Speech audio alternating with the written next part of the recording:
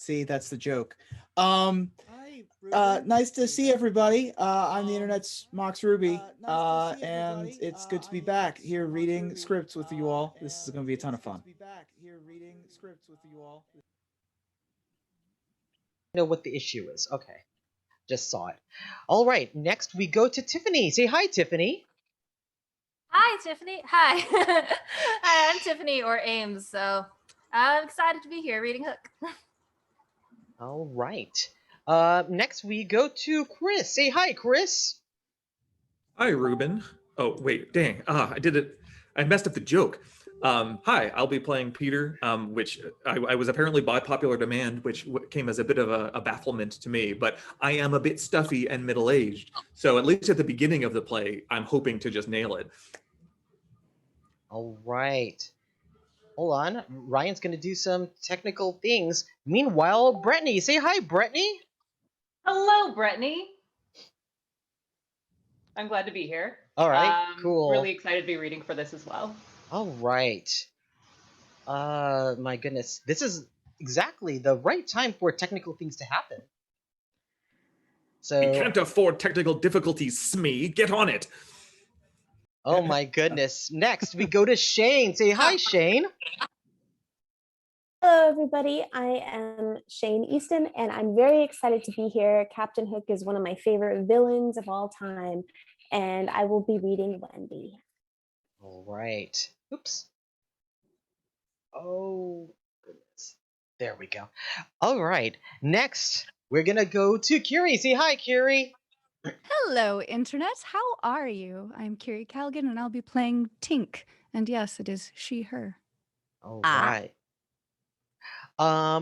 Next, we're going to go to Nemo. Say hi, Nemo. Hello, Internet. I'm Nemo. Hook, where's the hook? And then next, we go to Shoshi. Say hi, Shoshi. Hi, I'm Shoshi. I'm very excited to be back here and doing this show, which this movie was the first time that I noticed a continuity error as a child, and I was very proud of myself for noticing it. What's the error?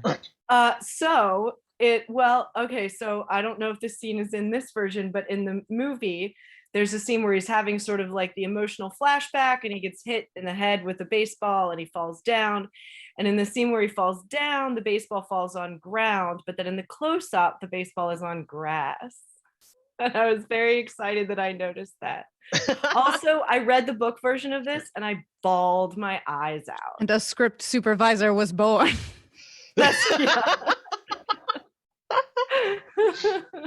All right. Next, we go to Anthony. Say hi, Anthony. Hello. My name is Anthony. I'm super excited to be doing this yet again. 3 in a row, hat trick, baby. And I will be premiering tonight as your Captain James Hook. Yes. I think you were the only person who said, I want to play this specific part, and no one asked. You're gosh dang right I am. But I also know you can totally play this. I love me some good villains, man. I love me some dramatic bitches villains who are just over the wall. Love them. I hope you have some scenery to chew. Oh, listen, man.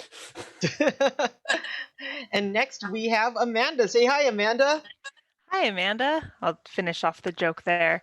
I'm super excited to be here. It's my first time on this channel. All right.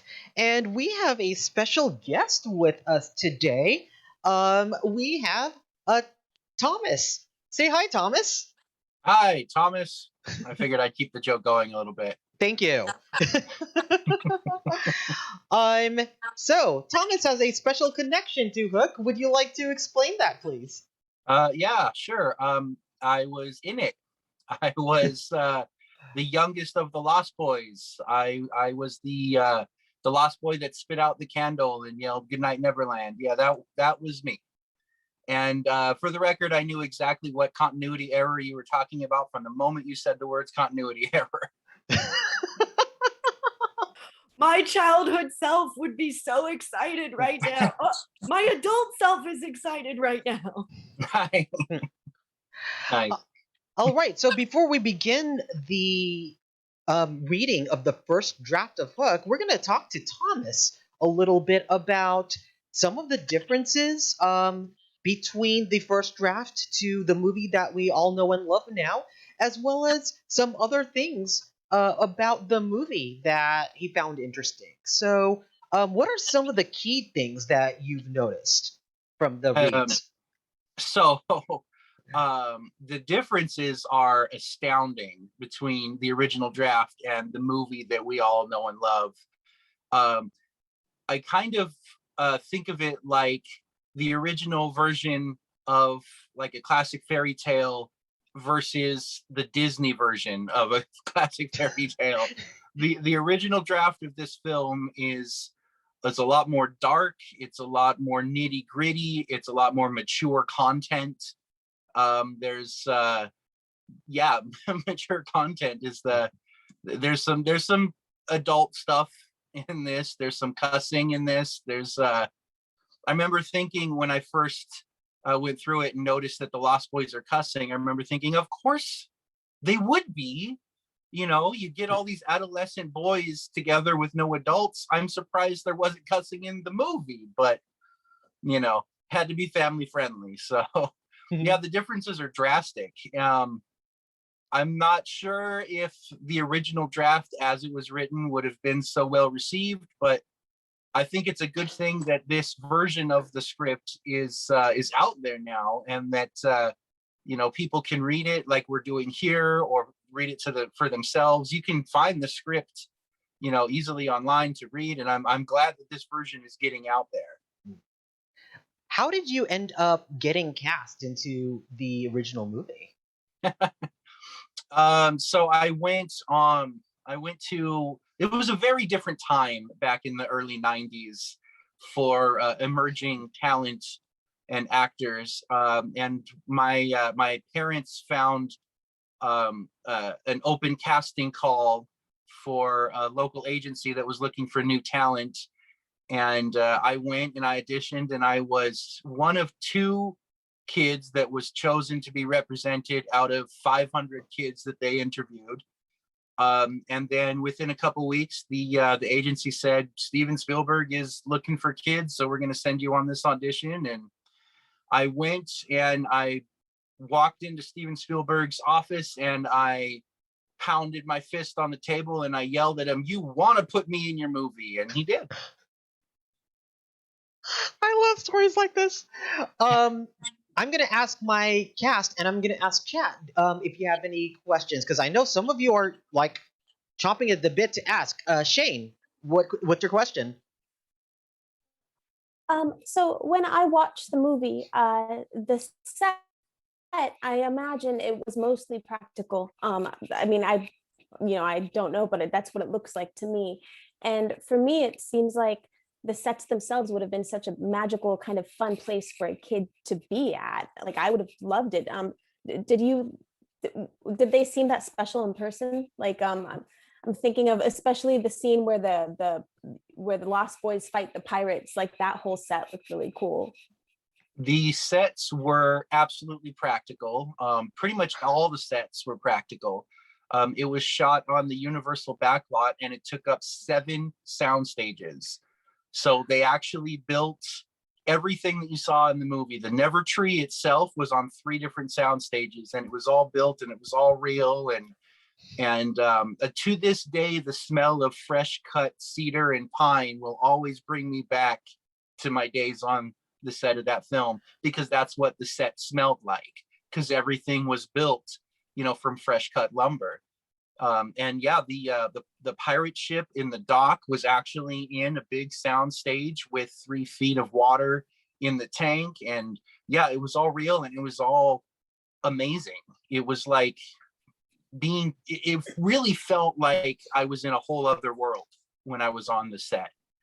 And I'm grateful to have been part of that, because I feel like that's kind of a lost art, is the practically built, like it was really there set. So much so that it was really there, I actually broke a toe on the set. Oh no. For Captain Hook's ship, there's a wooden plank walkway that leads from the dock to the ship. And in the scene where I had to dress up like the pirate, sit on top of the other Lost Boys, and we're calling out to them. As afterward, we're walking away, and I caught my foot between two of the planks, and I fell and I broke a toe. So my broken toe can attest that, yeah, it was all real. It was really there, and it was dangerous. Wow. Thank Oh you my for sharing that. Anybody else among my cast who wants to ask a question? I'm going to go with Nemo and then Ruben. Nemo, you're on mute. Is there a single memory that kind of sticks in your mind that like is the hallmark of the entire production for you? I think the memories that stick in my head are memories that happened off camera, but you know, backstage, when me and either Robin Williams or any of the other Lost Boys were, you know, playing and having fun and doing what kids do. I used to play games with Robin all the time when the cameras weren't rolling. Robin and I had, this was back in the days of Game Boys. We had Game Boys with the little 3-foot long cable, and we would play games on Game Boy games with each other. So cool. It's stuff like that that makes it for me. As far as on set, there was one, I love telling the story. There was one particular day we were shooting the fight scene between the Lost Boys and the pirates. And so there's, you know, 200 extras, Lost Boys, pirates, all there, and then the crew. So there's hundreds of people there, and Steven's trying to get everybody to like calm down and you know, get their attention and get ready to go. And right as everybody is, you know, ready to go and calmed down and stop talking and ready to listen to direction, Robin climbs up to the top of the pirate ship and pulls down his pants and moons everybody. And the place erupts. And no one's paying attention to Steven anymore. Oh my It's God. little stuff like that that sticks out in my head. That's wonderful. This is filling me with so much joy. Ruben, what is your question? I've got that. I've lost focus. So I guess I want to distill my question down to, you were what, like 6? I was 6 and I had my 7th birthday on set. That's a good birthday party. And I'm trying to think of any Steven Spielberg adjacent movie, let alone one he directed that had this many children in it. I can't think of one. And you know, at age, can you even register? Like, I'm sure, you know, you walk up to Steven Spielberg's desk and you slam your fist and say, I'm playing this character. So you're presumably not intimidated by Dustin Hoffman and, you know, like Bob Hoskins and Julia Roberts either. I don't even know how to phrase this. What is the energy like on a set that has so many legendary people who have insanely decorated careers and then just feral children? Right?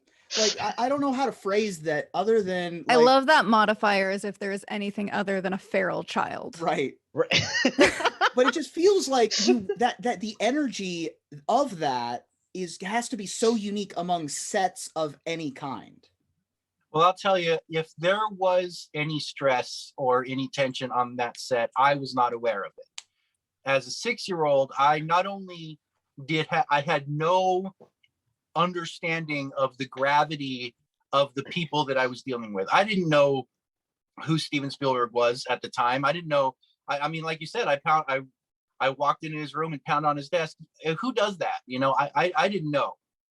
I didn't know the massive reputation and the gravity of these people that I was dealing with. To me, they were just, you know, Robin Williams was just my best buddy and we're just playing games, you know.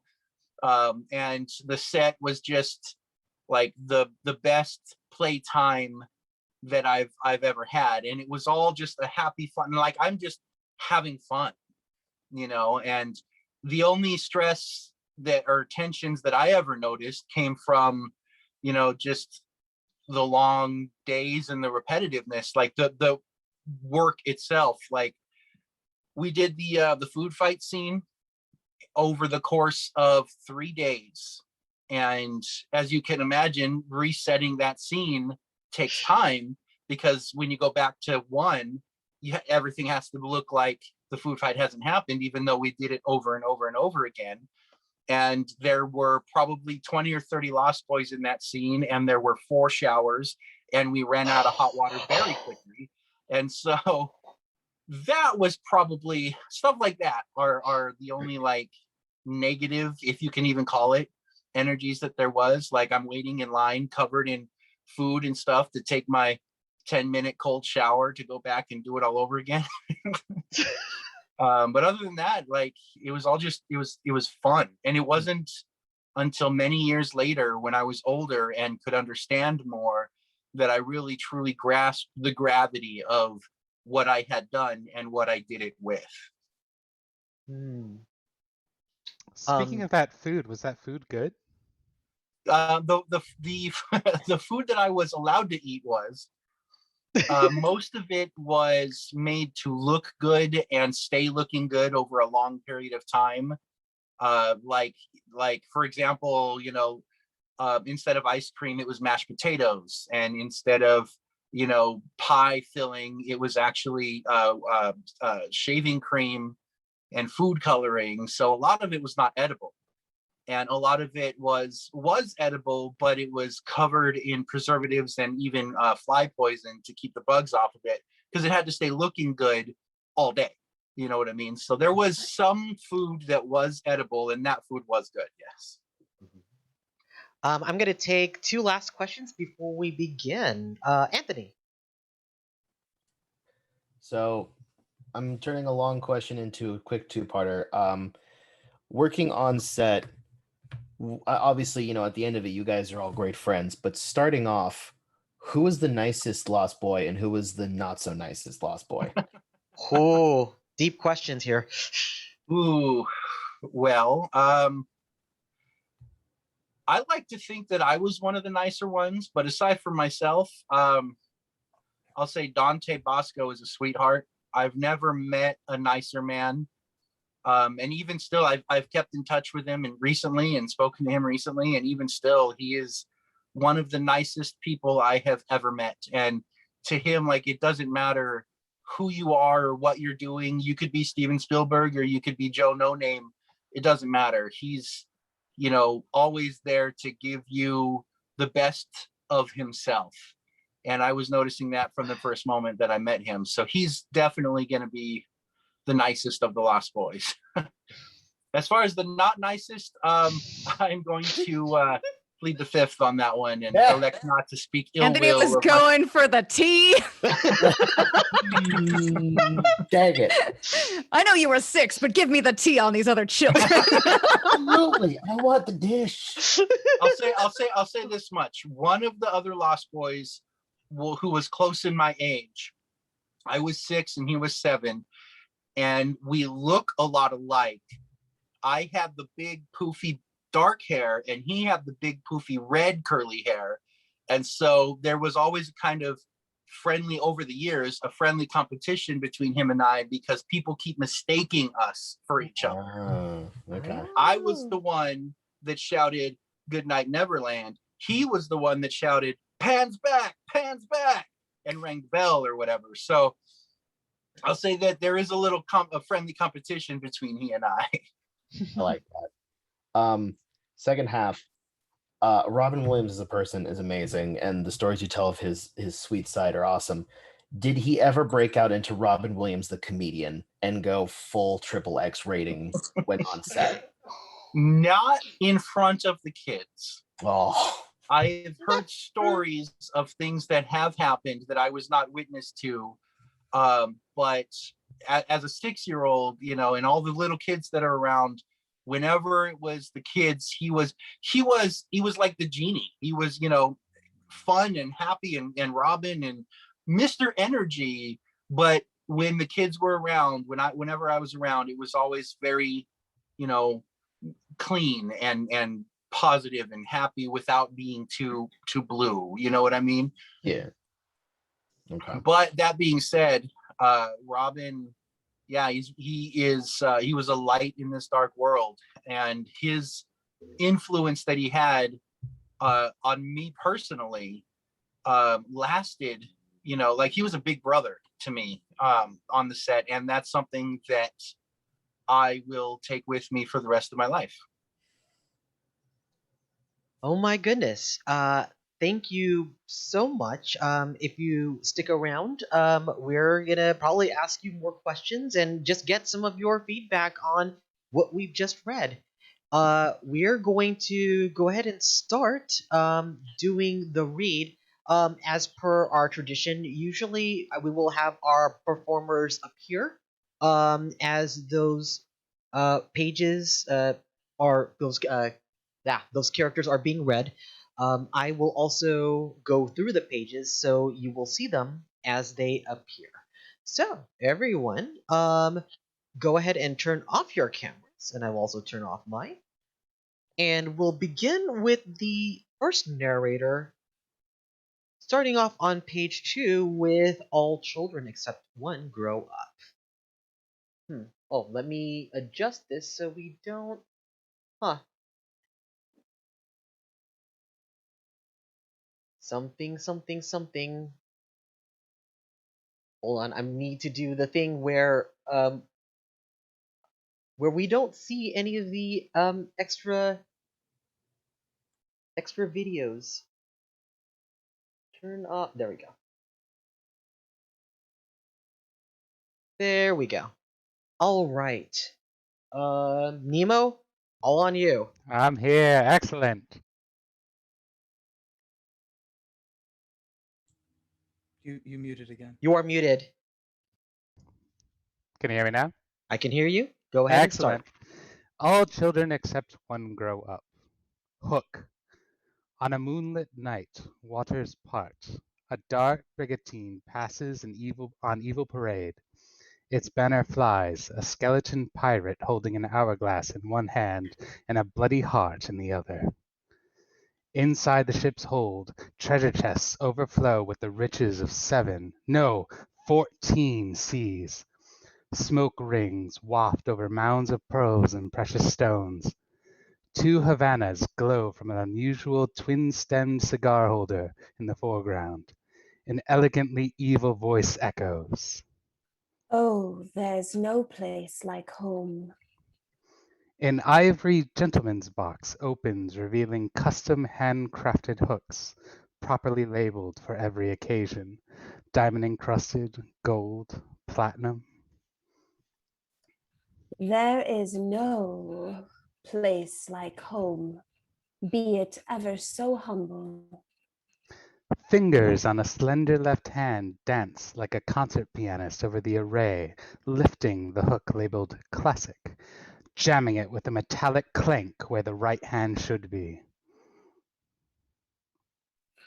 There's no place like home. The classic hook slams down into the table.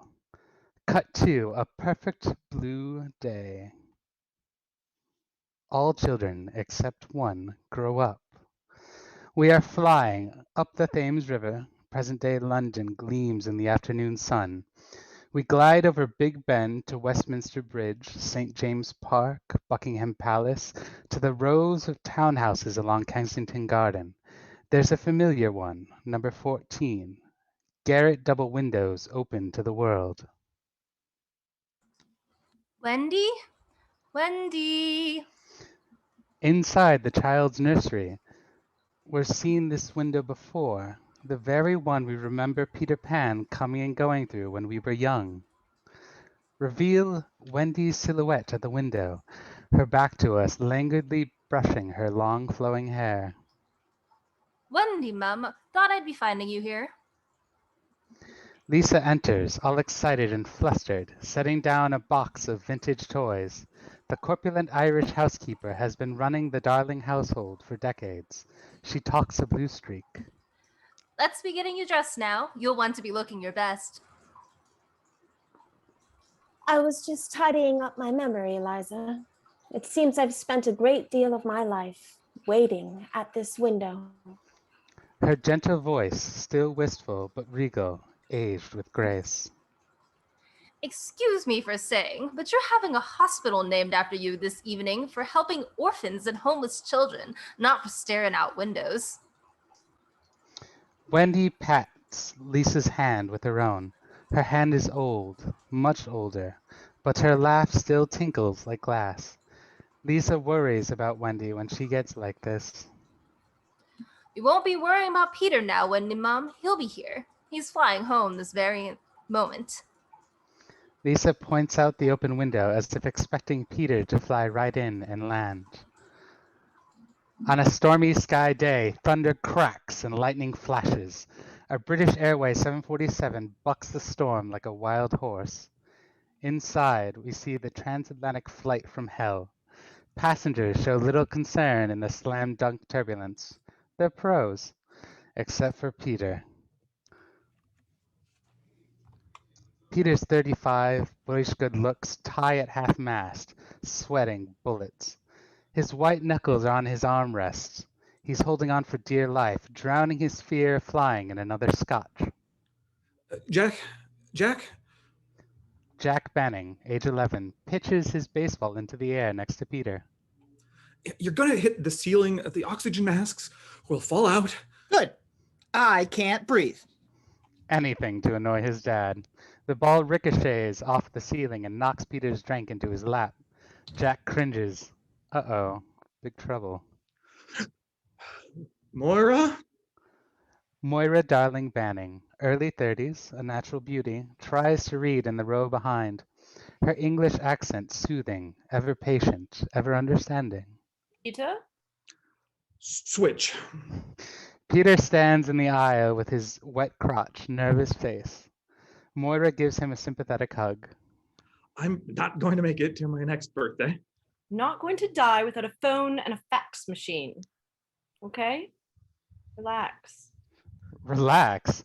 Peter's about to throw up.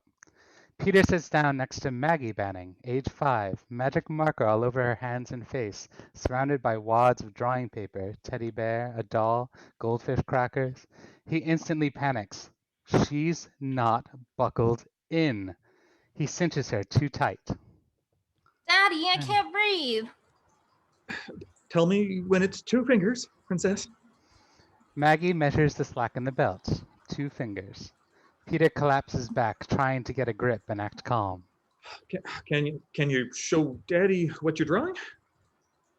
That's me. Aren't I cute? That's you. The picture, a big plane crashing in flames into a sea full of sharks, which are eating everyone, except Maggie and Peter, who are both descending in parachutes. That's really nice, princess, but we don't have parachutes. The 747 banks sharply and drops like a roller coaster. Maggie whoops with glee. Peter grips his seat rest. This is it. He's going to die.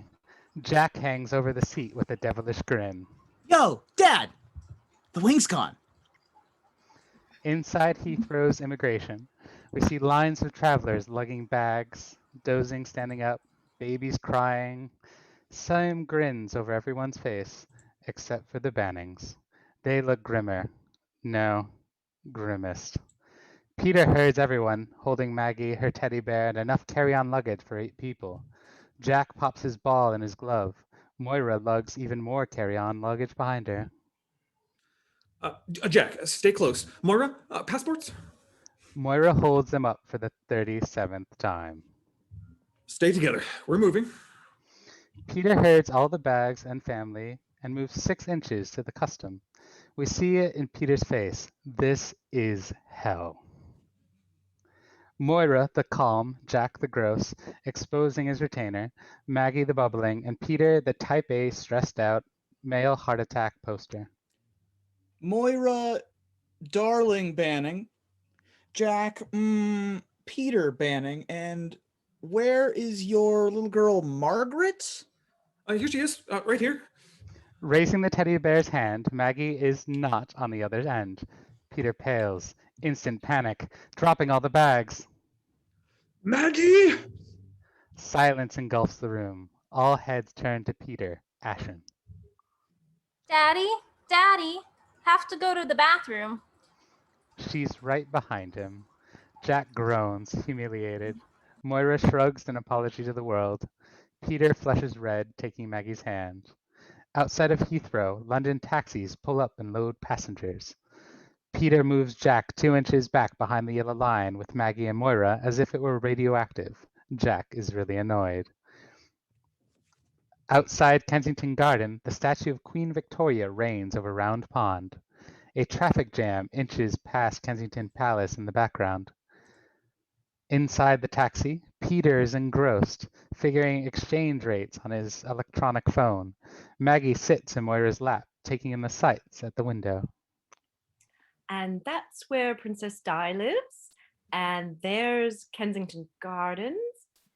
Can you tell me what famous statue's there? Peter Pan. Maggie leans out for a better view. Moira holds on to her. Head inside. Maggie knee jerks her head back inside. Jack, tuned out on his Walkman, beats a rhythm on the seat. Peter reaches out and grabs his hands without looking up. Back outside Kensington Garden, we see Peter Pan's statue, dedicated in 1912, the boy who never wanted to grow up. Inside number 14 Kensington, the Bannings pile from outside the Kensington, number 14, the Bannings pile from the taxi and head to the front door, lugging bags. Moira runs a comb through Maggie's hair. Remember, she's very old and doesn't need a lot of noisy children running around. Jack, can you hear me? Jack walks the garden wall like a tightrope, enjoying himself and the music in his head. Peter pulls him down. You're going to break your neck. Now listen, you two. One word. Manners. Use your napkin. Close the bathroom door. Don't touch anything. Remember who you are. Peter reaches to ring. The door opens instantly. A sad old man appears, peering out at them, catatonic. Uncle Toodles, hello? Uncle Toodles takes one look at Peter and slams the door. Maggie thinks it's funny. Jack ducks to leave. I'm out of here, dudes. Peter stops him. Very funny. The door opens again. This time it's Lisa. Welcome home. Hugs, squeals, laughter as Lisa leads them in. Peter lingers, staring up 5 floors to the nursery window. Is it the height that scares him, or something else? Inside, we see a grand antique-filled affair with a chandelier hanging in the center. Lisa leads them in, talking nonstop. Poor Uncle Toodles. He's not himself today, most days, lately. Uncle Toodles is visibly in the dining room, swaying back and forth before a collection of vintage sailing ships and bottles lining the mantel. Oh, Mr. Banning, before I forget, your office called 3 times, at least. Thanks, Liza. Great. What did I tell you? He spots Jack trying to jump and touch the chandelier. He motions sternly. Jack schlumps to him. Wendy Mum is so anxious to see you. She pauses at the formal parlor doors. Peter and Moira look around. Maggie's gone again. Maggie is beside Toodles. He makes wind sounds, holding out his arms as if flying, childlike. Maggie raises her arms and sways with him, giggling. Toodles smiles. Contact. Maggie, don't bother Toodles. Uncle Toodles is going to teach me how to fly. Fine. Good. Be nice. We can't even talk, Dorkette. Peter stares Jack into silence. Maggie glances back at him. Toodles, still swaying in front of the ship, out of it. Inside the parlor, Liza swings the doors open. The Banning family snaps to flashing smiles. Peter whips Jack's ball cap from his head. Reveals Wendy, 92 years young, sitting regally in her favorite wing chair. Her hair silvery white, but her eyes still so very young and so alive. Her smile warm, beckoning to the children. Peter nudges Maggie, just like you practiced. Maggie curtsies. Granny Wendy melts, opening her arms. Such a young lady. Come here. I haven't seen you since you were but a nib. Maggie rushes to her. Careful, Granny Wendy might break. Oh, pooh. Your daddy's turning into a fusspot in his old age. Granny pats her thigh. Maggie jumps in her lap, hugging her tight. Granny looks at Jack and feigns shock. This couldn't be Jack. Who's this giant? Jack is embarrassed by all Granny Wendy's affection. Peter nods to Jack in that way that means, go on, do it. Gran, I'm supposed to congratulate you for getting that kids' hospital named after you. That's really rad. I am I? Is rad good? Jack nods with some attitude. Are you really real Wendy, Granny? Jack says you're not. Chill out, Scuzzbrain. Kids, manners. Fran, the house looks beautiful, and so do you. Dear Moira, I look like a prune. Hello, Peter. How's my favorite orphan? Fine. A little jet lag. Sorry we cut it so close. I'm up to my ears at the office. It just couldn't get away. Granny eyes Moira for help. Moira shrugs. He's hopeless. We thought Maggie had an ear infection. Oh, Peter, do chill out. He does. Jack loves it. Maggie giggles. Cut to the 4th floor bedroom. It's night. Peter paces on the phone, now pulling on tux pants and shirt. He fumbles, fastening his studs. Cardiac intense. We're not folding our tent. Moira appears, stunning in her evening dress. She needs a zip up. Peter cradles the phone, zipping her up. I don't care what you have to do it. They're going crazy without me there. And we're going crazy with you here. She forces his mouth into a smile with her fingers. Honestly, Peter, we haven't had 2 minutes alone in weeks. You never see the kids. When you do, you make everyone crazy. Come on. I do not. Oh, really? Jack and Maggie need their father, not a policeman constantly on their case. You worry about everything. She shakes out her hair in the mirror. Beautiful. You're getting worse. What's going on with you? Nothing's going on. Is it me? The kids? Work? Your cholesterol? Do you want to buy a Porsche? Chase big-breasted, silly women? What? He gropes for her body. She pulls his suspenders way back.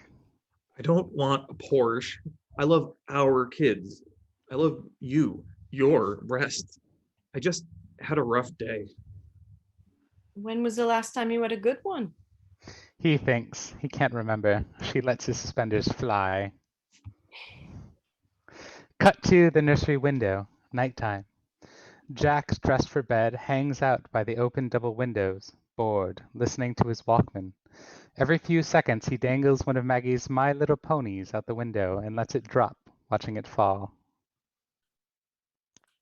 All children, except one, grow up. Inside the nursery, Granny Wendy is on the floor in her evening finery with Maggie in her lap, reading from a ragged copy of Peter and Wendy. The Wendy girl inside her, peeking through. The very dollhouse from her childhood stands beside her. It's almost a child's room again. Wendy knew that she must grow up. You always know after you are 2. 2 is the beginning of the end. There I am, Wendy. Or I was, a long time ago. In the book, we see the original illustration of Wendy in her nightgown framed at the nursery window. Maggie is beside herself. And see, that is the same window. And this is the very room where we made up bedtime stories about Peter and Neverland and old scary Captain Hook. Mr. Barry, Sir James, our neighbor, took a fancy to my mum and her stories, so he wrote them down, dear me, over 80 years ago. 80 years ago? Did they have TV then? Certainly not. And we ought not to have the telly now. Reading is the window into life. That's why Daddy only lets me watch 2 hours of TV a week. He's afraid my eyeballs will get sick and fall out. Bed check in 1 minute, princess. Let's get those body clocks back on schedule. Maggie dives into her kitty bed, giggling that belly laugh that only children can produce. Did you brush your teeth 20 up and 20 down? Whoa, Jack! He lunges, pulling Jack away from the window, slamming it shut, locking the double sashes tight. What have I told you about open windows? Do we have windows at home in New York? Jack sloths into the other kitty bed, hating it. Yeah, they have bars on them. So you won't fall out and go splat on the sidewalk, Dad. The window is to remain locked for the rest of our visit. Got it? Granny Wendy watches from the door, deeply disturbed. But Daddy, Peter Pan and Tink can't get in. That's enough fairy tales for tonight, princess. Go to sleep. You don't believe in the Tooth Fairy and Santa Claus either, but I still love you anyway. Did I say there's no Santa Claus? Granny Wendy laughs her soothing, glassy tinkle. Your father worries too much about a great too many things. Of course, when I first met him, he couldn't read a word. He didn't even know his name or who his mommy and daddy were. Just a poor little orphan boy he was. Is that why you grew up to be a lawyer? Your father used to be a very wild and rambunctious child, believe it or not. Jack perks up at the window, suddenly interested. I don't believe it. It's true, Jack. He reminded me so much of the little boy from Neverland. I called him Peter. Your grandparents adopted him with that name and moved to the States. What a wild, mischievous child he was. So full of life. She trails off, lost in memory. Our daddy? What would you name him now? She visibly flinches as Peter enters decked in his tux. Granny Wendy, what are you doing on the floor? Do you want to be late to the most important event in your life? He helps her up. She kisses Maggie, waves to Jack, and heads for the door, perturbed at Peter's manners. He tucks her in. She hands him a Paddington Bear. Am I missing a page? Nope. He tucks her in. She hands him a Paddington Bear, sheet all tangled with curtain cord. He inspects it, puzzled. Very early before Christmas. It's a parachute, so you won't be scared when we fly. Me and Toodles made it. Thanks, princess. It's really, If Santa is not real, you had sure better tell me before I have children, or they won't get any toys at Christmas. Peter marvels at the mind of his 5-year-old cuddling with her teddy bear. In 10 seconds, she's out cold, asleep. He moves to Jack's bed, both in need of a serious heart-to-heart. hey, tomorrow we'll go to the Tower of London. What do you say? Have some fun. Yeah, sure. Great.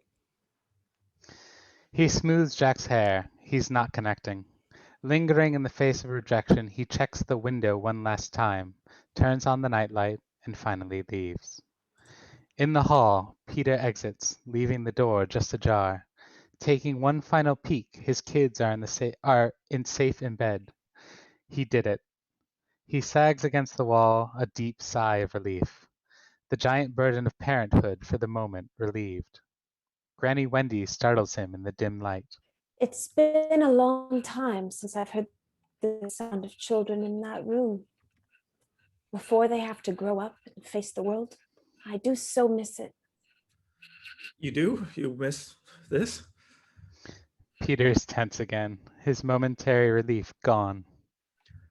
Okay, just tell me why my kids wake up in the morning and think it's their job to find ways to get hurt or kill themselves. I feel like I'm the Secret Service and Jack and Maggie are both the president. Silence. Granny Wendy stares him right in the eye. Let them breathe, Peter. Children need to be children. Sometimes adults need to be children too. Hold on, Peter. She's right.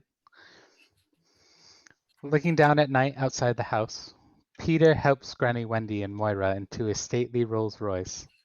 He glances up at the window. It's still closed tight. He climbs in. They pull away. Liza waves goodbye with Toodles, his long, sad, hangdog face wishing he could go too.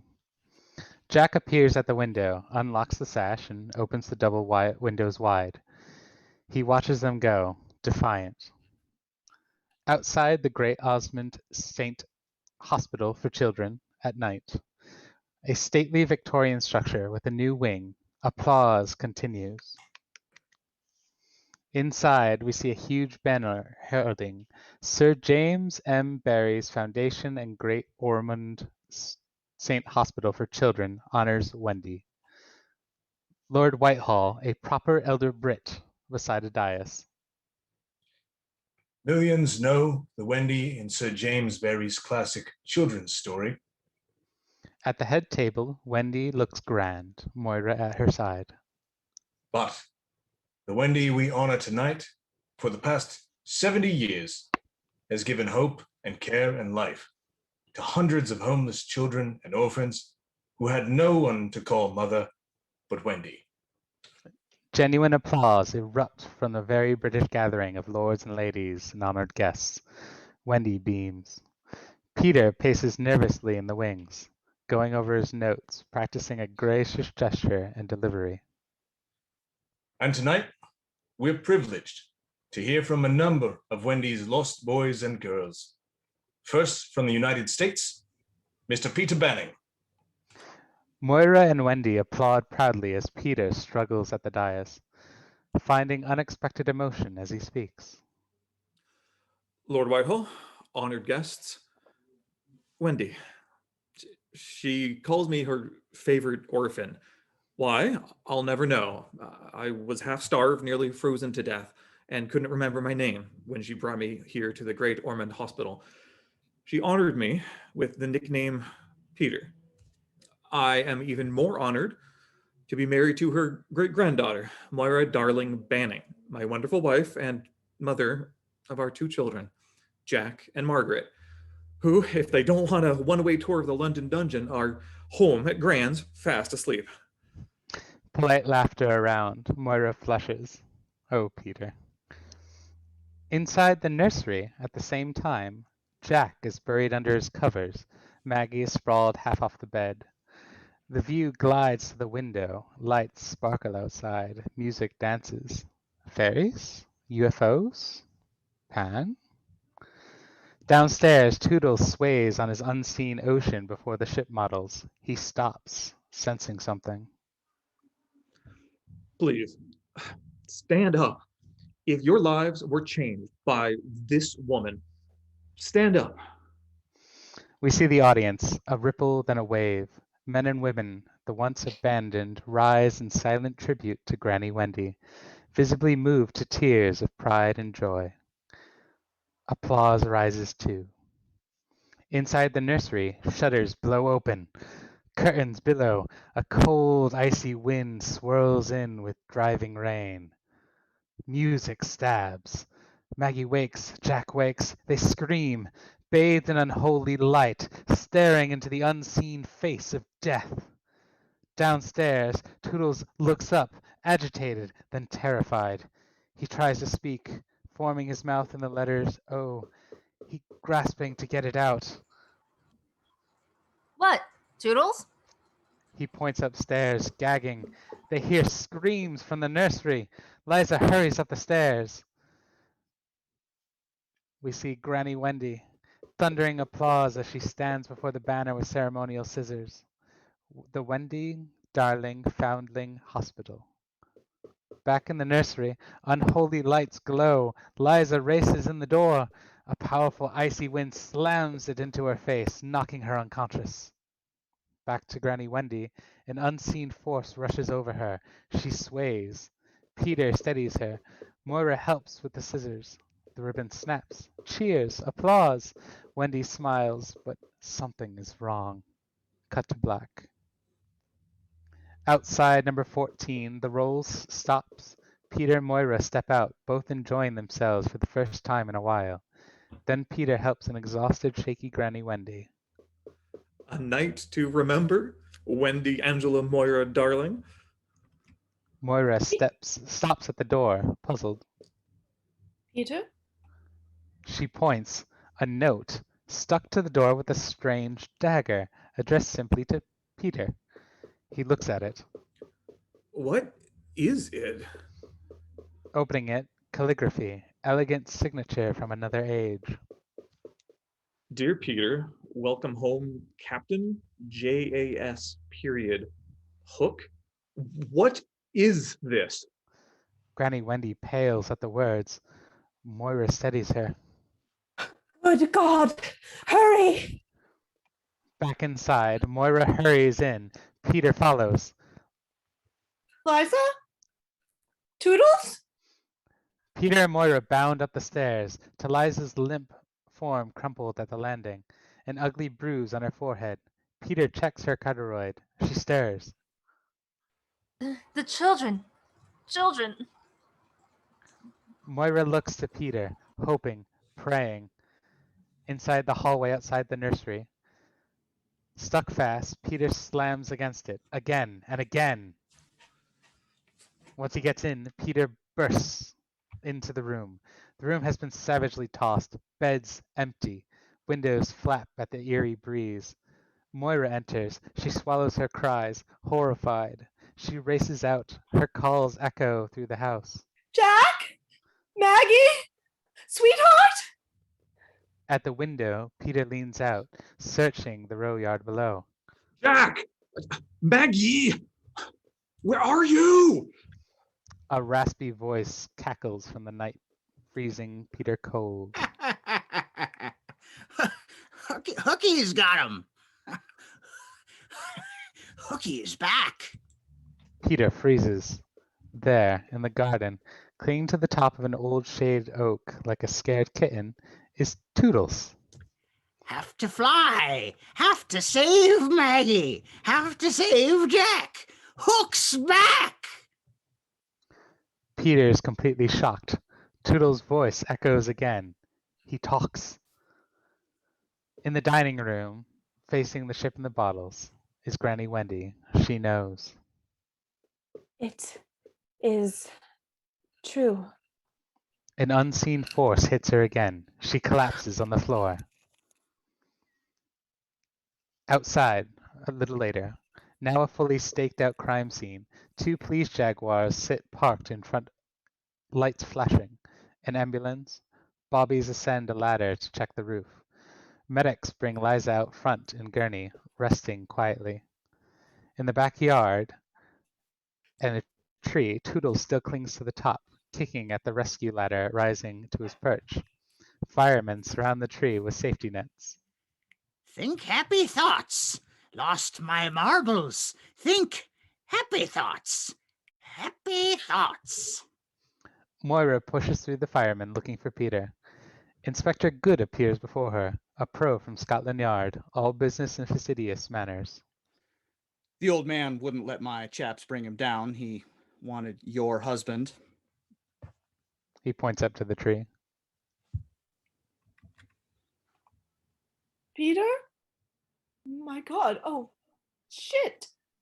Peter. Peter is ascending the rescue ladder, hugging every rung, closing his eyes, afraid to look down. Acute vertigo. Toodles leans precariously out. Easy, Toots. Take it easy. Toodles lunges, clutching Peter like a drowning man. Moira shouts. Firemen tighten Peter's safety line, lowering them to the ground. Peter and Toodles descending. Tears streaming down Toodles' craggy face, bravado gone. I forgot how to fly. We all forget when we grow up. All forget. Toodles, what happened? Where are Jack and Maggie? Keep talking, okay? Just tell me, Toots, where are they? Toodles kicks and screams. Peter holds on to him for dear life. You have to fly. You have to save them. Fly, Peter. Fly! They touch down. Toodles subsides, catatonic again. Medics sit him down in a chair, checking his vitals. Peter pities the crazy old man at the end of his life. Inspector Good shakes his head in sympathy. Moira rushes to Peter, both shell-shocked. Poor Toodles. Oh, Peter, Gran's regained consciousness. She has a concussion. Mild, not serious. But she refuses to go to the hospital. Cut to Granny Wendy's first floor bedroom. She slowly opens her eyes, Peter and Moira hovering over her. The young doctor tends. Liza, It's Moira. Liza's going to be fine. the children. Moira grips Peter, trying not to break down. Gran, Jack and Maggie, the police are doing everything. Oh, I want everybody to leave. Leave. The doctor indicates they should go. Peter guides Moira out. Wendy tugs his arm. Peter, you stay. Peter looks to Moira. Moira kisses him and leaves. They're alone. Wendy points to the ragged copy of Peter and Wendy on her nightstand. Hand me my book, please. What is going on, Gran? Shh. Taking the old bound book Patience. from him. Patience was never one of your virtues. You must trust me with all your heart, for you will surely think me insane. I knew something was wrong tonight. I felt a chill I haven't had since I was a young girl. Peter, I know what has happened to your children has to do with who and what you are. She starts to nod off, drifting. Peter takes her hand. Gran, what are you saying? What? You don't remember. Your memory was completely blank each spring you returned to see me. She caresses his hand tenderly, adopting the motions and voice of Wendy the girl. I was special when I was young. No other girl held your favor the way I did. A blessing or a curse. I don't know. I begged you to stay when your mother and father adopted Toodles and the other boys, but you were afraid to grow up and be a man and go to an office and learn solemn things. He knows Gran is delirious. She has to be. She has to be. Oh, I half expected you to alight on the church and forbid the vows on my wedding day. I wore a pink satin sash, but you didn't come. I couldn't have you. When you were ready, I was too old. So was my daughter, Margaret and Jane. You chose the best. Moira. You just relax. I'll get her. He pats her hand. Wendy presses hers to her heart. No, I have tried so many times to tell you. The stories here are true. Toodles grew up just like you. He went crazy trying not to. He never forgot. You forgot the child inside of you. You gave up immortality in one world for the pain and joy of life and death in this one. Now the world you left has come to seek revenge. Only you can save your children. Somehow you have to go back. Think as a child. Believe in childish things again. Become the child you were, the child we all were once. Oh, Peter, Don't you know who you are? She turns the book to him, pleading, willing him to see. On the book, we see the original illustration of Peter Pan, his sword drawn, standing in his classic pose, head cocked back as if to crow. Peter stares at it, stone-faced. He looks back to Gran. She's sound asleep, out cold. Out in the hallway, Peter exits Granny Wendy's bedroom, exhausted. Moira is waiting, running on fumes. What did she say? Peter embraces her, holding her tight, trying to make it all go away, but it won't. Nothing. She fell asleep again. She searches his face, hoping, praying. The doctor enters the bedroom. Moira follows. In the dining room, Peter pours a double scotch and chugs it. He pours another. Later, Peter and Moira sit on a sofa, catatonic, waiting. Inspector Good appears at the door. Inspector. Moira wipes her eyes, trying to make herself presentable. Mr. and Mrs. Banning, the old gent checks out. We've wired the phones. 2 of my boys will be outside. The lab chaps will analyze this. He holds up the dagger and note. Moira can't look at it. Dear Peter, welcome home. Captain J.A.S. Hook. It's entirely possible it's some kind of ridiculous prank, given the family literary history and what all. Moira and Peter don't want to hear this. We can only wait and hope, I'm afraid.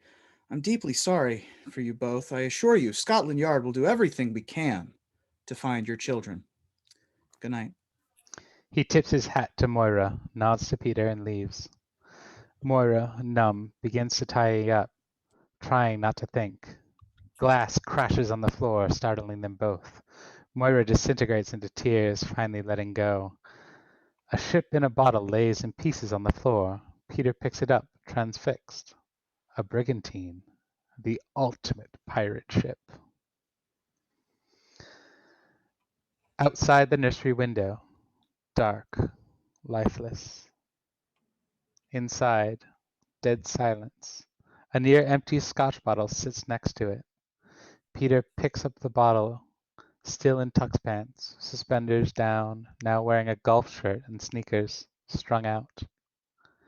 Inside Wendy's bedroom, a little later, Peter peeks in. Moira sleeps in a chair beside the bed, holding Granny Wendy's hand. Gran is out cold. Even later, Toodles is now curled asleep on a love seat in the dining room, clutching Maggie's teddy bear. The saddest face you've ever seen. Youth gone, waiting to die. Hopeless.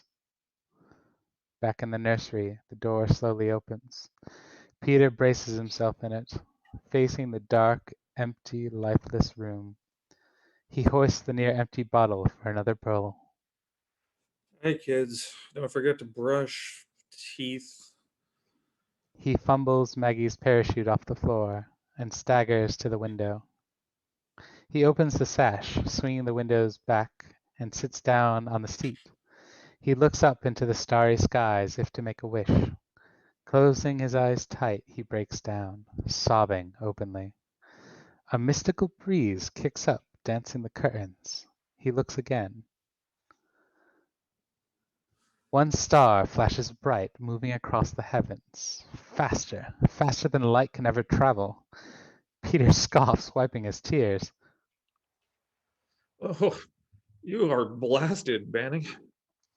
The light hurtles down at Peter 1,000 times brighter than the night lights, through the window, knocking Peter flat. Zipping about, trailing energy like a cosmic spiderweb.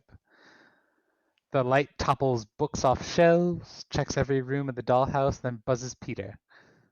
Peter retreats, swatting at the striking light, into the adjoining bathroom. He slams the door, hyperventilating. He covers his ears, his head throbbing in pain. Whoa, bells. What are those bells? Intense light glows through the keyhole. Peter peeks. Through the keyhole is Tinkerbell, the one and only. No longer than your hand, her exquisite gown cut low and square. through which her figure can be seen to best advantage. Puckish red hair piled on her delicate but pronounced head, flashing green eyes, pointed ears jangling with tiny rare gems, ruby lips at full pout. It's not the tooth fairy, sweetie. Talking fairy. Nay. Tink is feisty, sexy, the class of Kate Hepburn, the sass of Vivian Leigh, with a large helping of Carol Lambert. She paced in midair, Major Pixie Huff. I'm a pixie, or can't you tell the difference anymore? I don't know any pixies. I don't believe in fairies. Do you? Inside the dollhouse, she rummages the contents of the teeny fridge in the kitchen. None of the food is real, and she is starving. You know, every time a child says, I do not believe in fairies, there's a fairy somewhere that falls down dead. I do not believe in fairies. A horrendous gagging shriek, a thundering crash. Inside the bedroom, Peter peeks in. He tries to focus through his inebriated state. The dollhouse capsized to the floor like a mini earthquake. Tink lays sprawled under a tiny sofa, doing her best Miss Scarlet, her light flickering, weak. She sneaks a peek at Peter, as Peter wobbles to her. Oh my god! I think I killed it. You do believe. You do believe. I didn't say that. You did too. Now clap your hands. Clap. It's the only way to save me. Clap, Peter. Clap. Okay, I'm clapping. Just stop ringing. You didn't really mean it. And me, the most important fairy in your life. Tink sits up, livid. She straightens her gown, shaking herself all over, and huffs away through the debris. You're scum, Pan. No card, no letter all these years, leaving me for that Wendy Ditz. What she got I haven't got, Seething, she poses her mini body next to Maggie's Barbie doll. Seeing the competition, Tink rips Barbie's head off. I've had enough of this crap, fairy. He heads for the door, rubbing his temples. Tink swirls around him, checking him out like a mad doctor. Teeth, throat, flabs of belly. You used to call me Tink. You never talked caca. Look at you. You're not the Pan who walked out on me. Is this what happens when you grow up? You're really out of shape. What are these? Gross. Yuck. Pulling out his flab. Look at those buns. How do you expect to fly with those? You used to have great buns. Ah, you shave? Tink shrinks back in horror. See, I'm not Peter Pan. Tink releases him, checking her nails in the moonlight. Oh, fine then. Who's gonna fight Captain Hook in the ultimate duel between good and evil and save your kids? Who? Not me. No way. Peter sobers for a millisecond, staring hard at the fairy before him, trying desperately to get her in focus. Captain Hook, how do you know about my kids? Everybody knows Hook's got your kids, Peter. He's waiting for you. Why else would I be here? I've got a life. She splashes Peter with fairy dust. He grimaces, sputtering, spewing, then marvels at himself, glowing like a giant firefly, turning his golden hands in wonder. Tink yanks him by the ear towards the window. Ow! Where are we going? Second to the right and straight until morning. Do I have to draw you a picture? Neverland, remember? The crowds are terrible there in the summer. You have to stand in line for hours on all the good rides. All right, let's switch narrators.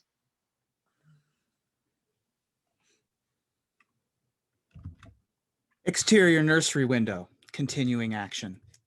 Tink coaxes him out onto the ledge. He's very shaky, tangled in Maggie's parachute. We don't have rides in Neverland. Grown-ups don't believe it exists.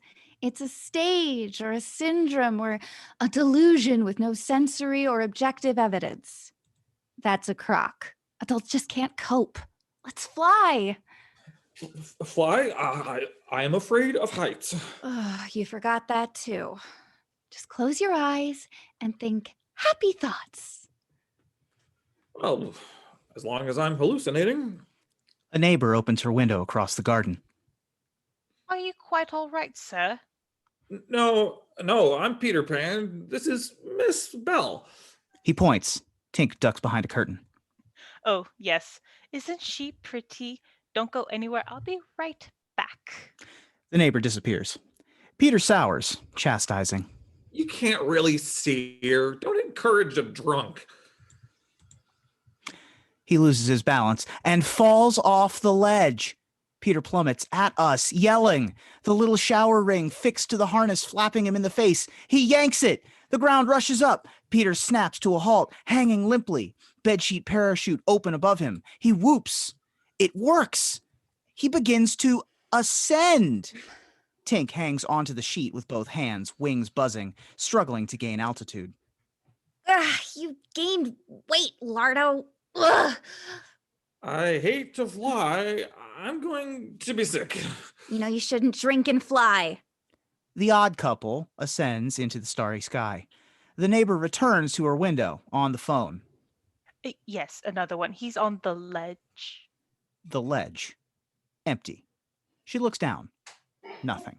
She looks to the nursery window, suddenly startled. Toodles is there, staring up at the sky. Two bobbies hurry into the backyard. Here now, what's all this? The neighbor points up to Toodles, smiling. Hope has returned. He points at the sky. Everyone looks up. A shooting star lights the universe for a flash. Mythic. Follow the shooting star to darkness. Cut to black. Fade in. Exterior sky, morning, looking up. True blue, almost too perfect. Gulls cry. Exterior forest, morning. God's POV, looking down. A familiar bedsheet is tangled in a tall tree. A grassy knoll, lush, manicured. Peter, sprawled lifeless. The view descends right to his face. No vital signs. Whispers.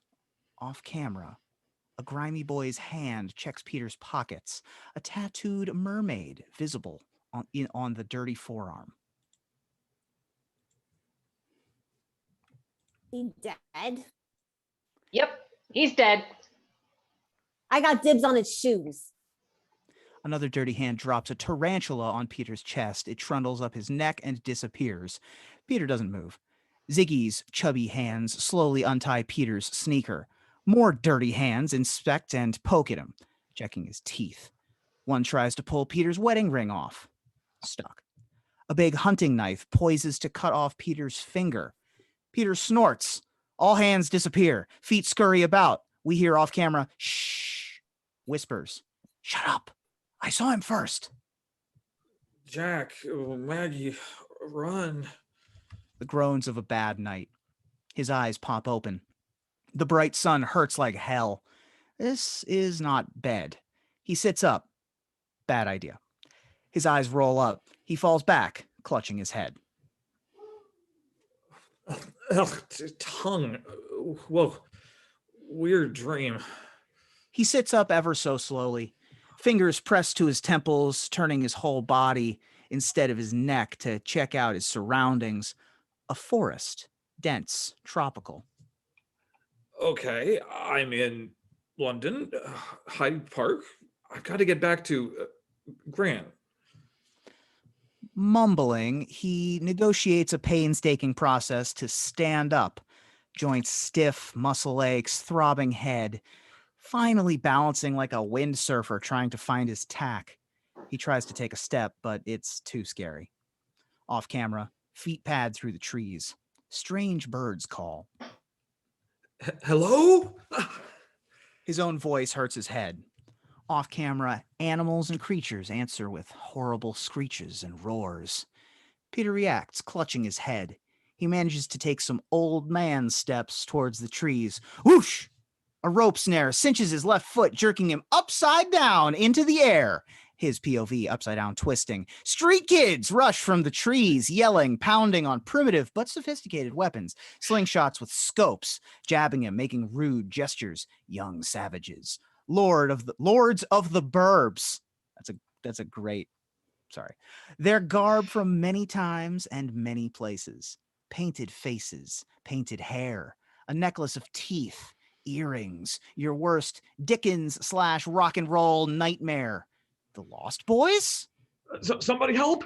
I'm being mugged. Somebody help! I'm being mugged. The Lost Boys mimic his cry, laughing derisively. Help, police! Help, police! Rufio pushes through. Police? We ain't got no stinking police. A melting pot kid about 14. Wild, dark braids, flashing dark eyes, worn leathers, wristbands made of human gold teeth. Ziggy, the squared-off barefoot one with the puckish face, freckles, chubby arms, and flaming red hair, gives Peter another push. I caught him, Roof. I did. Stinko pirate. Rufio pops Ziggy's nose between his fingers like a gun. Does the stinking pirate got any gold? He grabs Peter by the hair, stopping him with a savage jerk. His stiletto springs open. He forces Peter's mouth open, probing his teeth with the gleaming blade. I'm not a pirate. All grown-ups are scumbag pirates. I'm a lawyer. The boys shrink back, appalled. That's worse, man. Kill the lawyer! Me first! Ace, the kid with the mermaid. First last time. Ace, the kid with the mermaid tattoo, long hair, buckskins, and crocodile vestments, spins Peter on the rope. The boys load their bows and slingshots, ready spears. Okay, this is a bad dream, and it's time to wake up. Right now. 1, 2. They all count with him. 3. Lost Boys fire! A hail of projectiles fill the air. A flash of light zooms from the sky, severing the rope. Peter crashes to the ground. The fusillade of darts and arrows dissect the foliage and trees behind him. A familiar voice booms. Just what do you think you're doing? Peter sits up, rattled, watching the unbelievable scene before him, completely aghast. Tink flits back and forth, pulling ears, knocking weapons down, wagging her finger in their faces, kicking Ace's butt with her fairy feet, poking Ziggy in the eyes. Don't you know who this is? Don't you know who you're shooting at, you silly asses? That's Peter Pan. Everybody freezes. The name whispers through the boys. Peter Pan? Pan's back?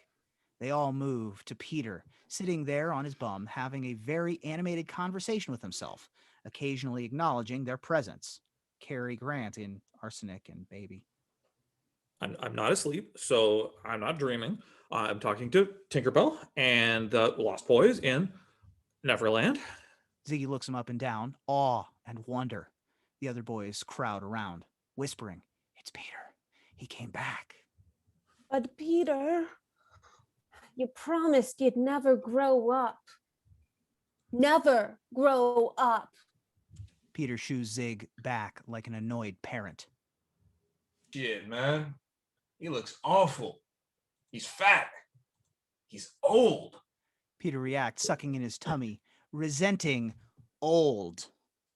You think this guy's gonna make peace with Princess T's gang of skins and lead us all against Capitan Hook? The Lost Boys rumble in disagreement. Huh? Look at him. He drools. If that's Pan, Princess T will kill him first. Then all of us. Forget about Hook.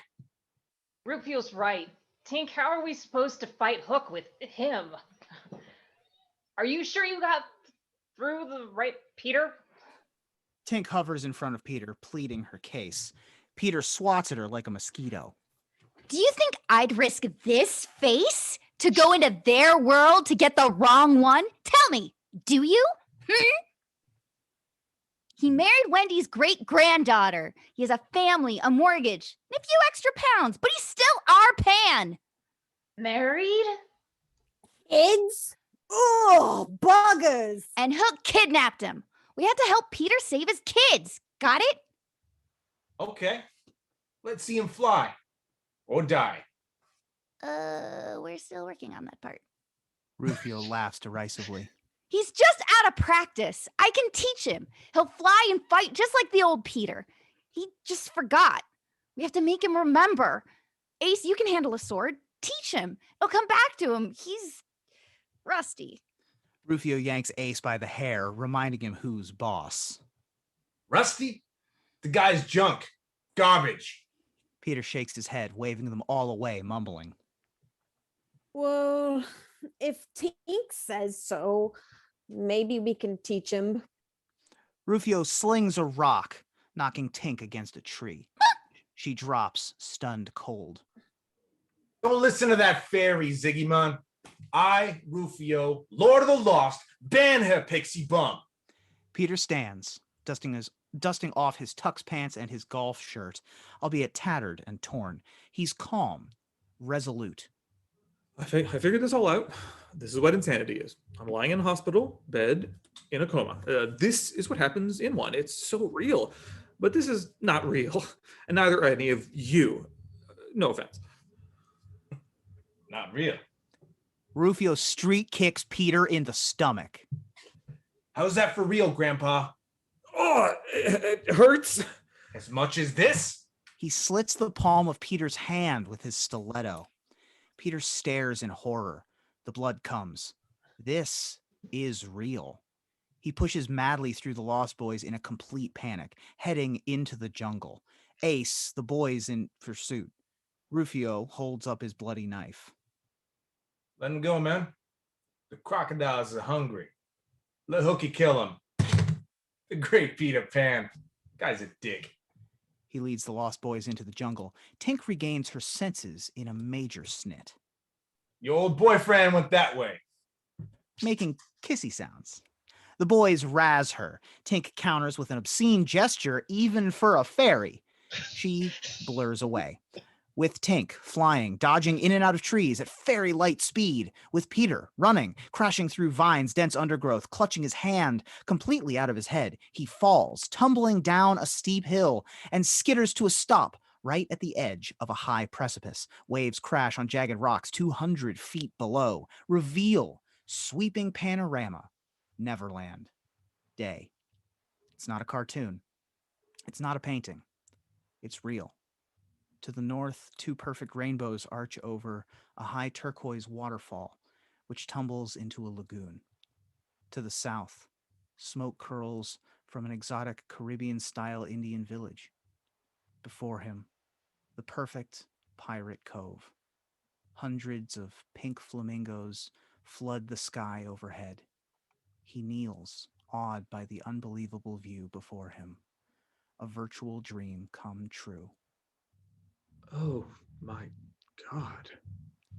Tink arrives, catching her own breath at the sight of Peter coming to grips with the truth. Are you okay? Peter? Peter turns, seeing her for the first time, his heart racing. He can barely breathe. Do you know where you are? He nods, unable to make himself say it. Who am I? You're just a composite of all the girls and women I thought I was in love with in my life, and I'm under anesthesia right now for brain surgery. Say it, Peter. Say it. Or you're real, Tinkerbell. Pleased to meet you. Who are you? I just can't accept this. It's not rational adult thinking. I can't believe this is possible. Children believe? Tink wraps his cut hand with his handkerchief. My children. That's right. Jack and Maggie are here. Cannons roar off camera, echoing across the island. Peter scans the cove, searching. That's an 18-pounder, 124-foot hull. She can do 14 knots under full sail, 46 galley oars, ramming speed, 35 cannon. Where's the ship? My kids are on board? Think, Peter, think. What do you have to do to save your children? It's coming. The words of Granny Wendy. Think like a child, believe as a child, become the child I was. Think, believe, become. Yes, Peter, yes! To do battle with Captain Hook, you'll need an army and your sword, not to mention fly. Just wait. Whatever this is, whatever is happening to me, I'm still me. I can't fly. I'm not going to sword fight this Hook person. I'm going to go talk to him, work it out like adults. Another cannonade echoes. Peter hurries along the cliff. Where do you think you're going? To find this Hook, get my kids, I go home. That is why you brought me here, isn't it? Tink flits after him, talking nonstop as they disappear down the jungle path. You always think everything is so easy. Hook is preparing for war. He planned it this way. The kidnapping, everything. You're not ready. He'll kill you. Cut 2. Exterior Pirate Town Square. Day. A guillotine juts into the sky, blade gleaming. It drops with a rush. We hear the sickening sound of contact off camera. Smee catches 2 cleanly severed halves of a watermelon placed in the guillotine headblock. A small bowling ball of a man with John Lennon glasses and wiry hair bulging from under his hat eats ravenously, spitting seeds. At a line of slaves carrying supplies to a launch at the dock. Most are kids, the rest Malaysian and South American Indians. Bill Jukes, a big African pirate tattooed all over, cracks a mean whip, driving the slaves hard. Exterior edge of Pirate Town, day. Peter appears down the path. He slows at the sights and the mass of pirates. The urgency of battle preparations can be seen everywhere. Peter heads into the square like he's going to the bank. Tink yanks his suspenders, pulling him back out of sight. Exterior outbuilding, continuing action. Peter lands against a pile of mangoes. Tink's in a snit. Where do you think you're going? Are all adults as dumb as you? Do you want to talk to Hook? Do you? Or see your kids? Get a grip, Peter. All those pirates are getting ready for your arrival. The Great Pan. She looks him up and down, disgusted. And look at you. You've got a little horsey on your shirt. Ugh. You'll get 2 feet in that outfit. I've had just about enough of this. Peter dusts off his horsey, smooths his hair, and disappears around the corner. Tink leans against the wall, checking her nails, cursing in fairy speak. 1 second later, Peter digs back around the corner, running for his life. A big, ugly pirate right behind, slashing air with his wide cutlass. Tink lets Peter pass. Nonplussed, she sticks her dainty foot out directly in the path of the pirate. He trips. Tink snatches his hat. He smacks head-on into a brick wall.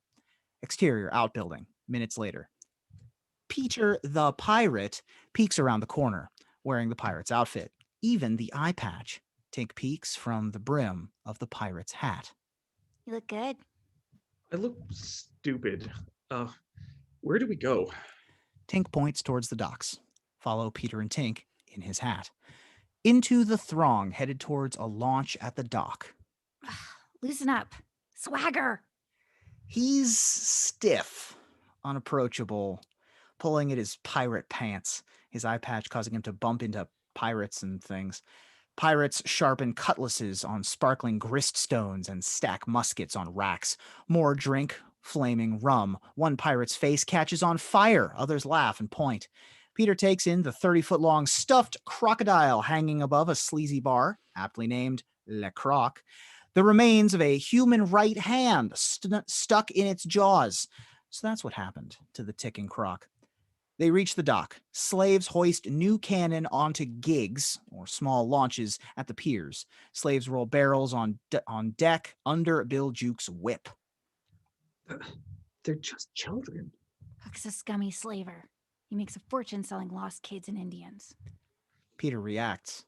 Any of them could be his children. He marches up the gangway onto the launch. The view climbs, revealing Hook's sleek, dark brig. At anchor in the cove, a rakish-looking craft foul to the hull. 2 bodies swing from the bowsprit. Voices roar from the ship like a football game.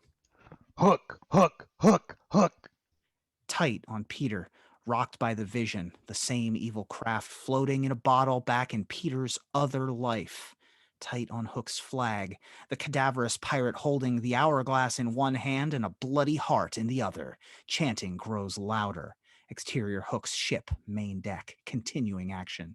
Jammed with pirates up and down the gunwales, hanging from riggings, filling the decks, stomping, clapping, just like a rock concert. The chant is deafening.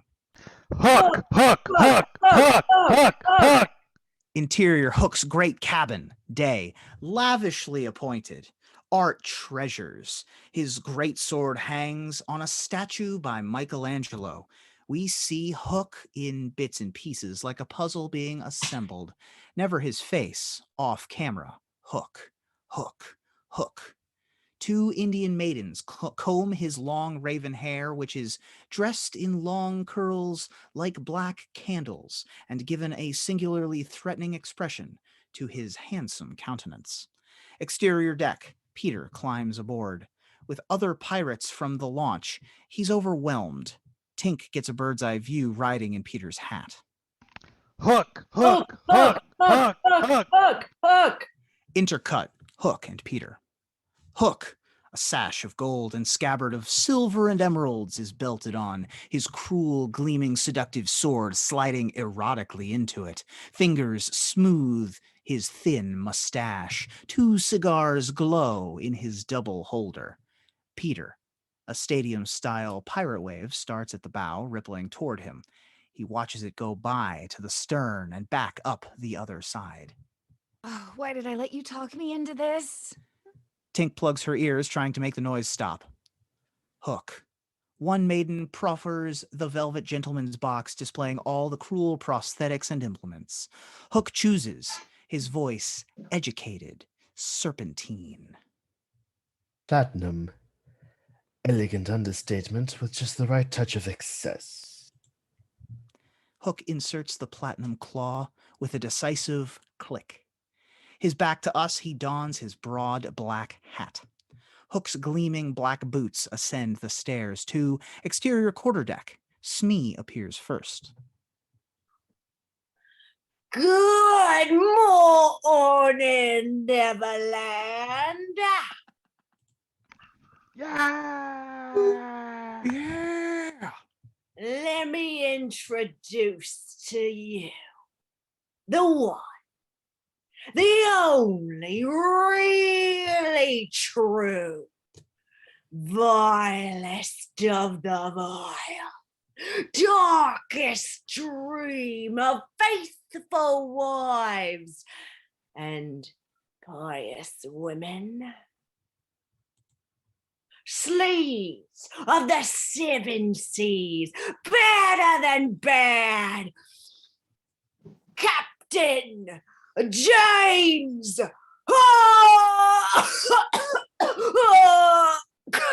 Hey, cannon fire, one after the other. The great cabin doors fling open. The Hook flashes in the bright sun. A cheer erupts like nothing ever heard since Lawrence of Arabia and Ben-Hur. Reveal Captain Hook in all his evil splendor. A superstar parading the quarterdeck for all to envy and lust. Barry describes the famed captain perfectly. In the midst of them, the blackest and largest jewel in the setting, James Hook, or as he wrote himself, J.A.S. Hook.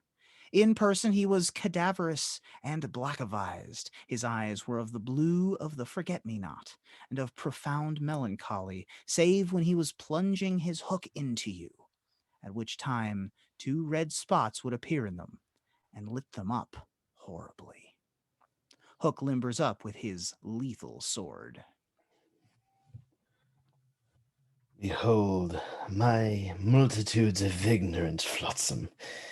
There are not brains enough among you to count successfully from 1 to 2. My body waste inspires more allegiance than the lot of you. I am marooned. Well, you can. Oh, the eternal hell I endure for fame, that glittering bauble. It is mine. Hook bows. A matinee idol taking a curtain call. Tink leans down from the hat right into Peter's face. She doesn't like what she sees. Oh, Now, okay? Can we go now?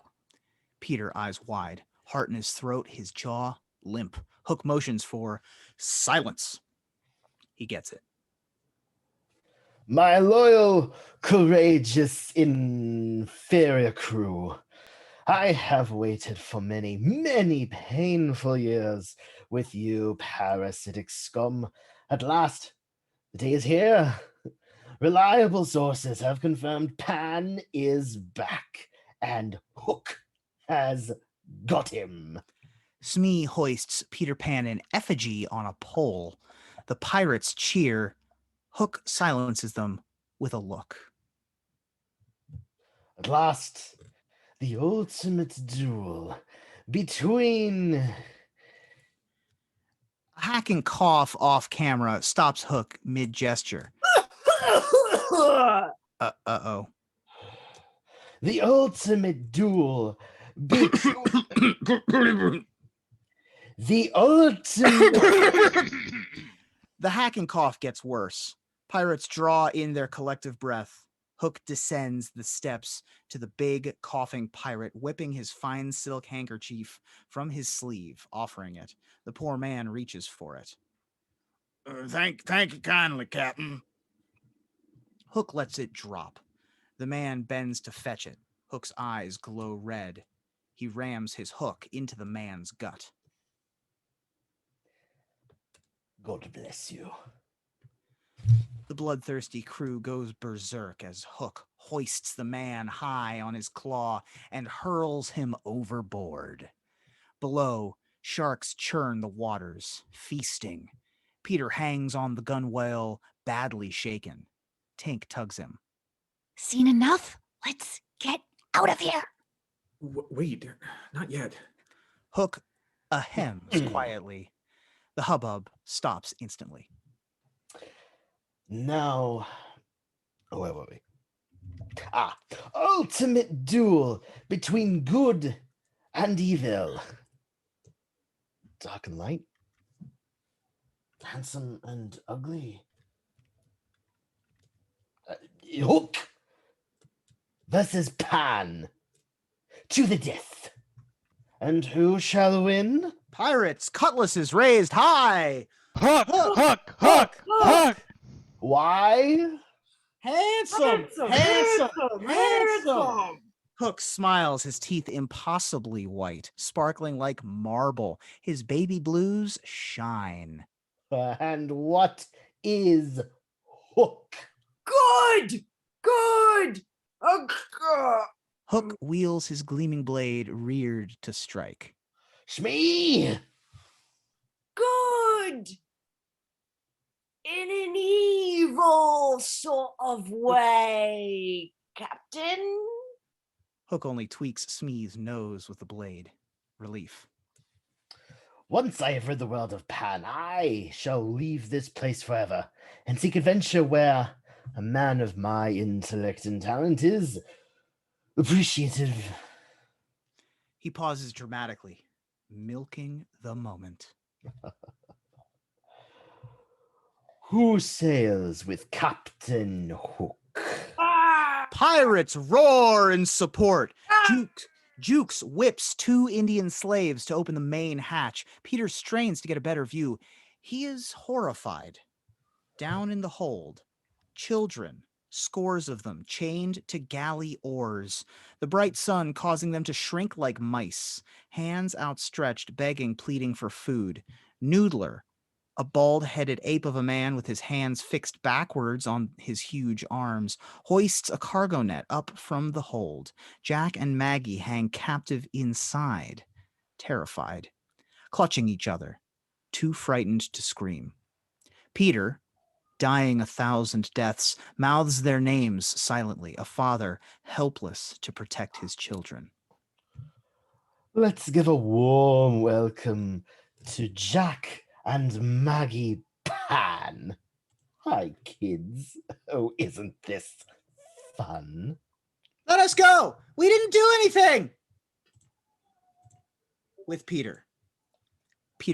Pirates cheer around him, firing guns, adding to his horror. He tries to push through. Tink pulls the seat of his pants. No, you're not ready. Don't Excuse me. Pardon me. Coming through. listen to me. You can't help them yet. Peter bats her to the deck. Tink dodges boots, stomping and kicking her about. She scrambles into a cannon. Peter pushes angrily through. Excuse me. Hello, Captain Hook. I think I'm the man you're looking for. Hook faces Peter across the deck. High noon. Gunsmoke. 7 samurai. All heads turn. Jack and Maggie can't believe their eyes. Daddy? Daddy? It's Daddy! Daddy! Daddy's here. Everything's going to be fine. Daddy? Who are you? I don't know who I am anymore or how this happened, but those are my children, and I want to take them home. Peter sheds his pirate gear, causing a major stir in his tux pants, sneakers, and golf shirt. Tink can barely make herself watch from the cannon. Hook regards Peter from afar. Smee! Smee approaches like a dog who isn't house-trained. I ordered you to find me the one true Pan. Any thoughts? Smee produces a leather pouch, pulling out documents. Pat. B. Here we go. Adoption papers. Sworn affidavit by one T. Bell. Medical history. Dental records. Birth certificate. Social security. It's all in order, Captain. Can I see those? Hook silences Peter with a look that could rot eggs. He motions Smee to check Peter out. Smee approaches and pulls up Peter's golf shirt. Peter fights his ticklish spot. Aye. Here's the scar. Hypertrophic.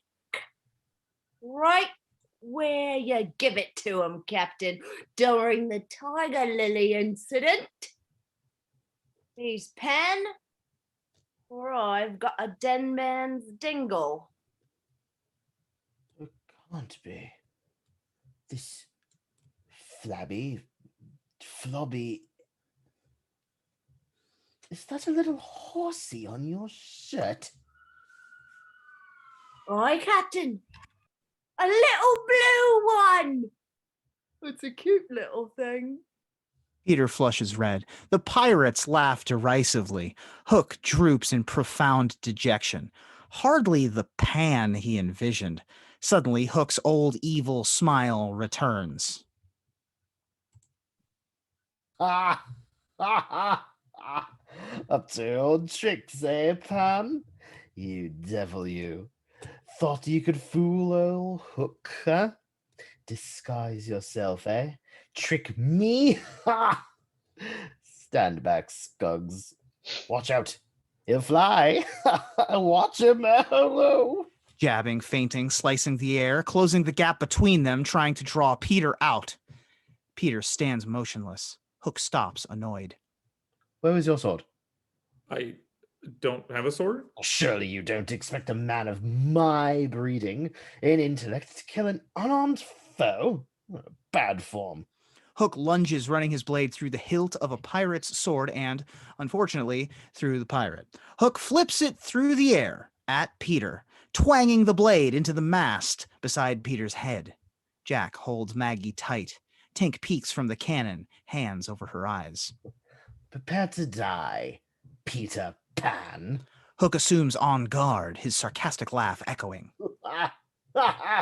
Listen, Mr. Hook, there's been a terrible misunderstanding. I don't completely know how all of this happened, but I'm not trying to trick you. This is no disguise. This is me. I can't fight you. I don't know how. I just want my kids back. Peter pulls out his checkbook. Now, if it's money you need, name your price within reason. I won't press charges. Tink bangs her head repeatedly against the cannon wall. Hook explodes, leaping the final distance between them, impaling the checkbook on his sword. Okay, cash, no problem. I don't have much on me. Is there a cash machine? Hook slams Peter against the mast, the hook at his throat. His blue eyes burn deep red, his voice from the grave. Do you mean to tell me I escaped death by crocodile, waited and suffered years of misery and boredom in this dreadful, awful place? Nothing to do but kill Indians, chase dirty little boys, and dally on the beach. All for that special moment in time when I could fulfill my destiny, assume my rightful place in history. And this is my reward? How could you do this to me, Peter? How could you embarrass me so? Hook sags with major disappointment, humiliated. I will not soil my steel with your blood. You wimp! Kill him! Kill him dead! Pirates seize Peter. Smee ties his hands behind him. Wait, you can't do this. Jack shakes the net, screaming. Maggie convulses tears. Fight, Dad, fight! Daddy! Follow Peter. Pirates prod him with swords and gaffs across the main deck. He stares in horror down a one-way bridge. The plank. This is crazy. Let my kids go. Kill them. Kill them all. Cancel the war. I never want to hear the name Pan again. Jack and Maggie drop from the net, screaming and kicking right in the arms of Noodler and Jukes. Pirates groan in dejection. Ah. Tink zooms from the cannon, buzzing through Pirates, to Hook, watching on the quarterdeck. What about the name Hook? You in on this too, Miss Bell? Is this the kind of war you want to be remembered for? Making a middle-aged slob walk the plank followed by his kids? Is it? Is it? When I want advice from a fairy, I'll ask for it! He swipes at her with his hook. She dodges. It sticks fast in the rail. He struggles and yanks, trying to free it. You're a codfish and a coward. Tink hovers in Hook's face, her dagger pressed right against his nose. Hook? A coward? Oh, bad form. 7 days, a week. I'll get him in shape. Smee levels a blunderbuss point blank behind Tink. It's a Standoff. trick, Captain. Let me blow it a pixie hell. You promised the people the war of the century, the ultimate battle between the forces of good and evil. That's what they came to see. Indians, pirates, lost boys clashing in brutal combat. Action, danger, feats of daring do, glory, Hook versus Pan. That is not Pan. Peter wobbles on the plank, looking down at the uninviting waters 50 feet below. Vertigo takes hold. He will be. 7 days. Think about it. Tink directs Hook's attention to the crew, all waiting on the main deck in anticipation. Look at your crew. Don't you want to be stuck on the high seas with this bunch of psychos after you disappoint them? They'll be antsy, moody, no self-esteem. I sure wouldn't want them on my hands. Pan the crew. As Hook surveys them, antsy, moody, no self-esteem, major disappointment, let down, goals destroyed, betrayed. 2 days. 4 days, bare minimum for a decent Pan. 3 days. That's my final offer. We both need Pan, don't we, Miss Bell? Are you sure you can deliver?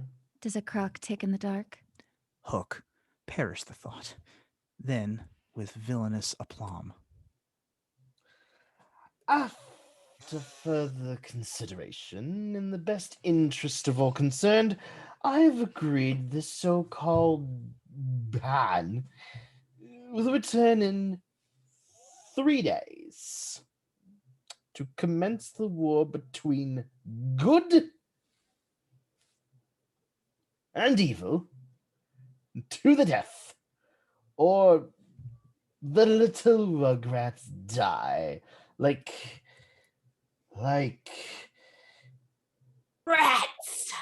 Hook frees his claw from the deck to shake on it. A cheer goes up from the pirates on the deck below.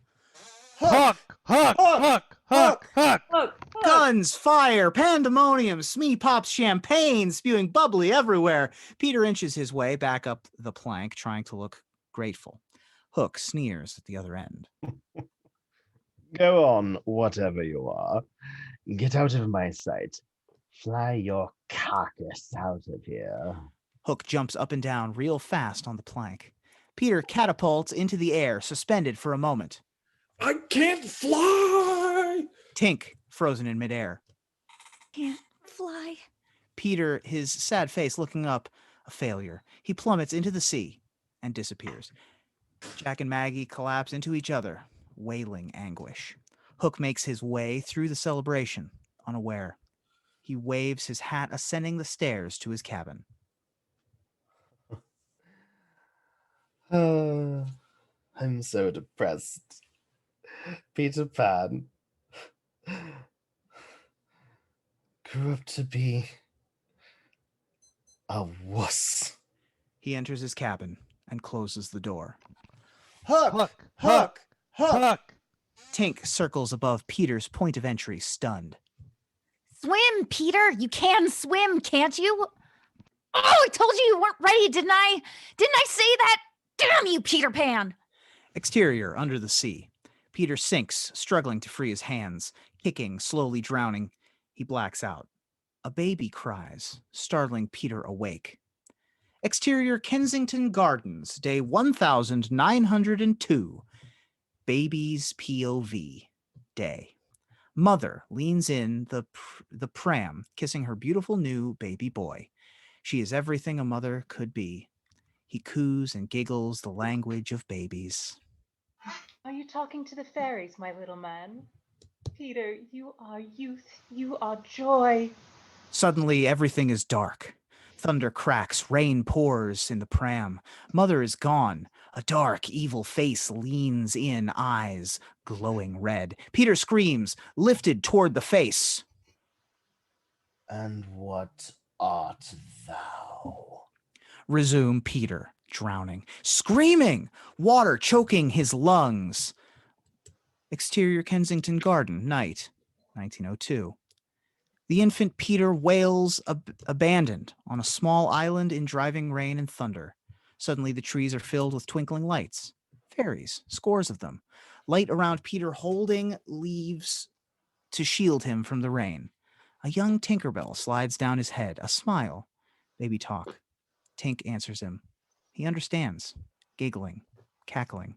Resume Peter, drowning. A giant fishtail rushes by, high-pitched squeals echoing. Peter sees something wonderful. He smiles, reaching out. Exterior, London, aerial view, night, 1915. Soaring past Big Ben, then blurring to a row of houses on Kensington Road, landing outside a garret window.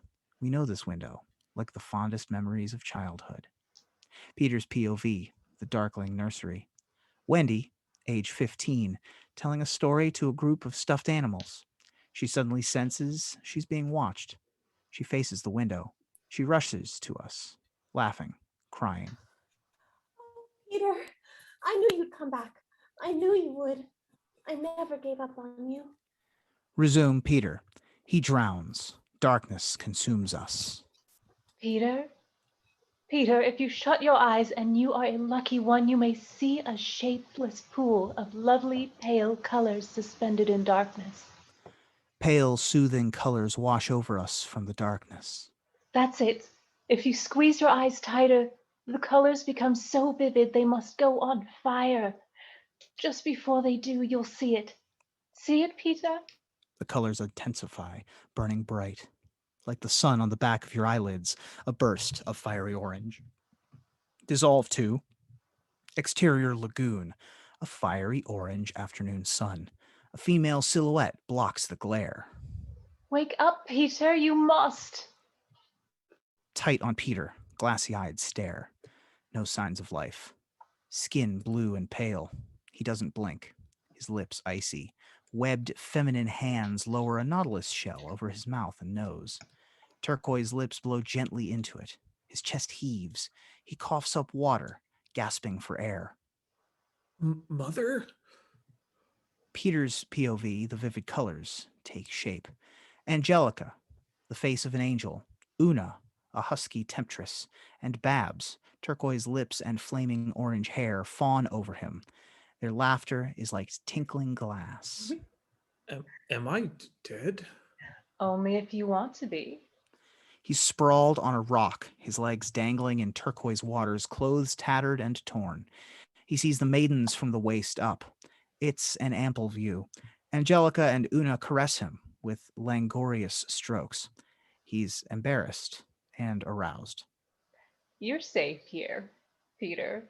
Forever. You know who I am? Three maidens laugh seductively, nodding in agreement. Oh, don't be silly. Everybody knows Peter Pan. I really am Peter Pan. Of course you are. We should know. We saw what happened. We saved you. Hook's so disgusting. Why didn't you fly away? I can't fly. Yes, you can. No, I don't remember how. Well, why didn't you fight then? I can't fight. Look at me. I'm old. You're only old if you want to be. You're strong. Look at those muscles. He strokes his muscle-less arms. Peter flushes, unnerved. I do work out. It's not the same. I'm not the same person I used to be. Babs grabs his love handles on both his hips. Oh, you're perfect. See for yourself. The waters do not lie. She smooths a water surface to the stillness of glass. The lagoon reflects what's inside of you, what's inside of everyone. In the water, staring back at Peter, is a boy, age 12 or 13. Peter at that age, mischief in his eyes, hair wild, body lean, muscular. He touches his face. The reflection does too. Peter slowly grins. So does his image. He is awestruck. The child is there, Peter. You just have to find it. Angelica's form blurs past him. What is this word? Kerplopata? Let's go with Kerplopata. Kerplopata. Angelica's form blurs past him. Kerplopata! Right in the center of the reflection. She has a tail. Babs and Una follow. Their sleek fish-tailed forms knife into the water. He hurries along the rock jetty in pursuit. The three mermaids cruise beside him, splashing, laughing, flirting, displaying their incredible forms. Wait, how do I find it? I'd love to show you, Peter. It's my turn to show him. Let me. The choice is Peter's. He's a big boy. They ogle him like a hunk at the beach. Peter, embarrassed, stops suddenly at the end of the rock. Under him, under double rainbows, the magnificent lagoon spreads before him. Panorama, that's a typo. Panorama, mermaid lagoon, sea maidens and mermaids. Cavorting with dolphins, leaping in review for him, sunning their incredible forms on the rocks, raising up to see Pan. Near the waterfall, mermaids play a kind of basketball with brightly colored bubbles and giant clamshell goals at each end and visible in the spray, right out of Barry. All call his name and wave. Hi, Peter. Hi, Peter. Peter. Chanting in high-pitched dolphin-like voices, a cacophony of the most wonderful feminine sounds. Come on in, Peter. Jump, Peter. Come on, Peter. We're waiting for you. Peter looks around like a 12-year-old kid to see if his parents are watching. He finds us. I think I'm having a happy thought. No kidding? He leaps, yelling all the way down, a perfect cannonball, into the school of adoring mermaids. Should I keep going? No, let's stop it there for a break, I'd say. Yes, Alright. we are gonna now stop here for a break. We're going to take a 7-minute break. We're going to grab some water, and we're going to discuss what we have read before we continue. We will be back in 7 minutes and continue the story of the first draft of Hook. We will see you soon.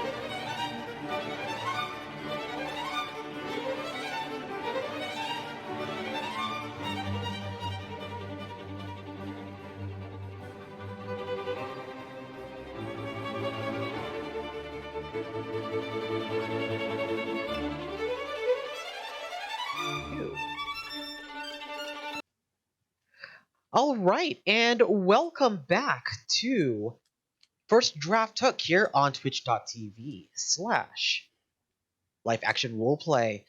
All right, Thomas, you were mentioning something like during break about how long it took to get this script to Spielberg. If you could comment on that. Yeah, I've actually have spoken to the screenwriter Jim Hart, who is responsible for this script that we're reading, and he said that he had actually written this script in 1980, and it took him 10 years of shopping it around and searching and trying to find producer and director who was even interested in talking about it, much less taking on this project. 10 years he was trying to get this made before it found its way to the desk of Spielberg. So that's 10 years worth of potentially other directors having their hands on this property. And who knows what some other director might have done with this script and what we might have got movie wise. I personally, I'm glad that it took that long and it found its way to where it was and we got the film that we got. But but Tim Burton's Hook. You know? Oh, that 80s just made me would not have cringe. been good. Yeah. He did not mention to me any of the other directors that were that had passed on it, but I dread to think. I'm looking up this writer and very few credits, but the other one that is sticking out to me is Muppet Treasure Island. He also wrote that, which makes me happy. He did, and he also did the film that he did after Hook was a vampire film. Dracula. Dracula, thank you. Yeah. Cool. I love it. On to that one. That's a wide range. That is a very Quite wide the range. yeah. I just wanted to just scan our group here. Just some thoughts after reading this first half. Feel free to just say words. I want to call out that Tink is different and cool. Kiri, please take a bow. Yeah. Oh yeah, I'm loving this Tink. And Kiri's doing an amazing job reading her too, but yeah. I mean, it helps when you cast an actual real life Fae person. But yeah, I feel like everyone in this script has harder edges. Like the Lost Boys are like more like street toughs. Tink is more sharp edged. Everyone's a little bit rougher so far. Yeah, we were saying during the break that they sort of made everyone a little more charming in the movie version. Hook is definitely a lot more sexy given his description in the script. Hook is always sexy. Yeah, But even more so in the script. It's pretty sexy in the movie too. I like the sexy Hook. Thank you. I will say this too. I'm quite enjoying your performance of Hook in this reading right now, by the way. Thank you. I'm rather enjoying it. There you go. Love it. Amen. I feel like there was a little more backstory as well, kind of like weaved into the script. I think they mentioned before, like Fae speak or fairy speak, Mm-hmm. and I was like, I don't remember that coming up at all in the movie. That's pretty cool. I also do like the word kerplata. Kerplopida. Kerplopida, sorry, Yeah. kerplopida. That was a great word. I had a lot of hard words in my section that I was very proud of myself for reading correctly, and then I got to Kerplopida. Well, What is a damn narrator to do with that? Unbelievable. Yeah, exactly. What's man supposed to do against such reckless hate as Kerplopida? We all need to use that tomorrow in a sentence in our daily life. Just drop on a coworker. Bringing it back, baby. Word of the week. Bring it back. I really Bring it back. I think it was only existed. Stop trying to make Kerplopida happen. It's not going to happen. I've been trying since 1923. All right, we need to stop outing ourselves as actual Fae folk in this production. All right, Yoshi, Kiri, just keep it on the down low. I rather prefer the final draft of the script so far, the filmed version. I think that they really improved on this a lot. And I loved the way it started, and I loved seeing Jack at the baseball game in the film. Really missed that here. And then also I miss like the Spielberg touch. Like the way this was shot was so beautiful, and there were so many parts in the film where he used people's shadows in the first part of the film to kind of foreshadow, I guess. Foreshadow the shadows. Yeah, but Little you know, and I mean, undertones. none of that is written in here. But like those things were just like so. Those little kernels were so precious to me when I watched the film. Anytime I watched the film, and so I missed that a lot. Yeah, to build off of what Shane's talking about, like, because we didn't get that lovely baseball moment, we didn't really get to sympathize with why Jack's being an asshole, or we don't get that sense of like, oh, you're an absent parent all the time. And we also didn't get to see that side of Peter that is him in his prime of where he's good right now. Because like you show him at work where he's like, okay, you are the man at work, and that's why you're constantly probably keep going back to it because it gives you validation, but also like that's why you're so busy all the time. And then of course you don't have Wendy's cool line about Peter, you've become a pirate. Yeah. I know, I was so bummed. I really love that line. But yeah, going back to like the not showing, because I think like the other thing too is they just mentioned why like Jack was upset, but just very barely, where it was like, oh, like you're never there. It was like said once, and then in the actual, stage direction, it was like a talk sorely needed. But like, I think that wasn't enough to like kind of show the sympathetic reason why Jack is being an asshole. Yeah, it was very much like the Spielberg touch, as Shane was saying, with like the Yeah. show don't tell of like we saw it, we felt it, and so much more of those characters were shown in their different shades in such less time. Going through this script, like just the first 20 pages, 30 pages, my brain immediately thought, just in terms of reading scripts, like, wow, this is very dense. This is a lot. Yeah. And there's not a point where my brain is like, you need your shit to start moving a little bit faster. Once it did, it was fine, but I'm like, wow, you're just showing how much of a stick in the mud Peter is, and I cannot believe that he's a lawyer. What happened to Peter that you became a lawyer? Like, what killed your heart that got you to be a lawyer? And my brain is like, where is that story?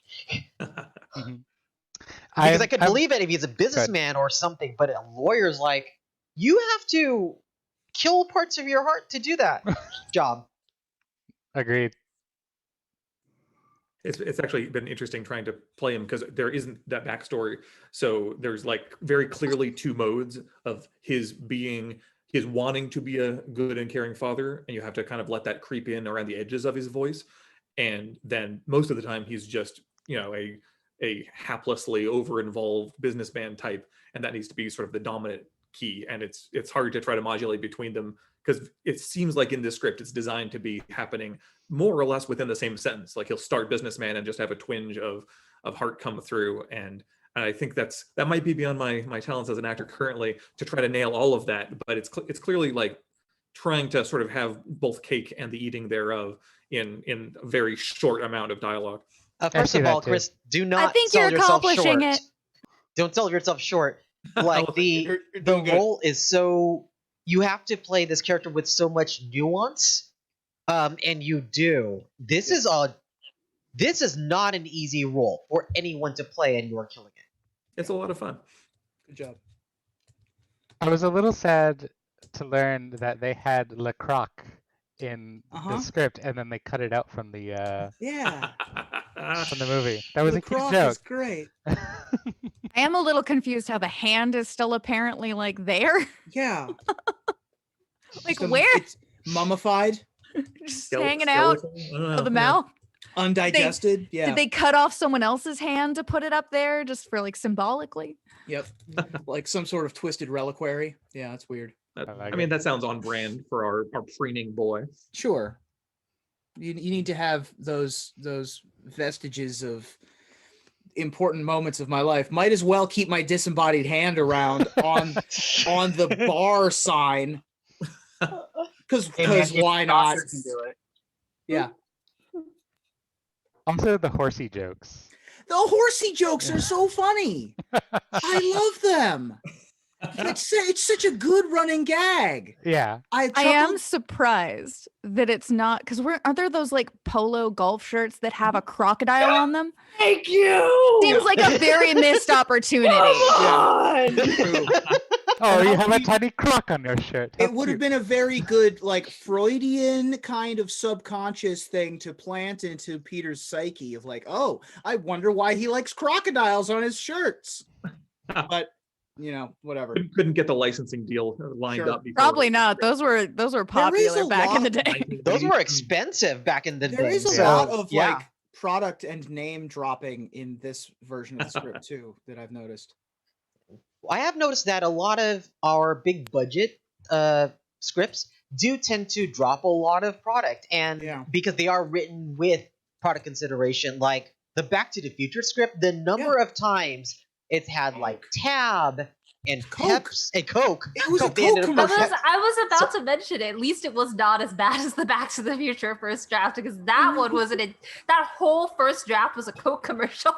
Yeah, it was. That was how they were going to get their budget. Okay. Well, yeah, I mean, that's what I imagine is that it's when they're writing the script, they're showing like, hey, look, we can sell things with this. You can add, you can insert things. It's okay. Yeah. And now a word from our sponsors. Yeah. Speaking about one-liners, how brutal was the note that Hook left? Welcome home, I think it was. Yeah. How much more Oh, brutal yeah. was that than what was in the movie? Like, Yeah. I mean, I dug that. it is. Hook It is is. ruthless in this one. He's awful. And super strong with the ability to just lift a man and Just chuck him. throw the coughing pirate overboard with one arm. Yeah. This bit sneezy. Yeet. Yeah. No boo box though. Sometimes you gotta eat a pirate. No secret Glenn Close. The coughing in his speech had me dying. Yeah. Like I just picture it. Like that's one thing where it's kind of like that would have worked just fine in the final film. Right. It was really good. That's a good like stage setter for who Hook is as a person. But again, all of the characters are a little bit, even the bad guy is a little bit harder edged in this version. I'm wondering if in this particular script, you know how some scripts, like certain characters are written first and the rest of the other characters are kind of based on them. I feel like a combination of Hook and Tink were almost written first because they're so clearly outlined. And then you get to Wendy, who is also clearly outlined. And then you get to, and I think you almost get to Peter, who's supposed to be like one of the main staples, like towards the end, and you're tying it in together with a person who has to be really talented to carry the entire script through. Right. So I don't think Peter was written first. I feel like he was almost an afterthought that has to carry everything. Yeah, he's kind of the glue that is trying to bind together the story because he's the point of connection, but he's not. Well, yeah. Yeah, He's he's- kind of There's also- us. He's us. Like he's like there's this fantastical world that's dark. And I think, the book was a lot darker than most people give it credit absolutely. for. Like the fairies had orgies in it and stuff. And like there was like it's a lot more adult than people remember. And then in this version, it's like Pan is us. Like we're entering this world and being like, what the fuck? I don't belong here. I said the F word. I'm sorry. It's totally fine. You can swear on this channel. It's totally fine. Okay. Yeah. Harder edge. We're taking the theme Right. of the project. We're getting pretty close to cursing in the main script too. Like Shane said a Moira bad says, I said a bad word. right. Tink did an obscene gesture even for a fairy. Even for a fairy. Goofy doofy. There's Very also a cursy on this str- channel. I The think there's also middle a struggle. toe. I think there's also a struggle with Peter because essentially when they wrote him, they had to like everybody else has a pretty solid characterization, but with Peter, you had to go with like, well, this is who he used to be, and so now we're going to start this with everything he's not.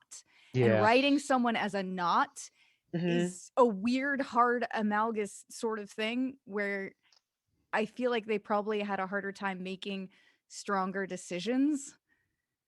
Where it's like, okay, well, he's a coward, so we're just gonna show him being a coward and nervous in He's 5 afraid of different heights. ways. Yeah. Yeah, the like afraid of heights thing seems like that, where it's like we really need to shove down your throat. This is not Peter Pan, so we're Right. gonna make him like deathly afraid of heights. That definitely kind of seems like a very strong like not like we're gonna make him not Peter Pan sort of situation.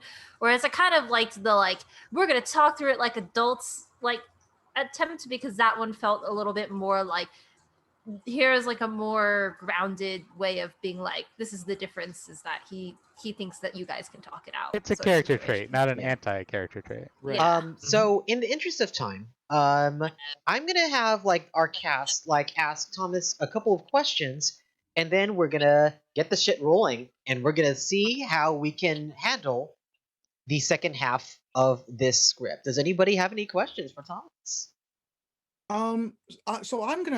So Thomas, you've done some like you have a career like in Hollywood now as like a director and a producer and various other projects. You read this script. Look at this first draft. And what are your thoughts head to as you read, especially this first half where you're setting up what the story is?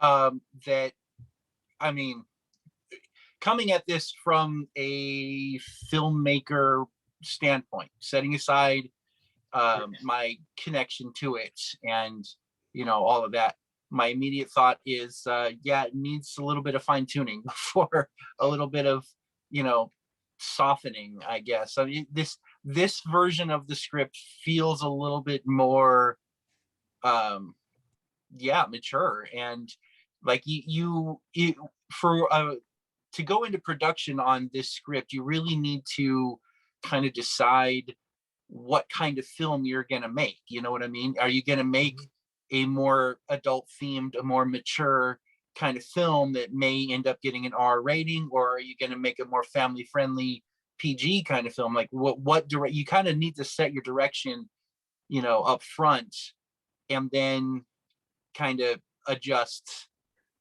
aiming towards that. And I think looking at the film, Spielberg kind of thought the same thing and his thought, I'm guessing, was he wanted to do something a little bit more family friendly, so he softened the edges. But anytime I go into any project that someone else wrote, the first thing I do is sit down with the author, with the screenwriter, and talk about what changes might need to happen in order to actually make this work as a project. Even with my own writing, projects that I write, I sit down with other filmmakers and kind of bounce ideas back and forth and try to figure out, what changes and what's the best way to go about moving forward. No project, I think, whether it's this script or any other script, should be made in a vacuum. And I feel like the author probably, I don't know, needed a sounding board. You know what I mean? A little bit of feedback from someone to kind of find the direction. It's interesting, actually. As I'm an editor and a writer, but more of an editor than a writer. And that exact moment of the writer has built this thing in isolation and has made all the decisions of like, okay, well, this has to be like this, and this needs to be like this because we're going to pay it off later. And it's this house of cards that's built up in a very, structural kind of a way. Most writers end up thinking themselves into some corners. And part of the job of an editor or anybody collaborating is to come in and say, well, is this actually necessary? You've built this corner in which to paint yourself into, but what if we just take out this wall? And as a writer, it's almost impossible unless you give yourself a huge amount of time to come into your own script and think of those kinds of structural changes. So it's really interesting that you're pointing out that it should not be written in a vacuum, because there's a sort of glamorizing the auteur and the person who just like produces the perfect piece of writing.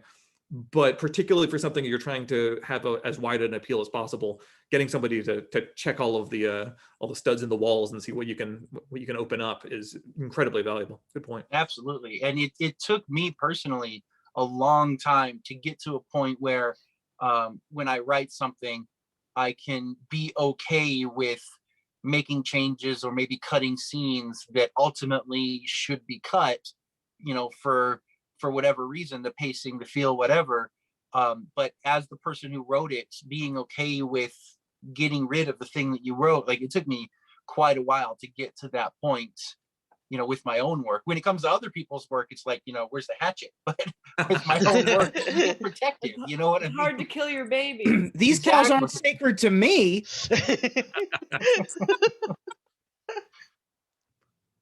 Yeah, it's even harder with a thing that's based on a story from 100 years ago.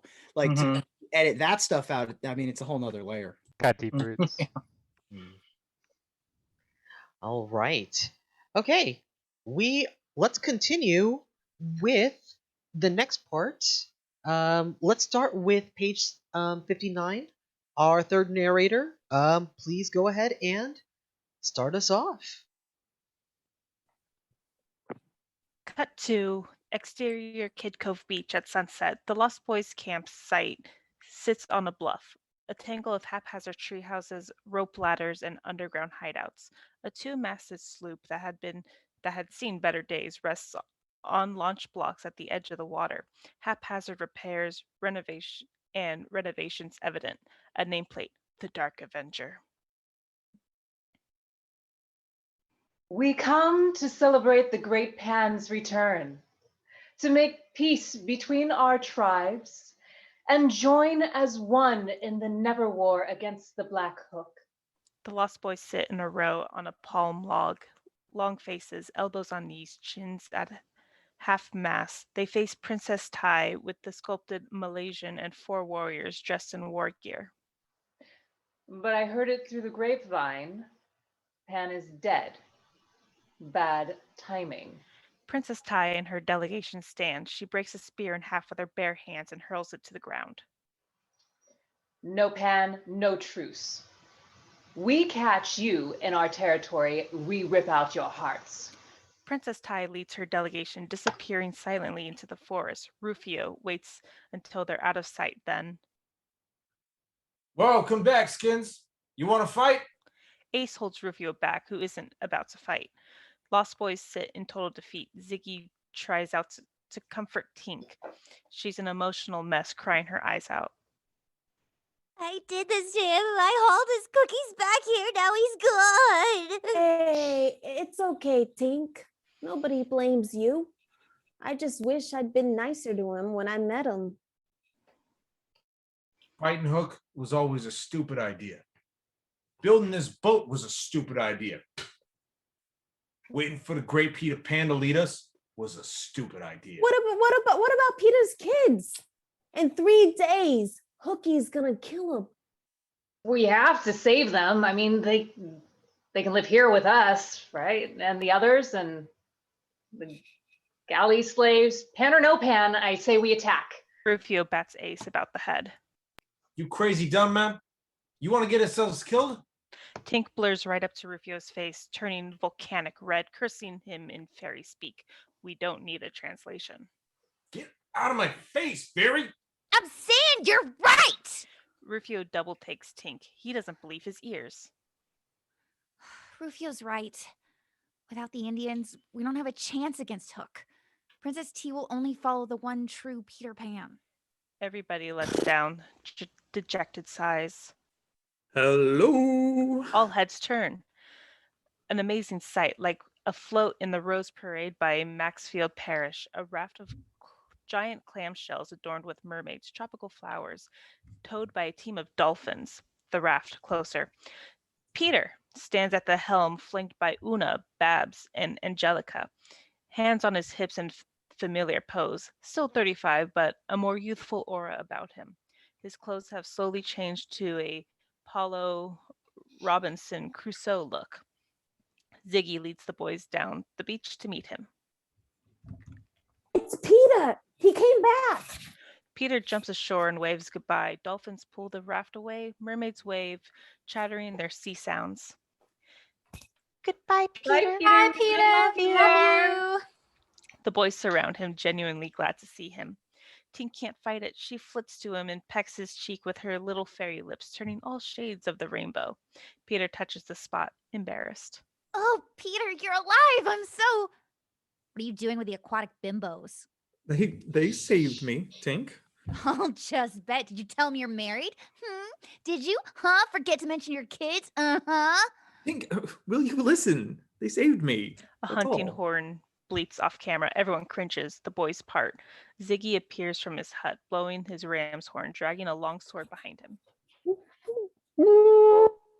I found it. Look, it's yours. Ziggy hoists the blade reverently to him. Peter holds it awkwardly, turning it, weighing it, a kid with a new toy. Who gives a shit, man? What can you do with Grandpa in 3 days? Who you's gonna call? Rufio cackles, grabbing his crotch, jock style at Peter. I'll do anything to save my kids. If I have to fly, I'll fly. If I have to fight, I'll fight.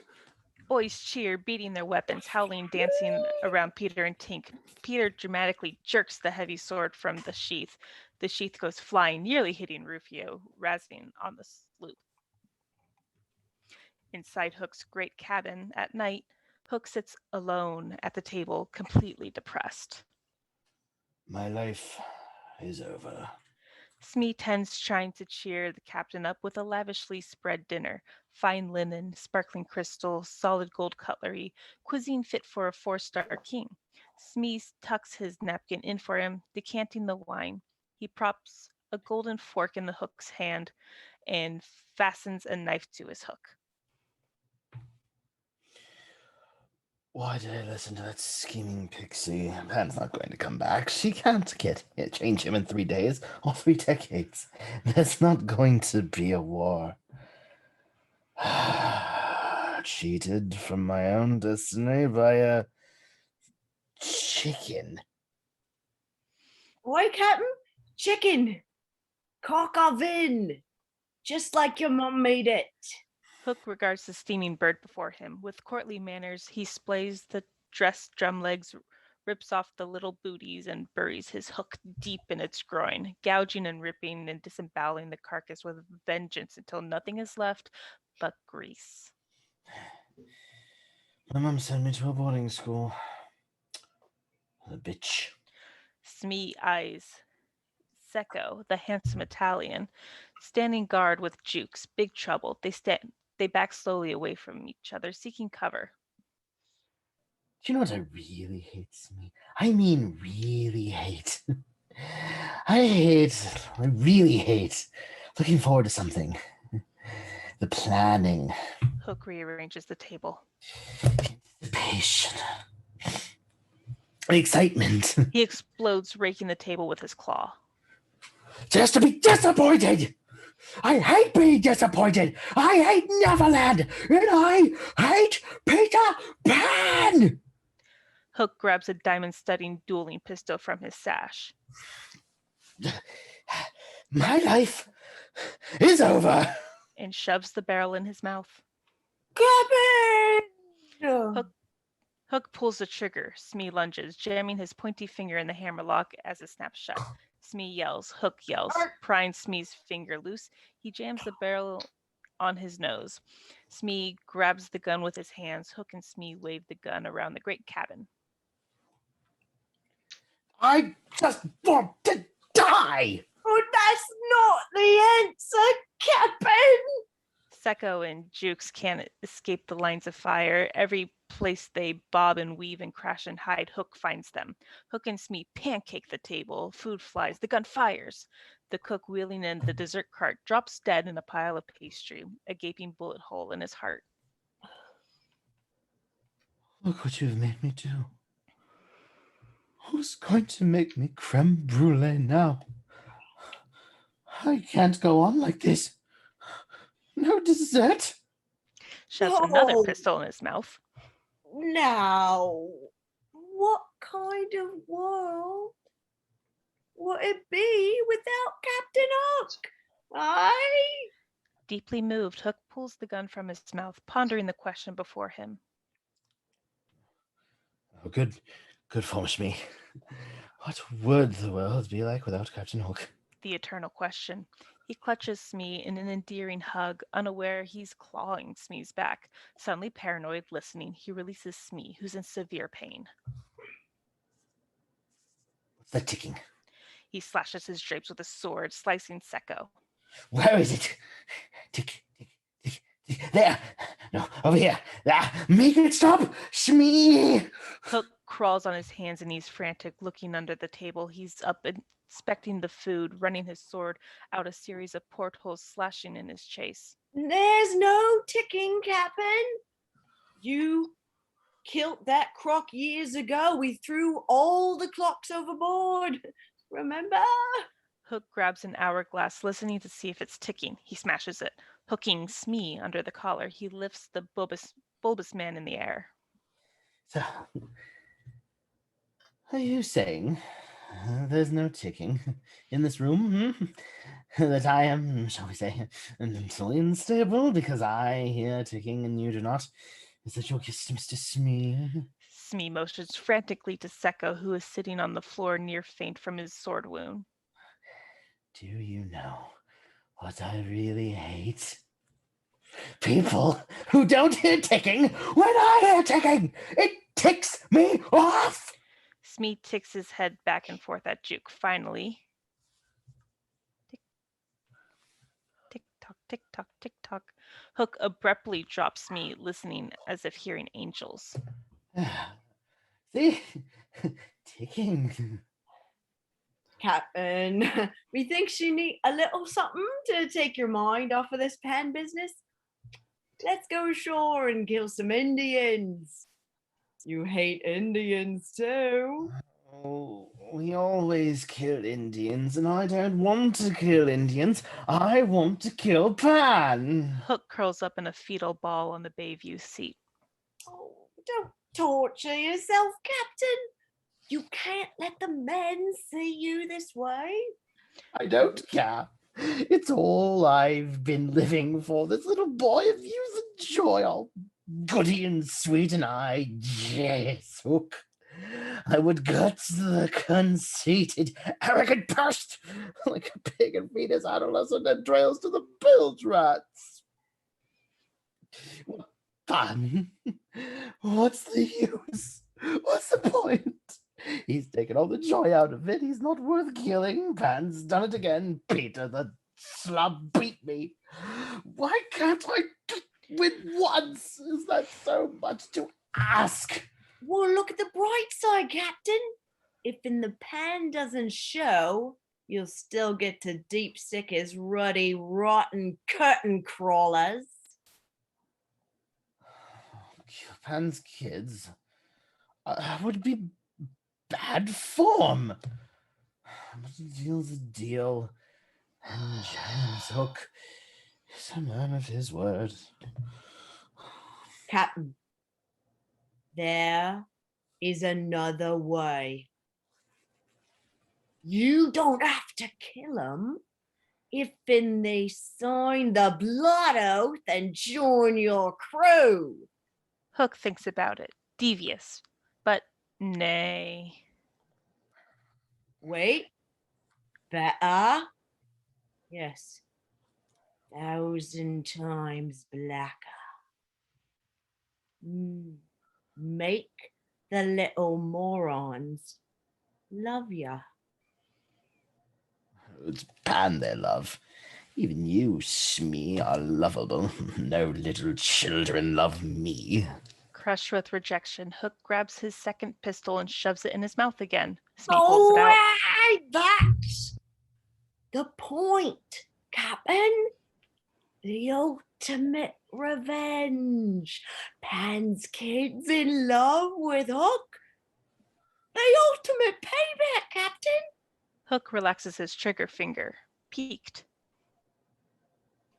Can you imagine the look on Peter's puss when he faces you and his kids standing right beside you, ready to fight for the sleaziest sleaze of the seas?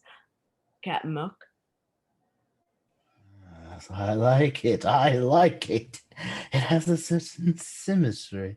Oh, you'd make a fine father, Captain, if I don't say so myself.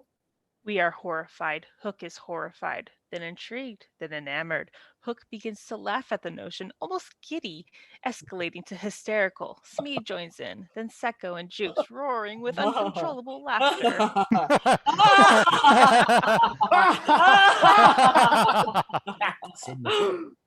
And family. The family Hook, Captain Hook family, man. Tight on Captain Hook, he subsides, a serene smile on his face. The Hooks, a family to love. Hook sucks slowly on the barrel, like nursing Mum's breast. Cut to the interior of the ship's hold at night. Rats follow the chains across bare feet. Maggie and Jack huddle, chained to their oars. She screams. Jack kicks at the ugly thing. A hand snatches.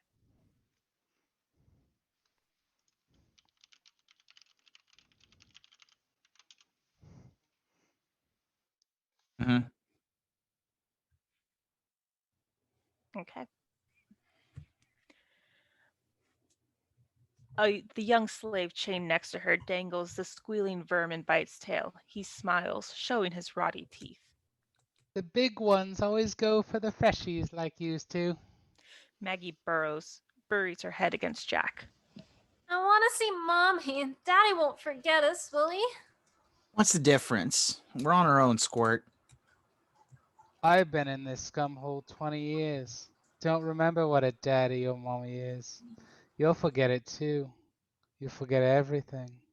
The kid can't be more than 12. He whams the rat by the tail against the floor until it's dead. He offers it. You can have firsties. Maggie gags. Jack holds her close, trying to make it go away. It won't. Fade into the interior of the treehouse in the morning, tight on Peter. Sleeping, a ram's horn enters frame next to his ear. Barumph! Ziggy blows hard. Peter jerks awake, bonking his head on Tink's little house hanging above. Move it. You got 2 minutes. Go, go. Ziggy drops down a rope slide 30 feet to the ground. Tink emerges from her little house, stretching, yawning from a bad night. Her hair looks like the bride of Frankenstein. No sparkle, eyes bloodshot. Peter looks askance. He's never seen her like this before. What are you looking at? You don't look so hot in the morning either. Cut to the exterior of the Lost Boys camp in the morning. Lost Boys load a giant sling bow onto the Avenger. Lots of activity can be seen all over the ship. Ziggy marches back and forth, dragging Peter's long sword in the dirt, tripping at each about face. Peter sits on a log, trying to take the little guy seriously. The only two way to be a kid is to act like a kid. That takes a lot of undiscipline, tons of not following orders, and no naps. Go play in the quicksand, Zig. Ace shoves Ziggy out of the way. Hey, Scuzz, I'm running this pot. Who made you God? Beat it, pork lips. You want to make me zit face? The two boys rip into each other, kicking and punching. Hey, cut it out. Hey. Pulling Ace off Ziggy, Ziggy takes the opportunity to kick Ace repeatedly. Did you hear me? Cut it out or you were going to get in big trouble. Ace and Ziggy stop immediately, copping attitudes. We're going to get in big trouble? What's adult talk, Peter? Cut it if you want to be a kid again. We've only got 2 days. You're wasting time. What am I supposed to say? When you're mad at some scug, you say, go suck a dead dog's nose. Peter shakes. No way. Get serious. They wait. Okay. Go suck a dead dog's nose. That's disgusting. Mean it. Go suck a dead dog's nose. Louder. Go suck a dead dog's nose. That's better. Cut to Peter and Ace later, arguing face to face. In your face, camel cake. I know you are, but what am I? Ziggy whistles, urging Peter on, whispering hints between phrases. Gum gums, dirt bag, slime ball. I know you are, but what am I? Butt face, butt head. Peter waves Ziggy off, trying one on his own. Paramecium brain? Silence. Ace and Ziggy look at each other. What? What is a paramecium? A one-celled animal with no brain? Peter waits, hoping for approval. Ace and Zig grin. Yeah. All right. Yeah. Outside the camp later, the Lost Boys load large rocks on board the ship. By the treehouse, Rufio readies on guard with Peter's sword. I'm only doing this one time. Watch. Ace and Ziggy hurl continuous coconuts at him. In a blur, Rufio slices and cracks each coconut, skewering the last on the tip of his blade, chugging all the fresh milk. Peter, overwhelmed, looks at Tink, now her feisty, beautiful self, watching from underneath the sunflower umbrella, doing her toes. She's all smiles. Piece of cake. Your turn, Grandpa. Rufio holds up the sword. Peter reaches for it. Rufio drops it in the dirt, passing by Tink, who sneers at him. Peter holds the heavy sword in both hands, nervous. Rufio juggles 3 coconuts, pitching them at him. Peter doesn't even get close with the sword. 3 direct hits to his head. Bunk, bink, kerplopita. Kerplopita. Kerplopita! There it is. We did it. Take a shot. All right, good job, everyone. Tink hangs her little head. Long day. Rufio gloats. Ace and Ziggy fold their arms and shake their heads, clearing throats. One release of flatulence. Exit the bluff in the afternoon. Tink paces mid-air, all business. It's just like swimming. You just have to jump in and remember, right? Peter stands on a mound overlooking the camp in the cove, nervous, nodding, shaking out his arms. Swimming. Okay. Got it. Ziggy, Ace, and the other boys wait at the other end of the clearing. Ace has a spyglass for tracking. High in the trees, Rufio watches, reclining in his hammock. Tink goes over a little pre-flight checklist. Pixie dust? Peter grabs her wings, shaking the glowing dust all over him. Check. Happy thought? Peter, blank look, then a lecherous grin. He closes his eyes and runs, flapping his arms. Angelica, Una, Babs. Peter leaps and crashes into the dirt right in front of the Lost Boys. They laugh and jeer. Ziggy marks Peter's landing with an X in the dirt. Altitude 2 feet. Distance 2 feet. Rufio hoots hysterically, heaving his half-eaten mango. It flies like a fatto elephant. Peter rolls over just as the juicy pit splats him. Think as a child, not a sex maniac. Ugh. Peter and Tink, second attempt. He glows with pixie dust. Try Christmas. Closing his eyes, he starts to run, flapping again. Christmas. Snow, presents, bills I can't pay, credit cards with sharp, pointy teeth. He crashes hard, skidding into bamboo water flume, collapsing the entire structure, drenching himself. Tink paces, disgusted. Ugh, Christmas always works. You're such a grown-up. Spoken like the worst expletive. Rufio cackles in the background. On the ship's hold in the darkness, the hatch opens. Light streams down on Jack and Maggie. Slave shrinks back, blinded by the light. Hook appears, blocking the light, a charming smile. Time for school. Inside Hook's great cabin, Hook, the ultimate teacher's nightmare, is holding class. He writes in an elegant hand on the chalkboard, "Why parents hate their children." Now, pay attention, class. Jack and Maggie sit ill at ease at Hook's ornate desk with a quill and ink and paper. Where's my daddy? My mommy doesn't hate me, you mean stinky old man. Hook smiles, tracing his claw down her cheek. Oh, is that any way to address your teacher? You don't want to bring down the grave curd for the rest of the class, do you? Hmm? Jack pulls Maggie to him, motioning her to be quiet. Ah, wise young man, if you don't fail the exam, you don't die. He smashes his ruler down hard on the desk, startling both children. First question. What do parents really mean when they say, I love you? Maggie raises her hand, begging to be called on. I know. Jack wants no part of this, pulling Maggie's hand down. She insists. Hook scans the room as if it were full. The cute little urchin in the front row. They mean we make them really, really, really, really happy all the time. Wrong! Maggie recoils. Near tears, Jack is riveted. Mommy and Daddy love you only when you do what they tell you. Jack squirms uneasy. This is scary. Wake up, get dressed, brush your teeth, don't get cavities, don't make bad grades, clean your room, eat your breakfast, don't get your lunch, don't eat sweets, don't eat junk food between meals, do your homework, don't pick on your sister, don't pick your nose, don't watch TV, don't turn the music down, sit up straight, use a napkin, walk with your mouth full, please say please and thank you, don't talk back, go to bed right now, don't cross the street, don't talk to strangers, turn that light off for this instant, don't do this, don't do that, don't have fun, don't even breathe. And don't play near open windows. Maggie is crying by the end of Hook's tirade. Hook leans, daubing her eyes. He smiles politely right in Jack's face.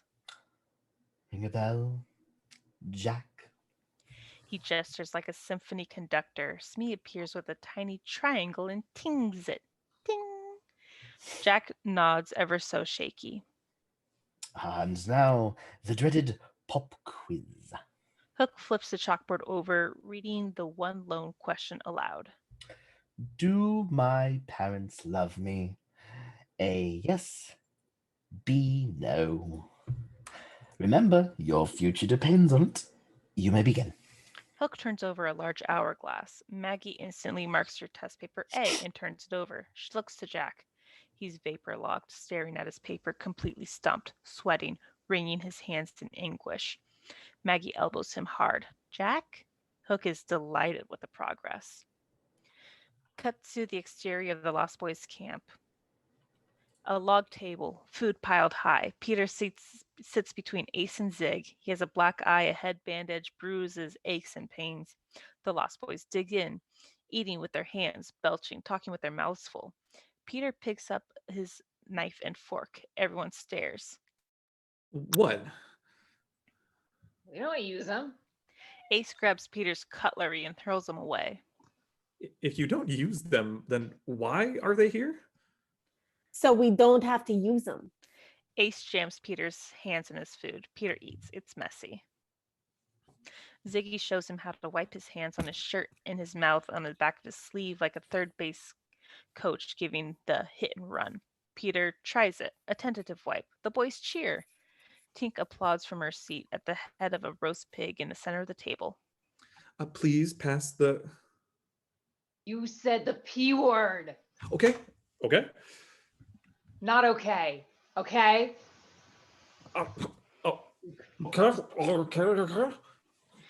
Ziggy opens his mouth, showing Peter his chewed food. So do the others, showing the disgusting contents. Peter guts it up, opening his, showing them back. Ace lets out the world's longest belch. Ziggy starts the cacophony of belches all around the table. Long, short, juicy, terminal. All eyes turn to Peter. Peter sucks in and sucks in. A little belch escapes. The boys react like he spilt the first atom. Tink laughs so hard she falls off the roast pig.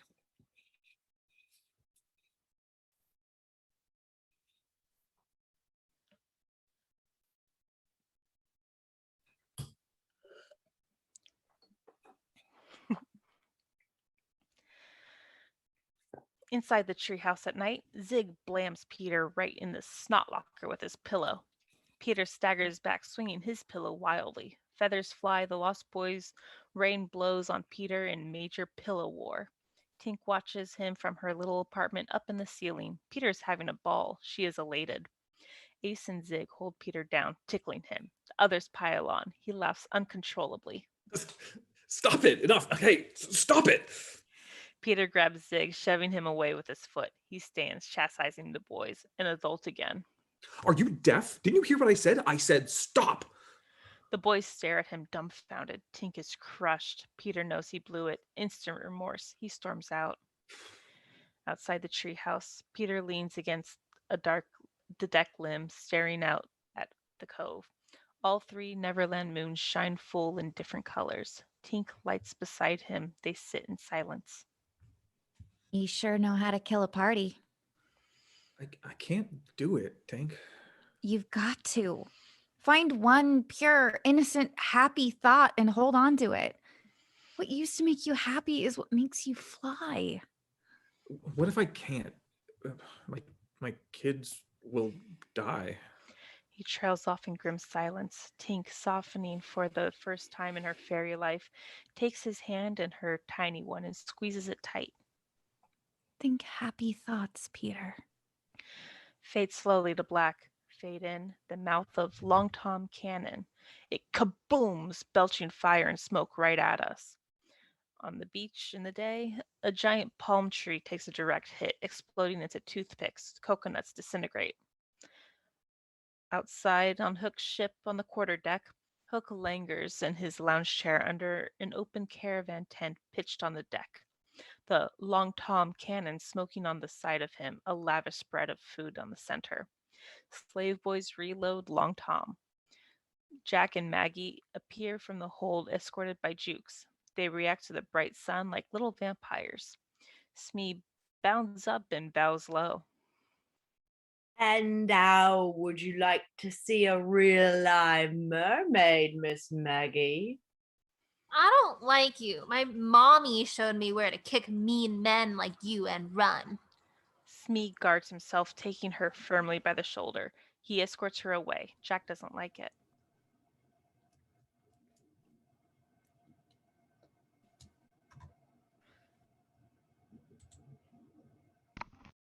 Jack, my boy. Hook beckons from his tent, lightening his twin cigars, boots propped up on the cannon. Where's he taking my sister? Oh, come aboard, come aboard. We'll discuss it like men. Oh, breathe that sea air. Hungry? Have some breakfast. I'm trying out a new chef. I'm very interested in your opinion. Jake gaps at the huge spread of nothing but desserts. I recommend the Napoleon. Fabulous chocolate eclairs, Bavarian cream.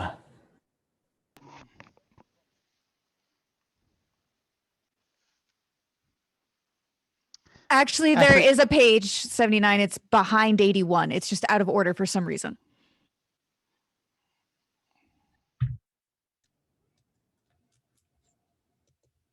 And you're gonna have to jump back, so pay attention to page numbers.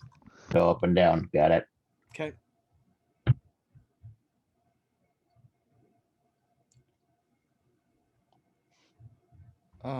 We skipped a hook line, but I will do that. I'm not supposed to eat sweets before breakfast. This is breakfast, Jack. Besides, who's going to stop you? Jack's starving. He woofs down an eclair, devouring a Napoleon. Hook smiles, turning back to the view. Jack hesitates. He reaches out, taking Hook's sword hanging on the chair. He lunges, chopping at Hook's black mane. Hook's right arm blurs, clang, blocking the blow against his gleaming hook without even looking. He wrenches the blade away from Jack. Jack. Fine name, Jack. How about Red Jack? Has a ring to it. Smoke? Opening his humidor, puffing the perfect smoke rings. I don't smoke. Good form. Shows strength of character. I have none, of course. There are some advantages to this disgusting habit that balance the dangers. He languidly droops his twin cigar ashes over the fire port on Long Tom. The fuse hisses. The cannon fires, belching fire and smoke between them. Jack covers his ears, ducking away. On the coastline, a beautiful rock formation explodes. Sand and water erupt. Mermaids, sunning, dive into the water, seeking cover. Back to Hook. Try your luck. Hit the target for the prize.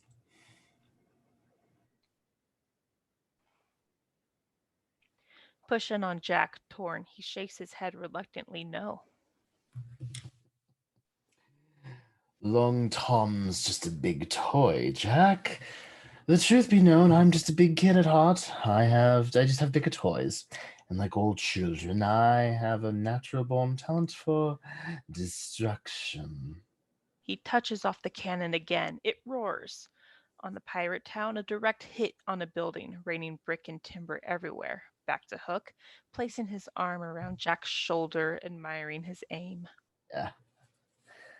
The best part, nobody's going to make you clean up the mess. I'm not allowed to play with guns. Not allowed? Not allowed? Ugh, who said? Sounds like some adult who doesn't trust you. A daddy who broke promises. Someone who says they love you, but is never there when you need them most. Hook has pushed the button on Jack's pent-up anger. Now, if I were 10 or 11, and someone gave me a cannon to play with, well, who knows? Hook hands Jack a lit cigar, bows and leaves. Jack stares at the cigar. He takes a taboo drag, feeling his power. Following Hook up the stairs to his great cabin. Kaboom! The cannon roars in the foreground. Hook stops, savoring the moment. He does a little Bojangles tap up the steps and enters his cabin. Good form. Exit the Lost Boys camp. Peter sets on guard. He's ready. He blurs through a series of parries, slashes, and thrusts. Wow! Ace and Ziggy give him a thumbs up to Tink. Looking good. Rufio winds up, indicating curveball. He delivers. Peter cuts a swathe, missing. The coconut knocks him to the ground. Faces fall. Ziggy pitches the coconut underhanded to Peter. He swings. He misses. The sword goes sailing. Tink ducks. The sword just misses her. She curses in fairy speak, kicking over her umbrella. Cut to the bluff in the afternoon. The Lost Boys line the ridge, holding their collective breath. Tink bristles, checking over Peter's flight list. You're gonna fly today, even if I have to beat a happy thought into you. From the top. Birthdays! Peter, exhausted and battered, grimaces. Again? Birthdays. Closing his eyes, he starts to run, flapping again. Presents. Yes, more presents. He jumps, getting airborne, feet paddling in the air. Up, up. Yes, this is it. Yes. Another year older, getting older, dead, dying. I hate birthdays. He stalls. He drops like a rock. A perfect full layout splat into the bog below. Rufio turns leading the Lost Boys away one by one. Only Ziggy remains on the ridge with Tink. With Peter in the bog, he gets up, slinging mud. That's it. I quit. Ziggy and Tink rush up. I can't think like a kid. I can't act like a kid because I'm not a kid. He pushes by, railing at everything and everyone. I can't fight and I can't fly. Toodles was right. You grow up, you stop believing, you find out life sucks, and then you die. We'll just have to find some other way to get Maggie and Jack. There is no other way, Peter! Tink stews in one direction, Peter in another. He trips over a log right in the mud. Ziggy helps him up. They sit on the log. Peter broods. Ziggy removes a leather pouch from around his neck, weighing it like precious gems. Peter, I remember Toodles. He was one of us. Look at these are his marbles. These are his happy thoughts. He left them behind. They don't work for me. Maybe they will work for you. He dumps the marbles in Peter's hand, nondescript. They're just marbles, Ziggy. Well, what happened to Toodles? Tink lights on Peter's hand, checking out the marbles like a diamond merchant. Wendy took him back with the others to grow up and go to school and go to an office and be a gentleman. Poor, kind Toodles. He didn't make a very good grown-up. Toodles got old. He's gonna die. Don't let Toodles die. Give him back these. It hits Tink, staring at her in distorted reflection in a big cat's eye marble. Ziggy, you've got to do this. Get the boys and go to Princess T. Beg a truce. What? She'll barbecue our butts. Tell her the one true Pan is coming. Trust me. Come on, Peter, hurry. She blurs away, leaving Peter and Ziggy at a loss. Better do what she says. She gets like this sometimes. I guess I'll never understand pixies. Zig waddles off in the other direction. Tink, where are you going? Peter limps after her, all aches and pains. Cut to dense and silvery wood. The sun's rays barely penetrate the dark forest. Peter climbs over a huge felled tree. Tink's aura twinkles ahead. Slow down, Tink. I'll kill her. I swear I will. Pan up to the giant Never Tree, a sprawling ancient sentinel, burned and charred, but refusing to fall. Limbs, trunk, and branches twist and turn 100 feet into the sunset sky. I know this place. Peter approaches the monument, drawn to it by a powerful force. He traces the charred bark reverently with his hand. A stray ray of sunlight illuminates the trunk before him. Something is carved on it. He brushes away the soot and ash with building anticipation. Letters take shape in the trunk. Names, carved like ancient runes. Peter rejoices with each revelation. Toodles. Toodles? Curly, Slightly, Nibs, John, Michael, Wendy. Wendy. I'm home, Wendy. I'm home. Tracing her name, mainly with tears of lost youth and days that will never be again.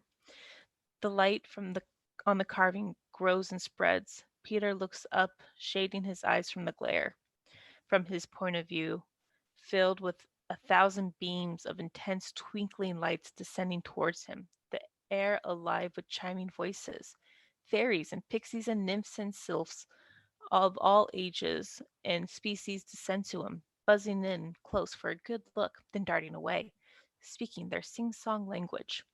Tink lights on his outstretched hand. She is regal, wearing a magnificent crown and flowing gown fit for a queen.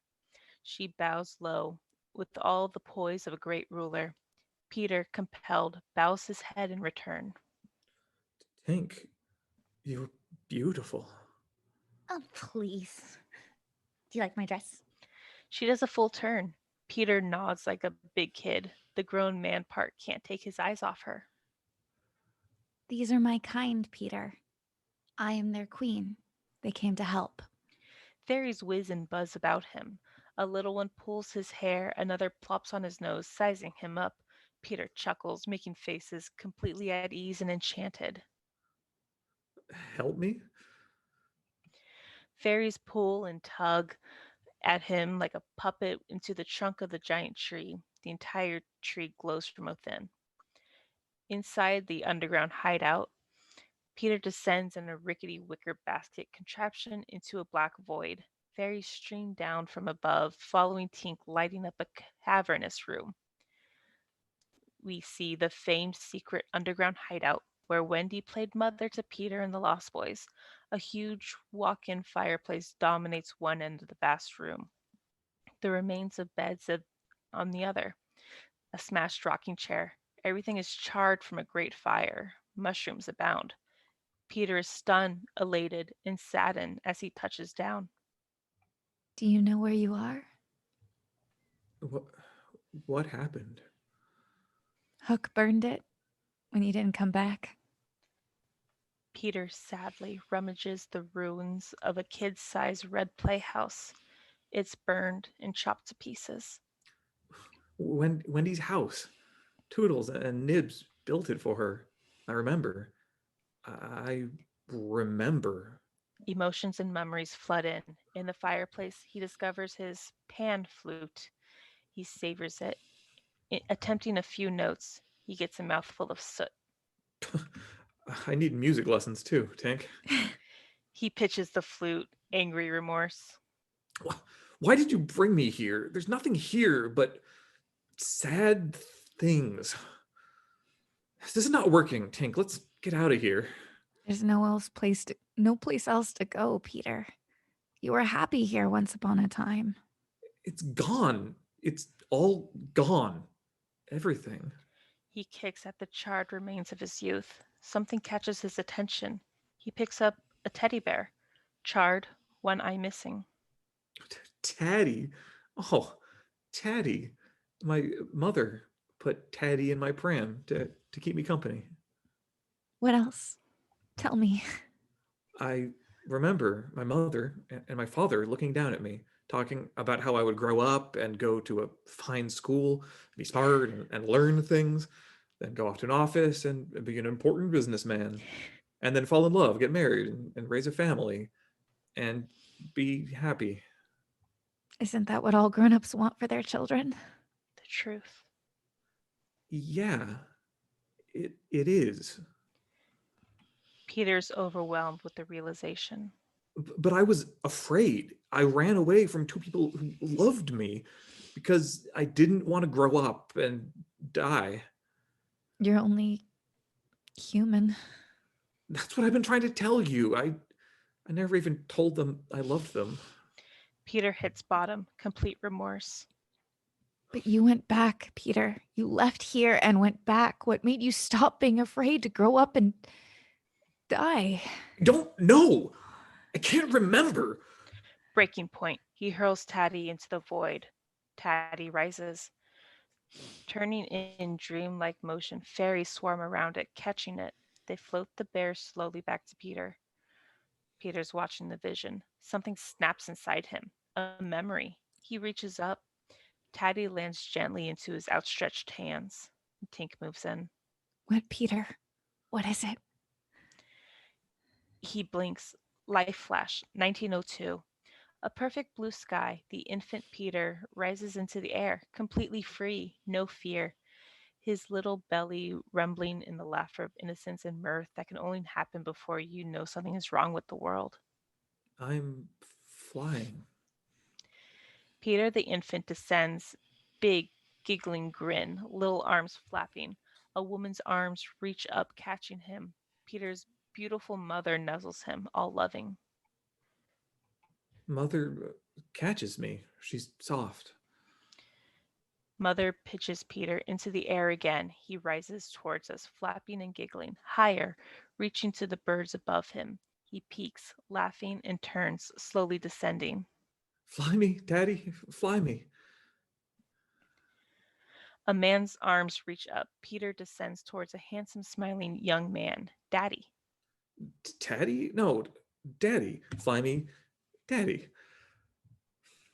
He floats into his daddy's arms, who rubs his nose with his and vaults him back into the sky. I love you. Tears of joy stream from his closed eyes. I have my happy thought. I know why I went back. I know. The life flash changes. Arms reach up to catch Maggie. It's Moira. Arms reach up to catch Jack. It's Peter. Tied on Peter. He opens his eyes, disoriented, clutching his bear. Tink, I know. Whoa. He looks down. He's sitting cross-legged, 15 feet above the cavern floor. Fairies buzz about, tinkling and chiming. He drops. Tink zooms up beside him. Hold that thought. He reaches for her, automatically flying in her direction. I can fly. Peter bounces off the cavern wall, repelling at Tink. Follow me. Tink spirals towards the ceiling. Peter punches his hands up and ascends. Fairies swirl about him like bubbles. Outside the Never Tree, Tink climbs towards us, lacing her glowing web. Peter ascends behind her, crowing, that's right, giggling like the child he was, full and free, whooping and shouting with the rush of flight. Fairies peel off in Busby Berkeley precision and collect on the giant tree, chiming and waving goodbye.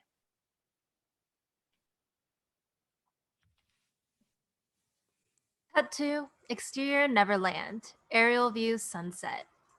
Tink bursts through a pink cloud and stops. Peter follows. Tink ambushes him, blowing a raspberry and fanning her ears. He dodges, tumbling into a cloud bank. How do I stop? All in the mind, you know? Peter thinks. He stops. Wow. Tink blurs up to him. Peter and Tink hovering, staring at the Neverland sunset. You did it. You found your happy thought. It's yours forever, Peter. No one can take it away. Why are you crying? I don't know. I was just thinking. I just wish.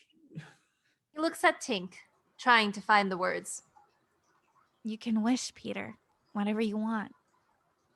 Would you look at that unbelievable sunset? I know what my kids mean now when they say, awesome, dude. He pushes off, speeding toward the huge ball of orange. It is like swimming. Watch this.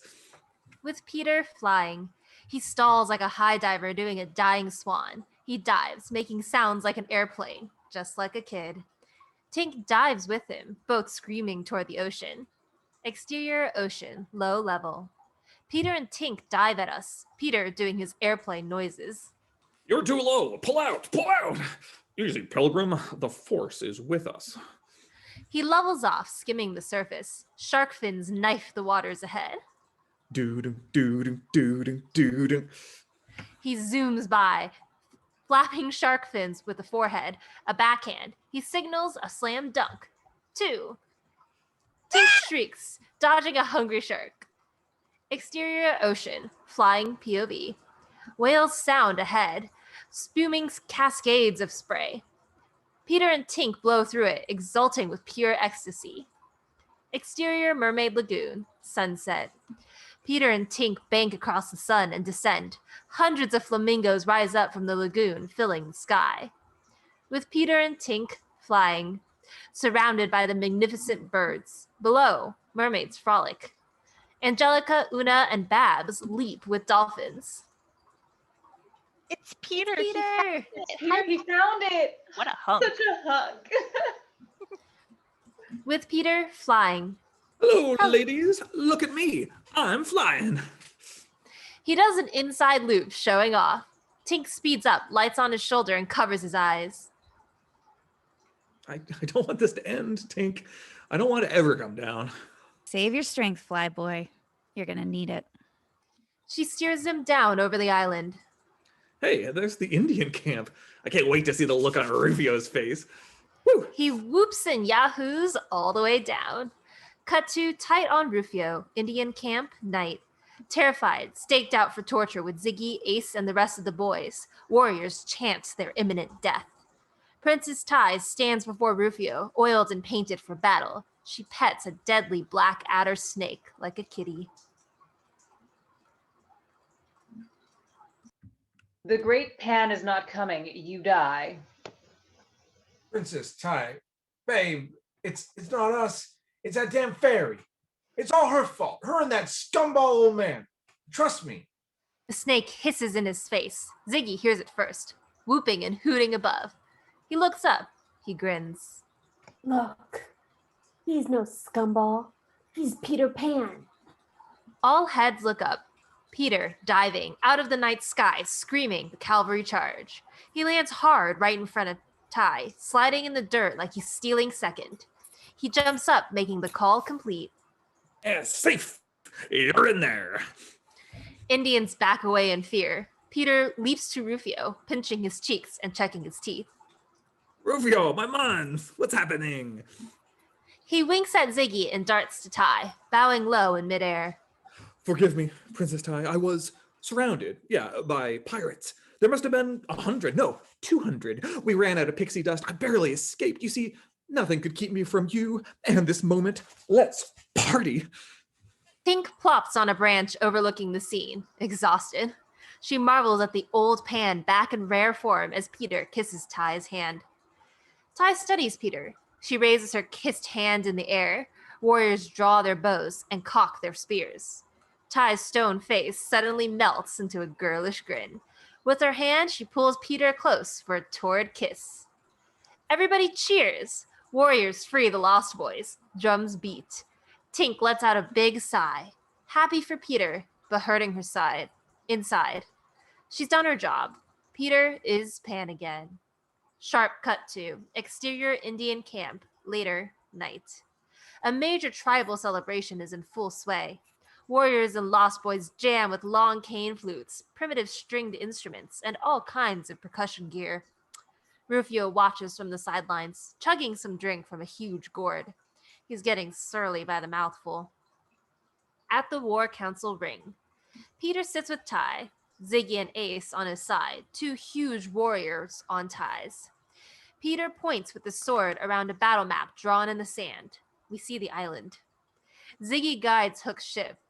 Ty motions. The warriors push sticks from their position to cut Hook off. Ace surprises Hook with the Dark Avenger amidships. Peter arcs a little pan doll on a circular flight plan, sneaking up behind. Suddenly, sand kicks in, ruining the battle map. Rufio kicks sticks and ships away with a vengeance. So, it can fly, but can it fight? Easy, Rufio. Save it for Hook. Rufio laughs. Without warning, he wheels, hurling a coconut at Peter. Peter ducks. His hand instinctively blurs with the sword, skewering the coconut perfectly. Rufio glares in disbelief. So does Peter. Rufio madly hurls another and another. Peter whirls, parrying and slicing them cleanly in two. Coconut pieces land in front of Ziggy. He's amazed. Let's go for some real. Drawing his sword in one hand, stiletto in the other. Ty backs everyone up, giving them room. She digs the action. I don't want to fight you. Rufio attacks. Peter's hand instinctively blocks and counters every blow. Rufio backs off, amazed. Peter shrugs at Ziggy. What? Zig shrugs back, loving it.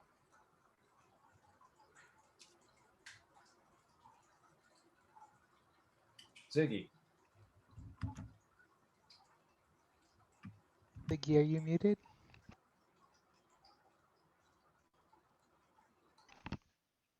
You wait, Peter, one of these days.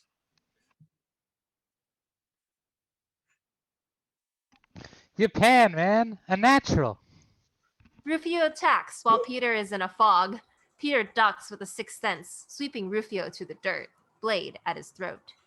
It's just like riding a bike, Rufy. Kill me, old man. You won. The thought did cross my mind, but I need you, Rufio. When I face Hook, you better be there covering my butt.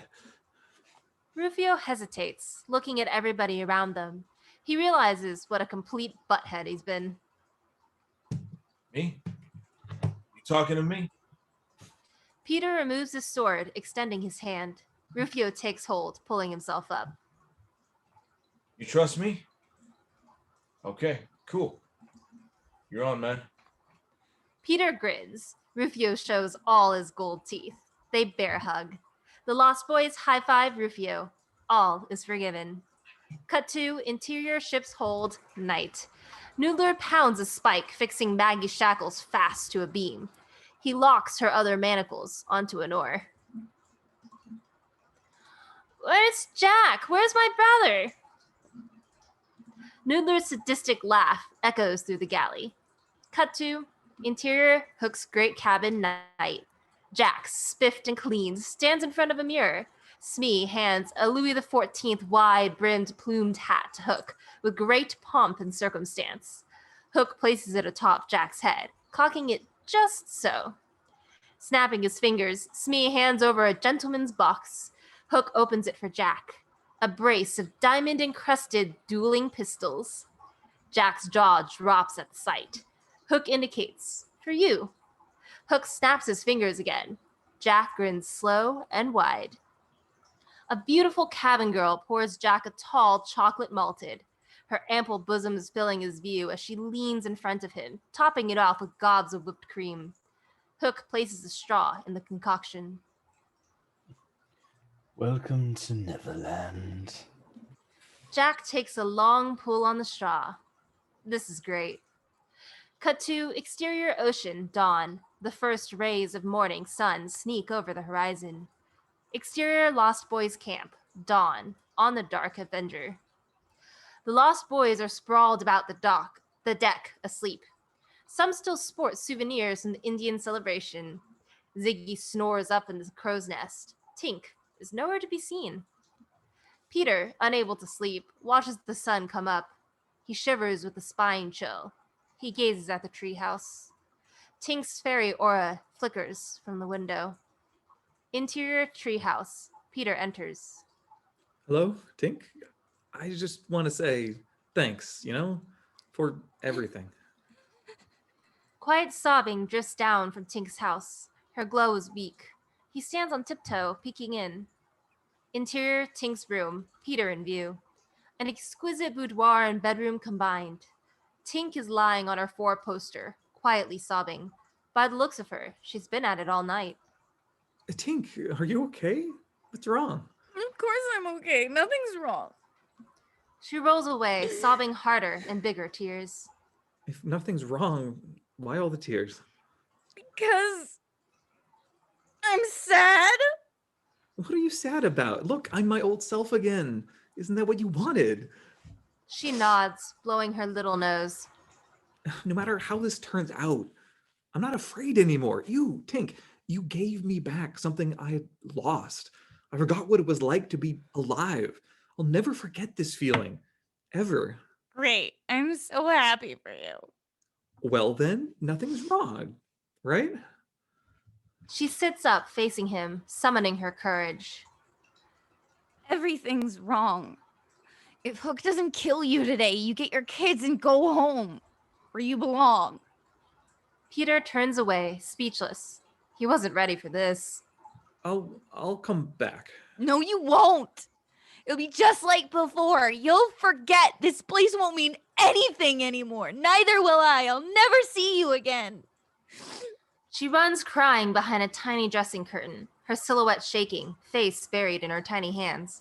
Wait, Tink, She screams in anguish. Her light winks out behind the curtain. Peter panics. He checks. She's gone. Tink? Wait. Tink's aura glows strong on his back, filling the entire treehouse room. Peter turns, facing an absolute vision. Oh, Tink, you're big. The full-size Tink stands before him. It's the only wish I ever made for myself. Radiant in her gown, she lets down long, flowing tresses cascading around her shoulders. He tries to speak. Tink covers his lips. I love you, Peter. I always have. Let this be our one time together. Peter slides his arms around her, lost in her eyes, her hair, all that she is. Then, even when we're apart, we'll always have Neverland. Yes, yes. Their lips draw closer, closer. A cannon shot whines overhead. An explosion rocks the treehouse. The roof crashes down. Peter covers Tink.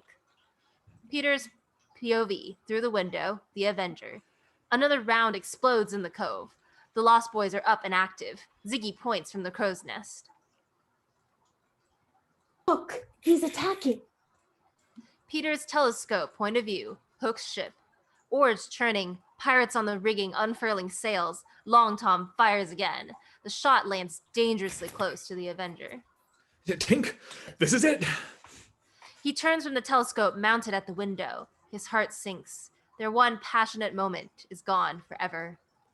Tink belts on her dagger, back to pixie size, her feisty self once again. You looking at? Let's go save your kids. Eat your heart out, flyboy. She flies out the window. Peter closes his eyes, lamenting the one who got away. He curses Hook and flies after her. Exterior treehouse, continuing action. A round screams overhead. The treehouse blows up. Cut to exterior Hook's ship, underway. Just a brief pause. We have redeemed another hydrate. Everyone, please make sure you drink water before we continue.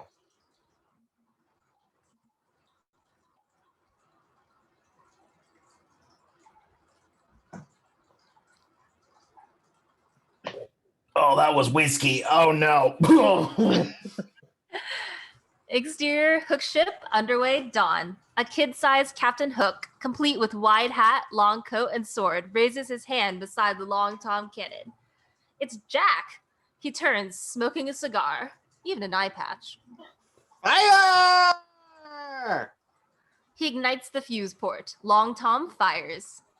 Exterior island, high cliffs, continuing action. The round explodes against the cliffs, cascading rocks down onto the Indian village below. Resume ship. Hook lounges in his great chair, checking Jack's destruction with opera glasses. He laughs with sadistic delight. The Indians are awake. Good form, son.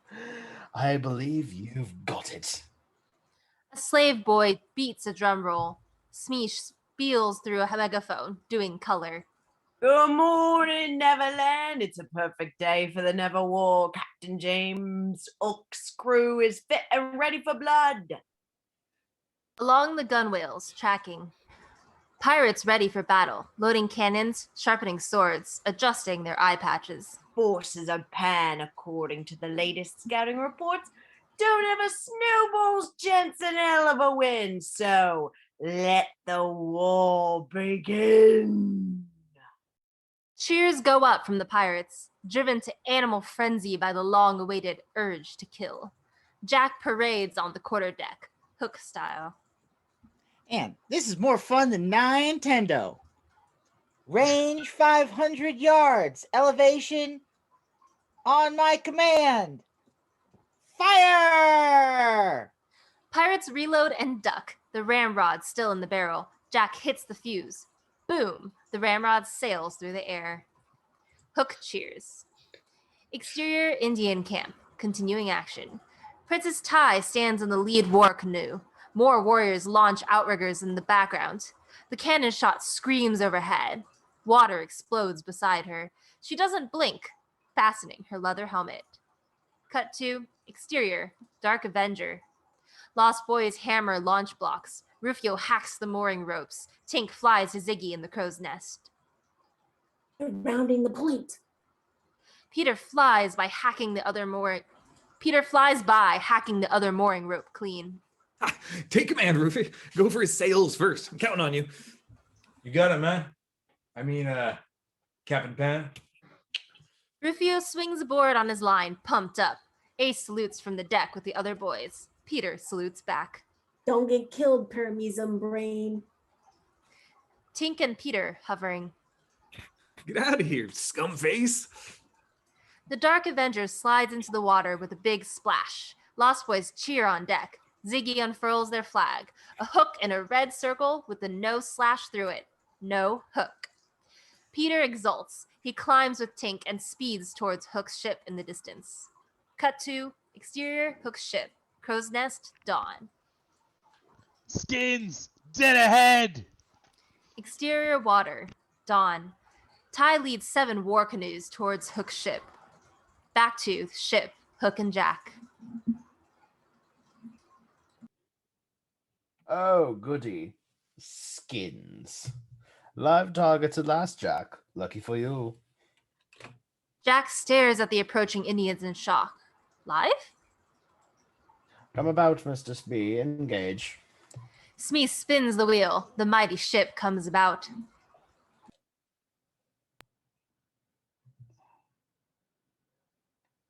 And we pick up the pace here on the first round of action.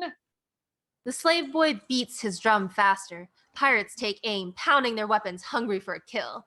Interior galley. Noodler cracks his whip up one side of the slaves and down the other. Jukes pounds the rowing beat faster. Pull, you little vermin. Pull your bleeding guts out. Maggie, dirty and weak, is too short to row, being lifted and dumped with each stroke. Exterior ocean, dawn. Tink and Peter swing wide out to sea with a breathtaking view. They bank towards Hook's ship in the distance. Exterior water, war canoes, dawn. Tai signals. Warriors loose a flight of arrows, many aflame. Exterior Hook's ship, coming about. Jack hides behind Long Tom as arrows land everywhere. Hook doesn't move, daring any shaft to hit him. He grabs one in flight and blows out the flame. Do you believe those skins shooting us with the little bows and arrows? How primitive. Pirates drop from the rigging, stuck with the arrows. Flamers hit the fossil. The canvas ignites. Fire! Cannons thunder in a 12-gun broadside. Jack clutches his ears, quaking with each blast. Exterior, war canoes, bearing down on Hook's ship. 3 explode with direct hits. Warriors hit the water. Tide presses on. Warriors fire a flight. Arrows fill the sky. Mermaids surface. Angelica grabs a wounded warrior, pulling him towards shore. Una and Babs share another. Exterior, Hook's ship, quarterdeck. Pirates cheer the destruction. More arrows rain down. Hook finds Jack cowering in the smoke. Your first broadside, Jack. Good form. It was an accident. I didn't mean to hurt anybody. The idea! What's a few less skins anyway? You're going to be a pirate, feared on the 7 seas.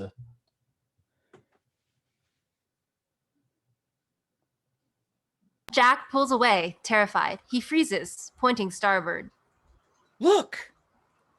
Their point of view, the Dark Avenger, bearing down from the cove. Giant sling weapon and Lost Boys visible on deck. The no Hook flag waving proudly. Resume, Hook. Lost Boys. What a weenie roast. No sign of Pan.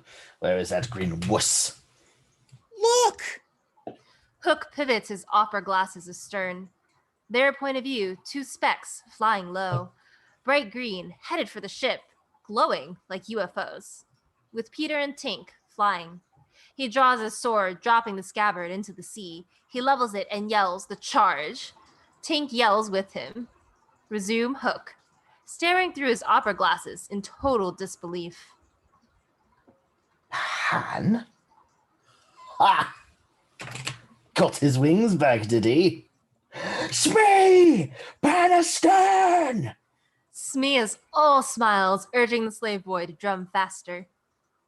See, Captain, dreams do come true. Hook and Jack. Shoot it, Jack. The big green one. Jack instantly sights along the barrel at the approaching objects. He puffs his cigar, coughing, lowering it to fire. Jack! Jack freezes in total shock. Hook groans, grimacing. Dad? My dad's flying? He hates to fly. Don't think, Jack. Just do. This is what you've been training for. Shoot him. Do it. With Peter and Tink flying closer and closer. You put that cannon down right now, young man. Peter, the parent again, suddenly loses altitude. Tink pulls him back up. Resume, Jack and Hook. There he goes again, telling you what to do. Don't listen to him. Shut him up, Jack. Forever. Jack weakens, lowering the cigar to the fuse. Peter and Tink flying closer and closer. I love you, Jack. Hook and Jack. He said the L word. You know what that means, right, Jack? Shoot him! It's what you want to do. Quick cuts to Jack, Peter and Tink, the cannon, Hook. No! Pulling away, Hook forces Jack's cigar down on the fuse. Ba-boom! Peter and Tink flying. Look out! She rams Peter, sending him tumbling off course. The cannon shot smacks Tink like a freight train and explodes. Tink is gone. Glowing dust sprinkles the sea. Peter spirals up to the heavens, screaming in horror. Tink! Hook and Jack. Hook exults. Jack runs away, convulsing in angry tears. Exterior, Dark Avenger, bearing down. The Lost Boys watch horrified as pixie dust settles. No Hook! No, Hook! No Hook! The boys pick up the cry, pulling back a giant arrow and the huge crossbow. Slingshot mounted forward. The arrow is covered with graffiti. Hook is a codfish. Hook sucks. Lost Boys rule. Pan lives. Tink forever. The giant arrow rushes forward, arcing into the sky. Exterior, Hook's ship. High angle looking down. Cannons fire, blowing canoes away on the port side. Cannons fire, ripping into the Avenger off to starboard. The giant arrow crashes into the main mast, tearing away the sails. The top mizzen mast falls like a felled tree. Hook and Smee watch in disbelief. The mass splats in the sea.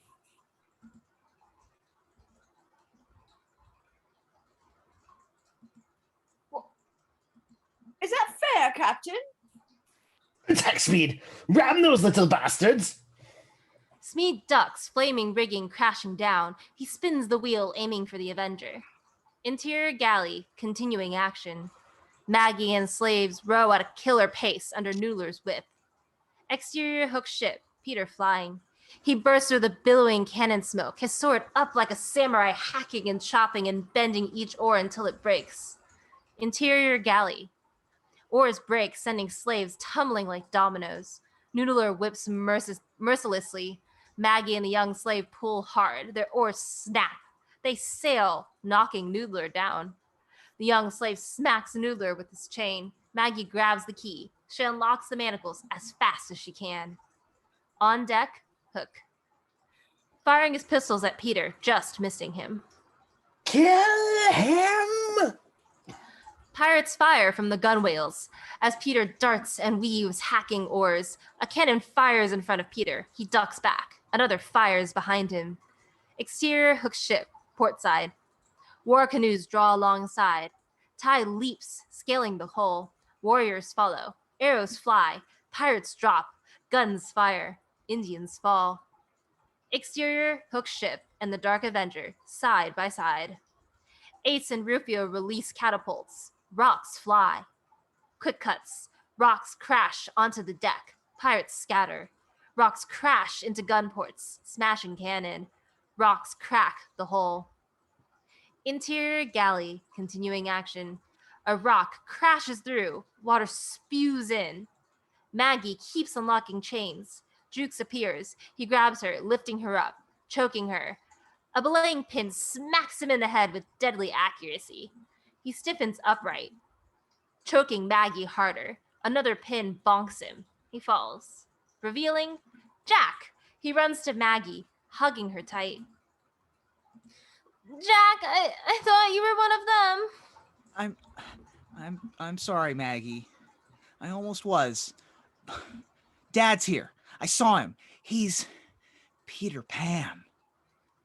Maggie gapes. A cheer goes up from the slaves. Jack leads them toward the hatch, taking command.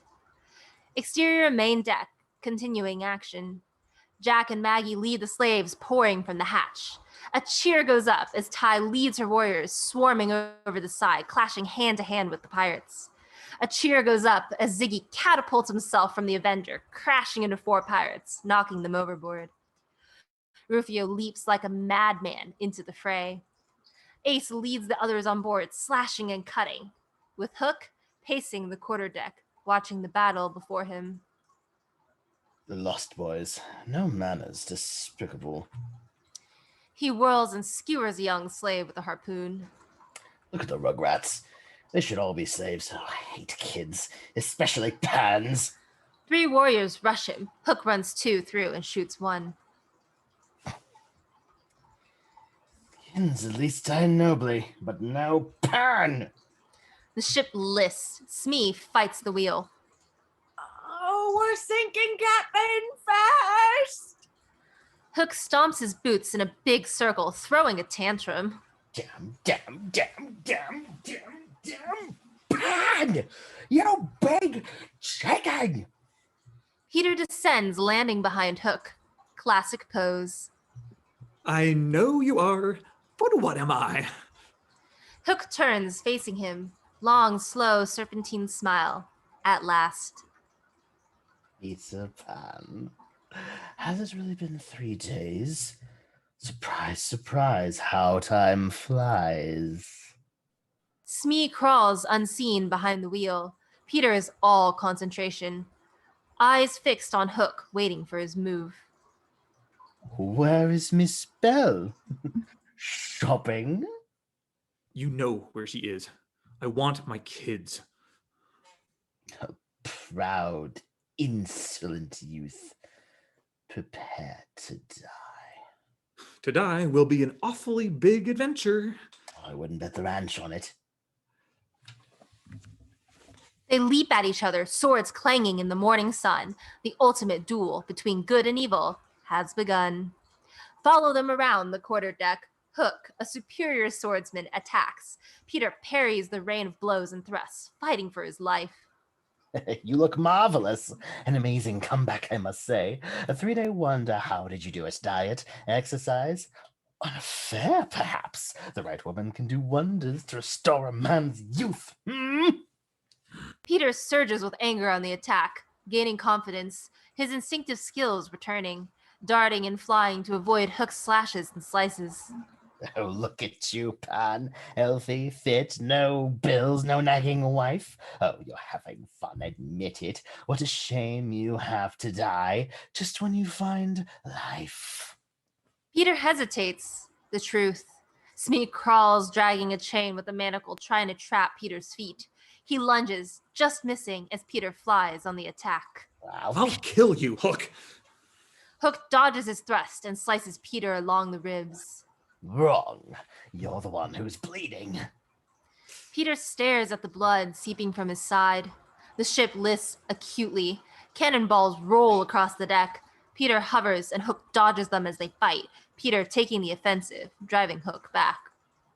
On the main deck, in the fray, Jack spots Peter and Hook, pointing them out to Maggie. That's Daddy? She's elated and terrified at the same time, watching her father drive Hook back, then fly to avoid Hook's attack. A pirate screams behind them, sword raised. Ziggy swings on a rope, blamming the pirate with a ramrod to the groin. Thanks. Ziggy waves and drops another pirate with his slingshot. Resume Peter and Hook. Flaming rigging crashes down, separating them. Peter leaps, flying up and over the debris, landing in front of Hook. Oh, I love it when you do that. They lock swords, a test of strength as each tries to shove the other overboard. You're probably asking yourself, why did Hook wait so long to find me? Oh, I'll tell you. When you were young, you made a fool of me all the time. I was no match for the great Pan. You were youth, you were joy, you said. Not anymore. Even at the peak of your form, you're just old Peter Pan. He shoves Peter over the gunwale, pressing his hook down inches from Peter's eyes. However, I haven't aged a day. We're even! Peter rolls away. Hook buries his claw in the rail. He whirls, slicing Peter in the thigh as he flies away. Whoopsie, not as quick as we used to be, are we? Peter clutches his leg in pain. He's scared to death, but he fights on. Near the main mast, Rufio fights 3 pirates at once. Ty guts one. Ace throws another overboard. Ziggy shields Maggie and Jack. Rufio doesn't have to be told who they are. Get to the Avenger. This wreck's sinking fast, man. Go. We will help Pan. Pirates cut them off. Ace boosts Maggie onto the rigging. A pirate grabs her leg. She kicks him in the face. Ziggy pitches Jack a sword. He clubs a pirate with it. The crow's nest, looking down, Jack and Maggie climb to the tiny bucket hanging on the remains of the mast. The battle rages below. Peter and Hook battle on the ornately carved stern over the great cabin. The stern rises into the air as the ship continues to sink bow first. Peter falls, favoring his wounded leg. Oh, we're not getting tired, are we? Daddy! Smee appears over the edge with the manacle. Closer. Peter looks up, spotting his kids. In the crow's nest, looking down, Jack and Maggie can see everything, even Smee. Find you! Too late. Smee slams the manacles around Peter's ankle. Peter flies. He slams to the ground, a ball and chain locked on his leg. Advantage. Hook. Hook chops at Peter, chasing him across the deck. Peter flies a few feet, tugging, dragging the chain, dodging, circling, blocking Hook's blows. The ship heels. The mast cracks. Jack and Maggie teeter in the bucket. Rufio and Ty race to the rescue. Flames roar up from the main hatch, cutting them off. The deck explodes, driving them back. Jack and Maggie duck in the bucket as the fireball roars up. Flames lick the mast pole toward them. Pirates leap overboard, abandoning ship. On board the Avenger, Ace and Ziggy leap aboard with the other lost boys and skins. We can't leave Peter. Resume Hook and Peter. Peter circles him like a bird on a string. Hook yanks his chain, pulling Peter toward him like a balloon, fighting, slicing. Peter flies away, only to be jerked back again. What a waste. The real world has taken its toll on you, Peter. Too much stress, too much tension, too bad. The deck pitches. The ball rolls toward the fiery hold, dragging Peter with it, helpless, fighting on his back. Suddenly, Rufio leaps in front of Hook, attacking with a vengeance. Hook toys with him. Yeah, get away, Roof. It's me he wants. Looky, looky, I got hooky. Sadly, you have no future as a poet. He runs Rufio through. The boys sag, smiling at Peter. You are Peter Pan, man. And falls backwards, overboard. Ty leaps from nowhere, landing on Hook's back, wielding her machete. Hook grabs her hair and kisses her. She spits in his face. He heaves her, screaming over the side. The ship heaves. Peter's ball and chain drops into the flaming hold, pulling Peter, screaming with it. The crow's nest, Jack and Maggie, helpless, watching him fall a second time to certain death. Interior, flaming holds, looking up. Peter grabs a deck beam, hanging on for dear life. Hook stands over him, his moment of triumph. This is it, Pan. Big Daddy Fear is here. The fear you feel when your children don't come home on time, when the plane takes off, or the fear you feel when you can't run as fast anymore and your body aches. I'm the quickie at the office, the Porsche and the redhead with the big hooters. Take a good look. I'm your mortality, bucko. I'm your Christmas present from hell. He raises his sword to chop off Peter's hand.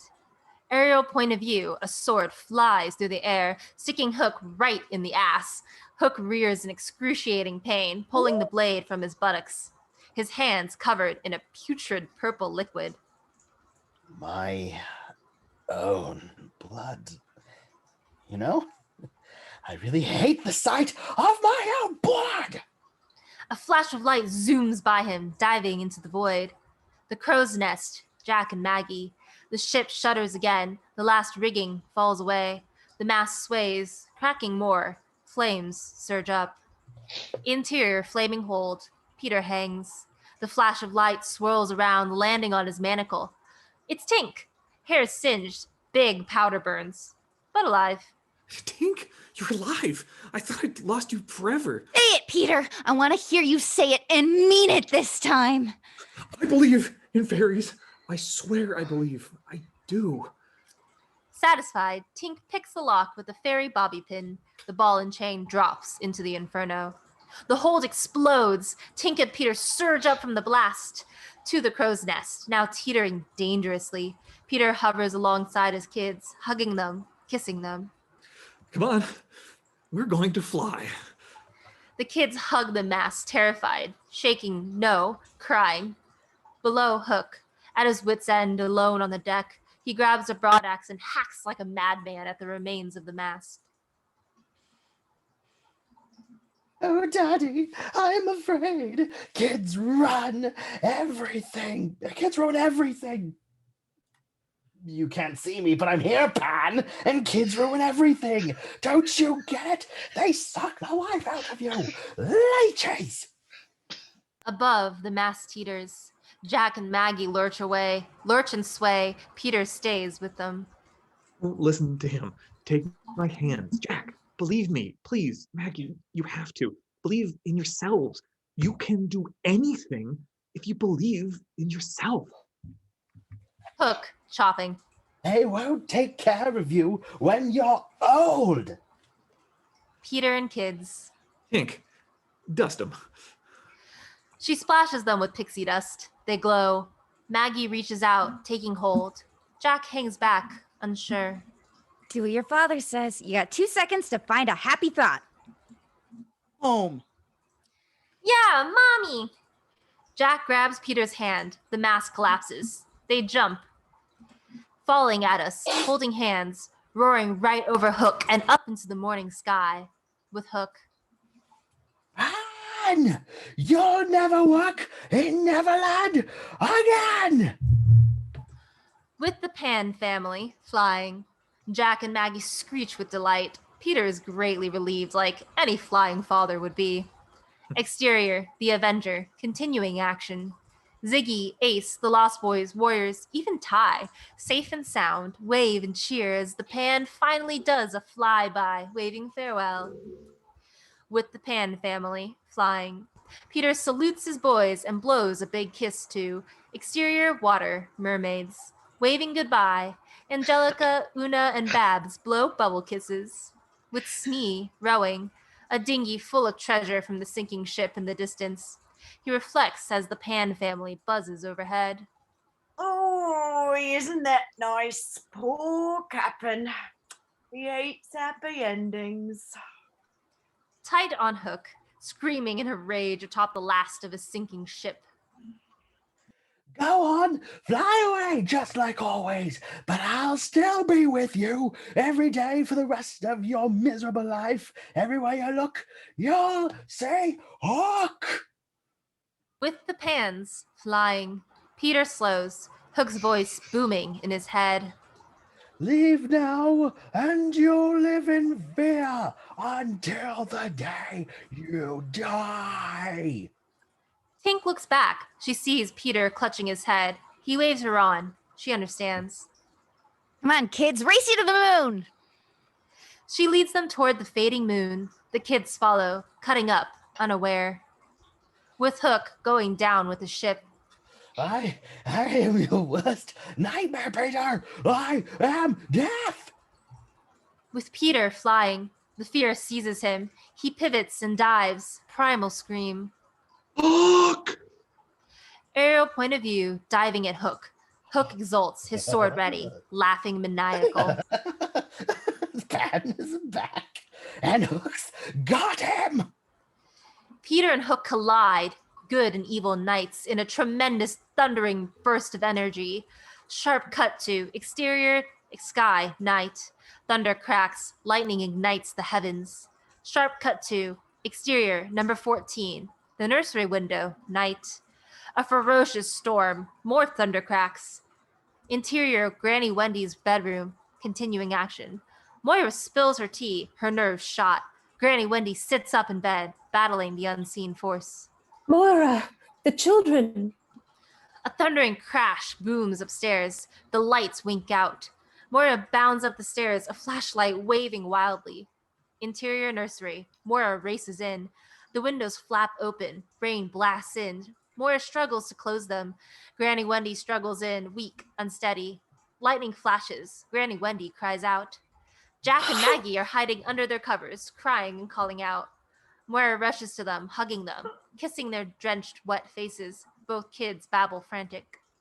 We're back, Mommy. We made it. There were all these pirates and Daddy saved us when we flew. It's all right, dears. You're safe. Where's your father? Where is he? They point to the window. Thunder, lightning blinds them. Cut to black. Fade in. Exterior sky, morning. True blue. Almost too perfect. Gulls cry. God's point of view, looking down. Raindrops drip from the trees. A familiar grassy knoll. Lush. Manicured. Peter!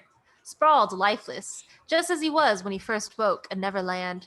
The view descends right to his face. No vital signs.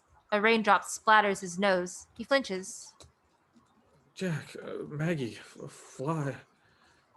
Another hits him. He sits up slowly, looking around. He stands panicked. Not again. His clothes are tattered and torn. He doesn't know which way to go. Something rustles the bushes. He turns, ready to fight.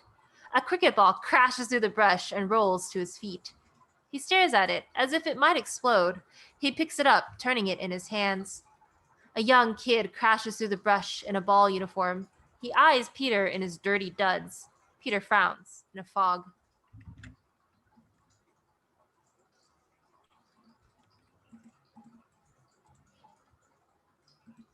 Here, give me that ball, you sotter.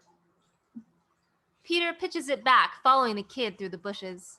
The view ascends, revealing Kensington Gardens. Round pounds, the manicured green filled with people playing cricket. Peter takes it all in, thoroughly confused. Mom, there's Peter Pan! A little girl points at Peter, then runs past him to the Peter Pan statue, frozen in time, forever young. Peter fixes on it. Something clicks. My kids. The mother eyes Peter suspiciously as she retrieves her little girl. Peter, suddenly anxious, starts to jog away. Goodbye, Peter. I love you. He stops, turning to the statue as if it spoke to him. Tink? A groundskeeper sweeps some empty bottles across the cement path. Tink, tink, tink. Tink. He shrugs. Whatever it meant, he's already forgotten. With new life, he races away down the path. The view climbs to Tinkerbell, standing behind the statue's head, her back to us as she watches Peter picking up speed, pulling farther away until he's gone. Tink turns, glowing tears dot her face. She flies away. Cut to exterior, Marlborough Gate morning. Peter races by, dodging and weaving through Sunday strollers, all reacting to his tattered appearance. He dashes across Baywater Road, dodging traffic. Cut to exterior number 14, the nursery window, morning. Maggie, Jack, and Toodles peer out the closed window, morose. Suddenly, Maggie lights up, jumping and pointing, with Peter racing up the street. He stops, instinctively looking up to the window. He jumps up and down when he sees them. They're alive! Hooting and celebrating life, the new Peter hops up on the garden wall and walks it, doing exactly what he told Jack not to do. He makes it all the way without falling. Bowing to his children applauding in the window, he leaps the garden fence and dashes the shortcut to the front door. Interior number 14, continuing action. Moira opens the door. Peter bursts in, sweeps Moira off her feet, laughing like a lovesick teenager, and a serious kiss. Oh, Peter! Peter, I thought I'd lost you. All of you. What happened last night, Peter? Last night? I don't know. All I know is I love you, Moira. I love you. Maggie skitters down the stairs and sails into Peter's arms, just like she flew. Daddy, I knew you'd come back. I never gave up. Peter is suddenly facing Granny Wendy. He bows to her beautifully, the way Pan did when he first met Wendy. Hello, Wendy, Moira, Angela, darling. Hello, Peter. Do you know where you are? Where I belong, where I want to be. They embrace, filled with emotion and unconditional love. Peter spots Toodles watching at the foot of the stairs. He can't speak. He just grabs Peter and hugs him tight. Toodles, I've got something I think belongs to you. I don't remember. He removes the pouch from his neck. Toodles brightens, barely able to contain himself. Peter pours the marbles into his gnarly hands. See? I didn't lose my marbles after all. Granny Wendy hugs him warmly. Toodles drifts upstairs, caressing his happy thoughts. He passes Jack, waiting on the stairs, feeling guilty. Cut off. Peter reaches up with both arms, just like his father and mother did. Jack can't fight his tears. Jack jumps, flying into his daddy's arms. Moira hugs them both.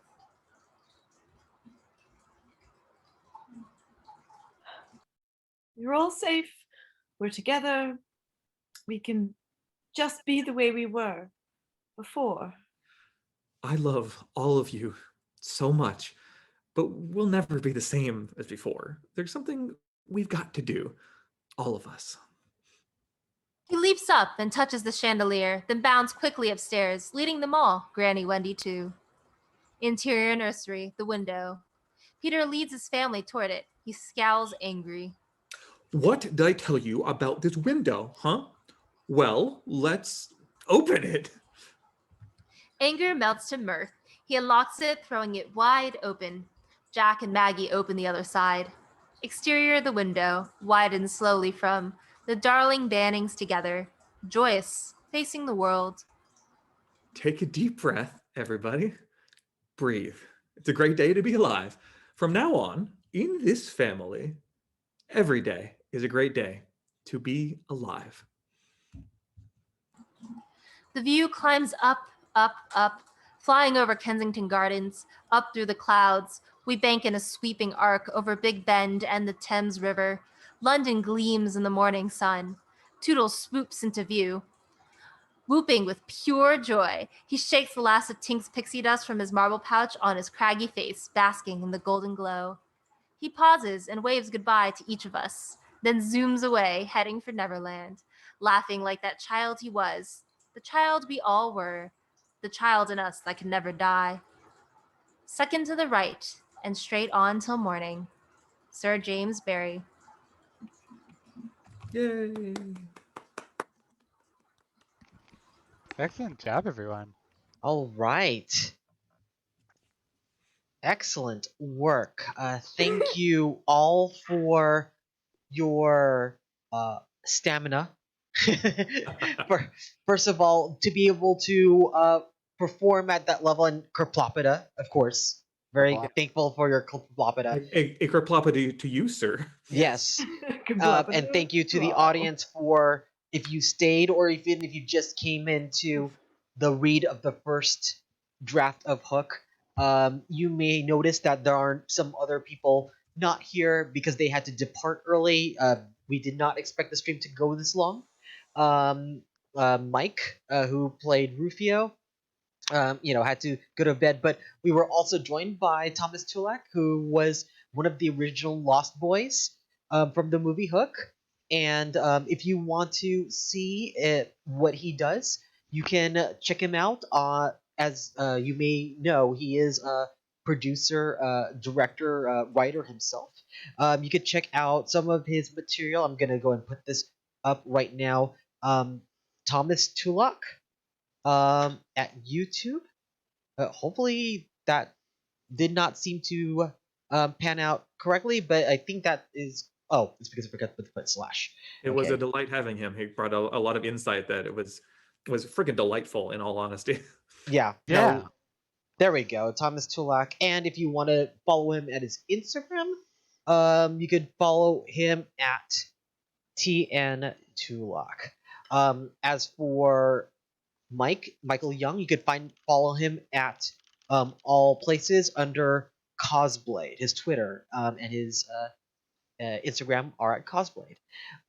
Let's go ahead to our to everyone here. Normally I would ask, I'll just get a little bit of your reaction to the whole thing, but at the same time we'll have everyone sign off where people can find you on the internet and plug any projects you would like to plug. I'm going to start off with our own Peter Banning, Chris. Great job. Thank you. It was a lot of fun to play that. I actually don't have any projects right now that you can buy. I'll try to make myself interesting enough to show up again on a stream when I can plug things properly. But yeah, that was a lot of fun. Hornier than I thought it was going to be going in. So that's good. But yeah, I'll pass the mic because I don't have much to plug, and you've heard a lot of my voice recently. So yeah, this was a very thirsty script, and there was already a lot of water. I'm gonna go next to Ruben. Hi everybody. You can follow me everywhere at MOXREUBY. My D&D show just wrapped up, The Broken Pact. It's 4th season. Last night, you can catch the VODs at Saving Throw Show and old episodes of Saving Throw Show and the D&D YouTube channel, because it is an official D&D show. And speaking of official D&D things, I'm going to be on an upcoming episode of Dragon Talk, the official Dungeons & Dragons podcast, in the next week or two. So please keep an eye out for that. All right. Next, we go to Ames. Oh, you can find me as Royal Ames on most things except for Twitter, where there's a underscore in between it because, of course, I couldn't get that on that one platform. But yeah, I don't have any active projects right now either, although I'm working on stuff, so it'll be somewhere over there. But it was a lot of fun reading this. The end part was a lot of action. That was a lot of action I had to read. All right, good job with the narrating on that end. It was very very busy. Next to Shane. Hi, everybody. I'm Shane, and I play Katya on LA by Night, and I play Jax Tuesday on Denver by Night. And hopefully, one of those two shows will be coming back soon, especially now that things are changing, as we are all aware with the world. And in the month of May and part of June, I'm going to be working on a pretty huge thing through the production company I work for called Butcherbird Studios, but I'm not allowed to talk about it yet. But if you, I'll be talking about it soon, and you can follow me on social media on at a slight sprite on Twitter. And thank you. This was so fun, and I love Captain Hook. That's all. Speaking of Captain Hook, man, Anthony, man, you milked that hook like a cow. That scenery looked delicious.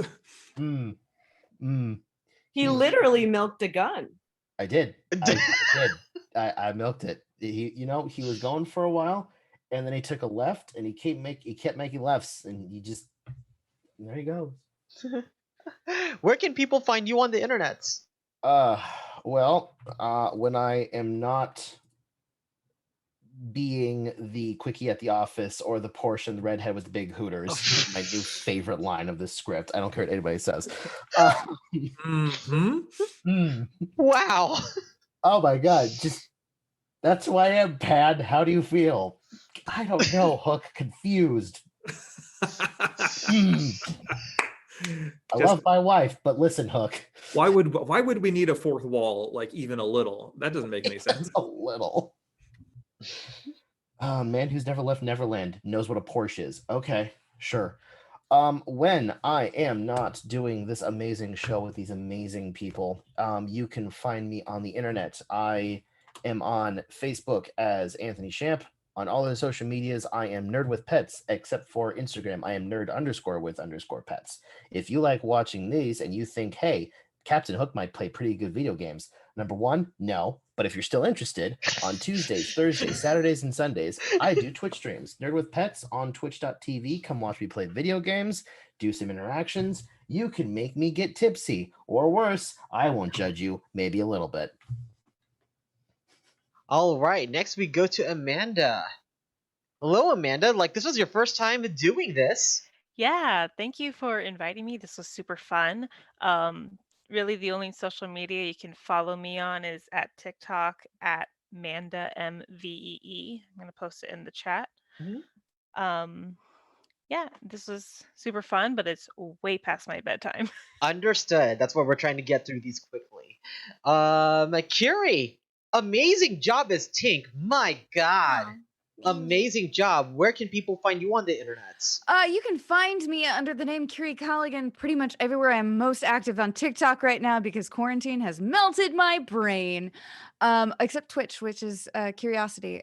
On every other Saturday, you can find me at Zelda Universe TV, where I do a Zelda-based tabletop with some lovely people over there. And on Thursdays, in a few days or weeks, I'm going to be starting a new tabletop over on Scabby Rooster Thursday nights, which means I gotta move my Twitch days. I have a book on sale right now at doseblant.com. It's my publisher. I think you can get it for like $11 right now, and I just got my book edits back for book 2, so keep an eye out for that pre-order because that'll be coming later this year. Yay! Boom! Next, Nemo. Hey, you can find me at twitter.com/Dr. Nemo or twitch.tv/doc_Nemo. I'm not doing anything right now, but thanks for having me.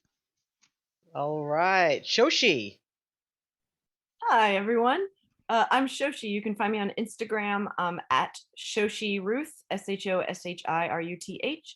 But also, I'm doing things.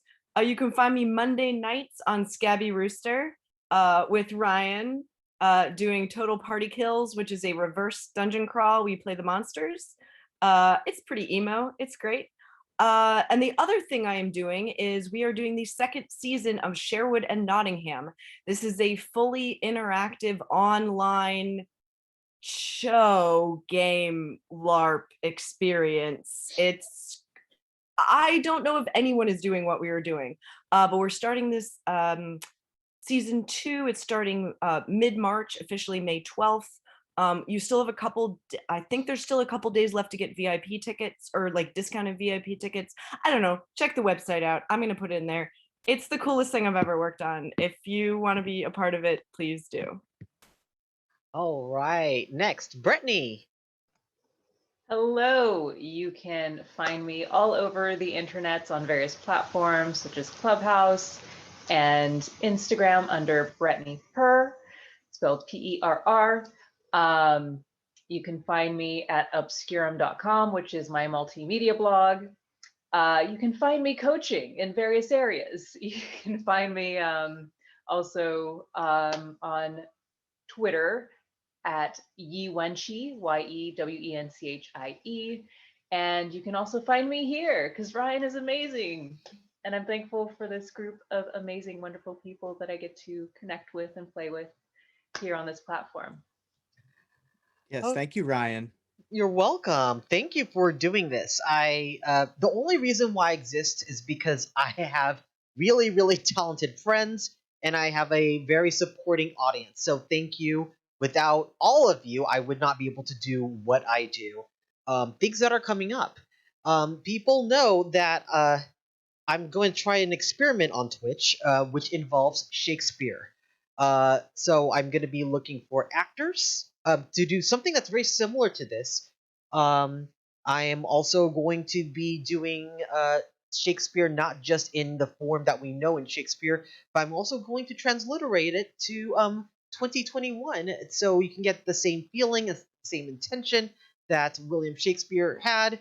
But I'm also ambitious with writing and trying to figure that out. So if you keep in touch with my social media, such as my Twitter, which is RyanOMGA, or also I keep this stuff on my Patreon, which is patreon.com/lifeactionroleplay. You'll hear some updates for it. This Thursday, I'm going to have a Time for Mimosas with some special guests, so stay tuned for that.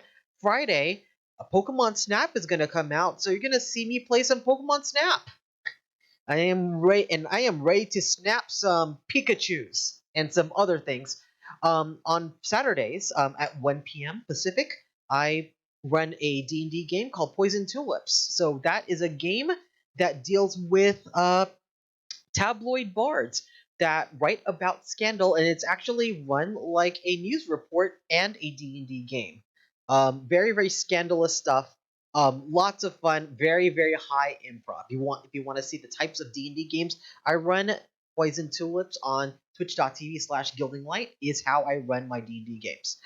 So again, thank you so much for tuning in. And it is late. I love you all. Good night. Good night, Neverland. Good night, Neverland.